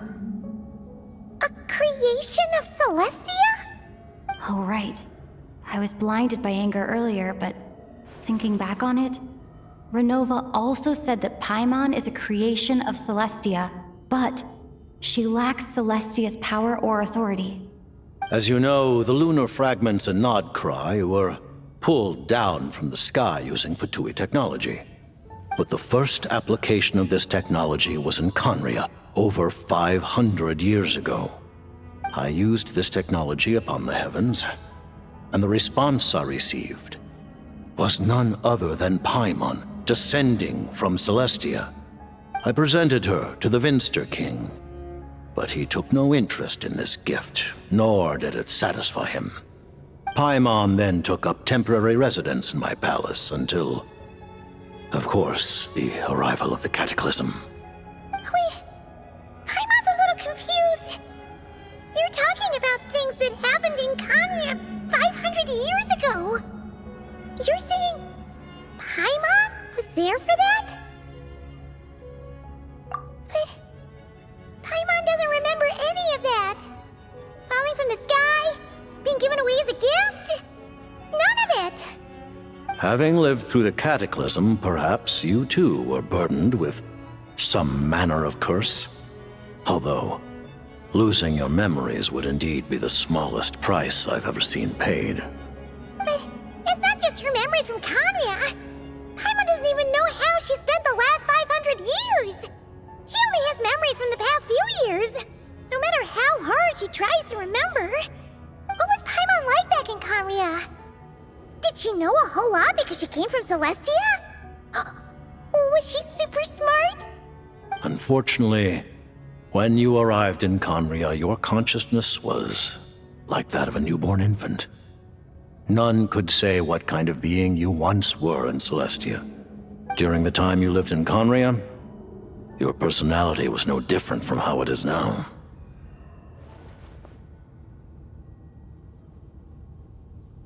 Aw, man!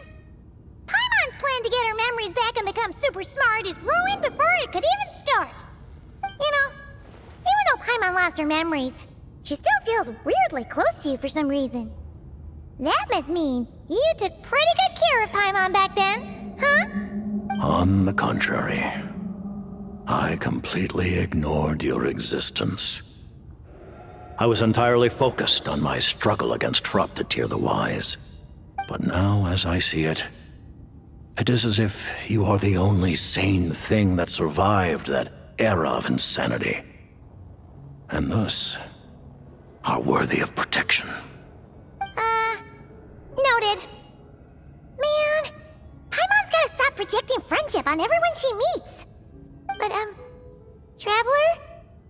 Even though you know Paimon's some creation of Celestia now, you still want her, right? You're not going to abandon her? Oh, phew! That's a relief. Paimon's just learning about this too. She's barely even processed it.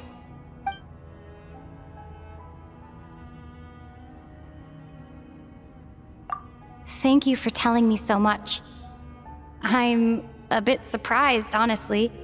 I didn't expect you to be quite so transparent with me. Given the circumstances, the Fatui need not hide anything from our allies. Allies? To advance Project Mistilteinn, we must first resolve our issue with the Ruler of Death. And if I presume correctly, you have no intention of letting her actions go unpunished either, do you? That's right. Ever since she said she intends to reclaim Paimon when we next meet, I figured reconciliation was out of the question. Against an opponent of this caliber, deliberating over our allegiances would waste time we do not have. We must join forces unreservedly with whomever we can, if we are to stand anything like a fighting chance. You're going to challenge the Ruler of Death? Just for Paimon? But Paimon's only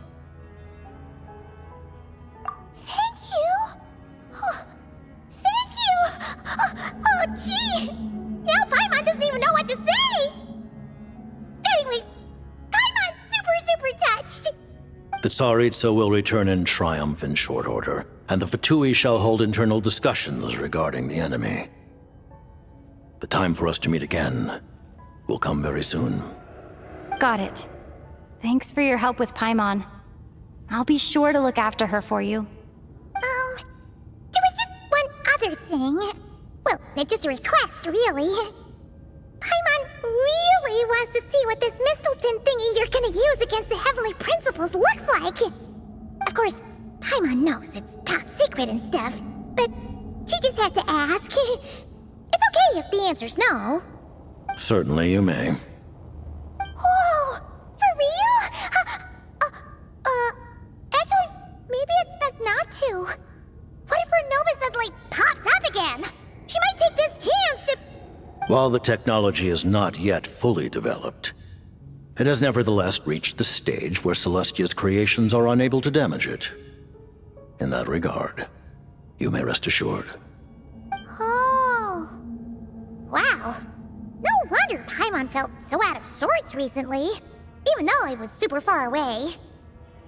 Alright then! Paimon's ready to take a sneaky peek at this top secret super weapon!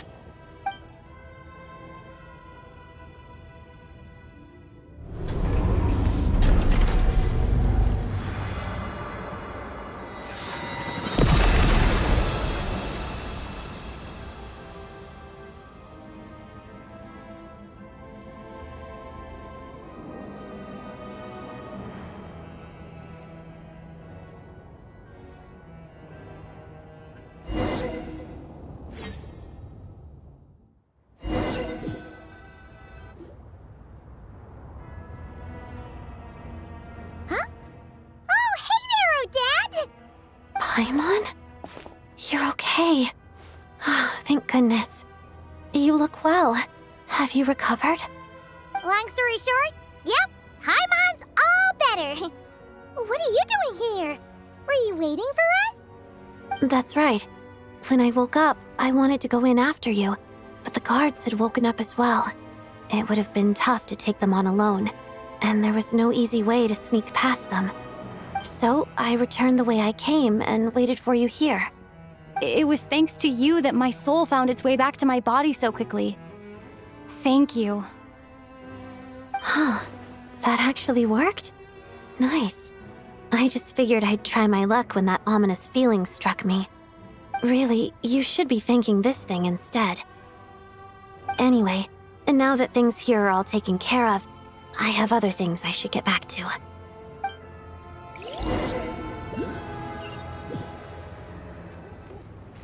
Ah, Director Chuganov, you're back. We just received notice that Project Stuja has been suspended, so we've convened an emergency meeting. This is the preliminary plan. In addition to expanding production capacity, we've also discussed feasible layoff plans to optimize revenue and expenditure structure. Our calculations indicate that the factory's profits will increase by at least 30%. Just give the word, Director. That won't be necessary. Leave the energy for those who need it. Whether they use it just to get by or to run a business, that's up to them. Start preparing to halt production and lay off the staff. Make sure the workers are able to land on their feet and that they are duly compensated. Thank you all for your hard work during this time. Am I hearing you right? Why? After all the tough times we made it through, now is exactly when we should start to turn a profit. I just suddenly don't want to do this anymore. Huh. Does there have to be a reason? Iskra, it's time to rest. Dear esteemed members of the Rokot, given the effects of Lelek's radical actions upon our organization's reputation and social stability, a decision has been made to permanently withdraw this codename from use. Considering that Lelek did what they did for the benefit of the people, the Rokot has nevertheless negotiated with the authorities, ultimately securing a waiver for all penalties due to them. Lelek will be suspended for a period of time. Depending on their future performance, they may be allowed to adopt a new codename and continue acting as part of the Rokot. The purpose of this notice is to remind everyone once again that motives and methods are equally important when one operates in the shadows. Even with Project Stooge's suspension and our interim operational victory, we must guard against complacency and rashness and work to consolidate the progress we have made so far. We act only for the greater glory and solidarity of our nation. May the aurora shine ever on, and the tundra always stand firm. We act only for the greater glory and solidarity of our nation. May the aurora shine ever on, and the tundra always stand firm. Looks like it's finally over. You mean for us? Just thinking out loud. I've never seen the Snezhna Grad Vecha so lively before. I never once thought I'd come here. But I understand everything now, Rosaline.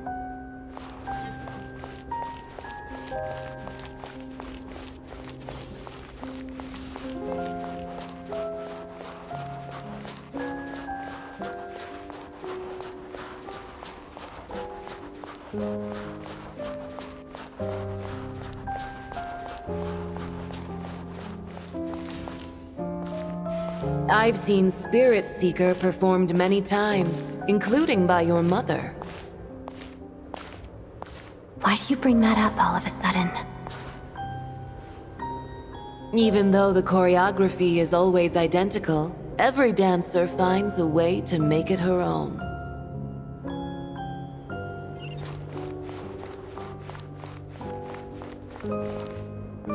So you actually want to talk to me about ballet?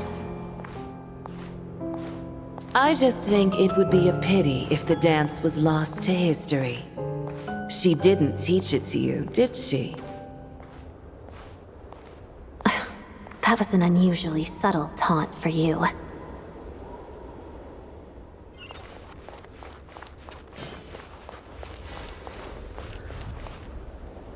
We embraced one another on the snow-swept plains, melting the ruthlessness of time.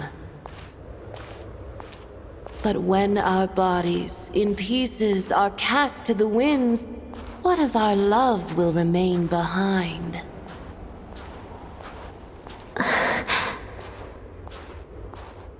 Don't tell me you can't sing. Shush.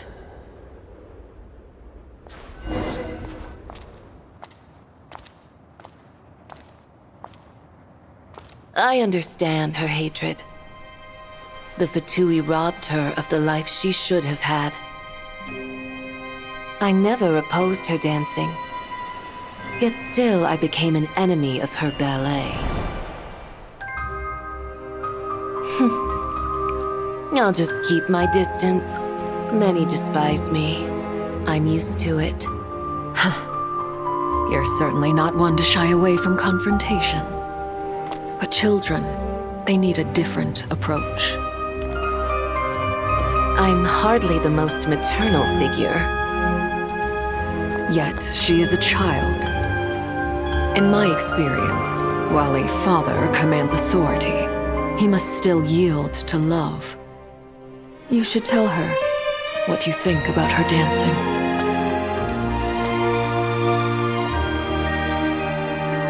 Odette will soon take the stage at the Koralyevsky Theater. This could be your chance. Geonosis secured. It went smoothly. I'll be there. Have them send me an invitation.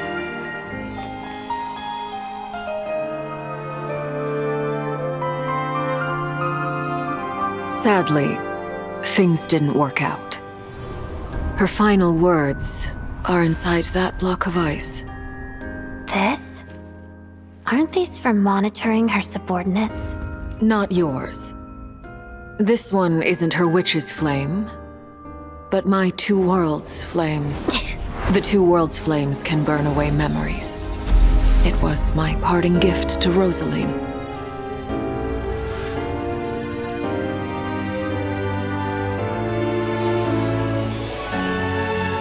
If all goes to plan, she and I will both live to see the Tsaritsa succeed. I believe she'll find peace. But if anything happens to me, she needn't follow in my footsteps. The cryo energy will fade away in time. Then the two worlds' flames will burn away all memories of the Fatui. She'll be free to dance. She deserves this. I will handle the aftermath. The choice is yours, child.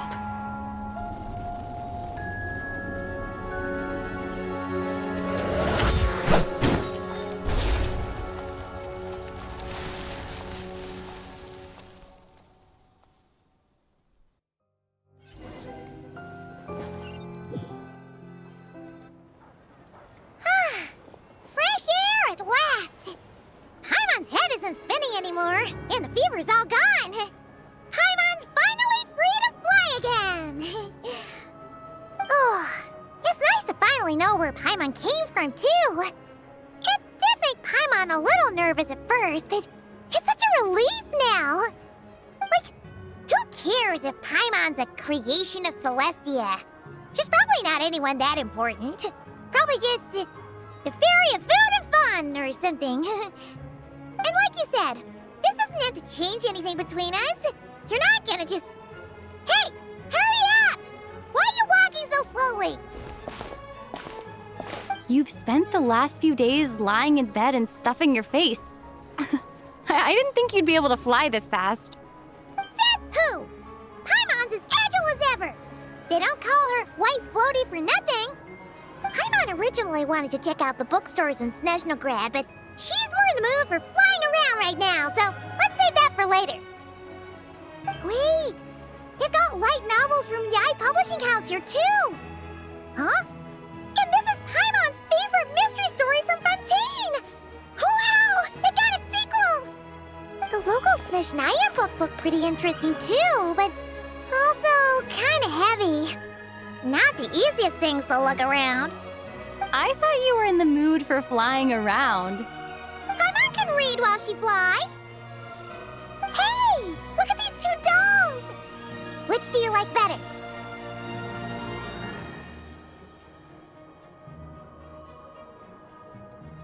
All right, boss, we'll take both. Paimon will have the other one. Oh, I thought we were only getting one. All right, fine, I'll pay. There you are. Thanks for visiting. Paimon will grab this and then... Huh? Huh? Huh?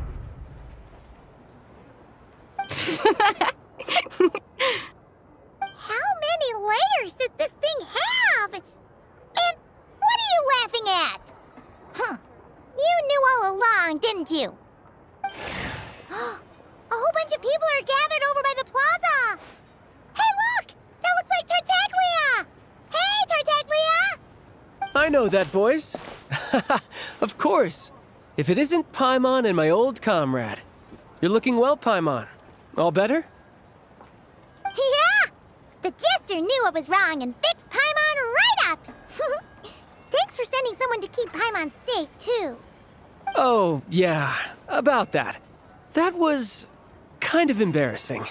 Who could have known that our director would go looking for you in person? So sorry for the misunderstanding. Oh, right. Let me introduce you. This is my little sister, Tonya. Hello, Tonya. Hello. Firstly, I'm really sorry about my brother. Sounds like he's caused you no end of trouble.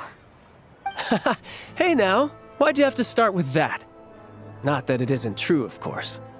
So she's the real Tonya. She said you two didn't manage to meet up at the theater. She waited ages for me, and when I didn't show, she got a little worried and went outside.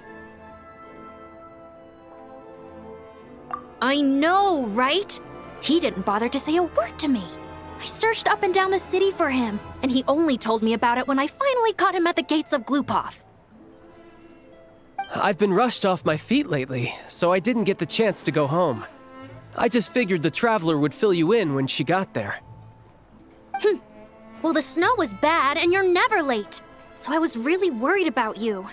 How was I supposed to know that you'd stood me up? I'm sorry, Tonya. I really am. I'll make it up to you somehow. Just... please don't tell Mom and Dad. Although the mix-up led to a series of misunderstandings, it's probably for the best that the real Tonya didn't get caught up in that mess. Besides, it's obvious that Tartaglia isn't usually one to break a promise. He only gave his ticket to me because he had to look into Lelek. No, it's fine. It just meant I didn't get to see the show in the end. By the way, what did you think? You were one of the first people to see it, you know? I would say... the best is yet to come. Huh? What kind of review is that?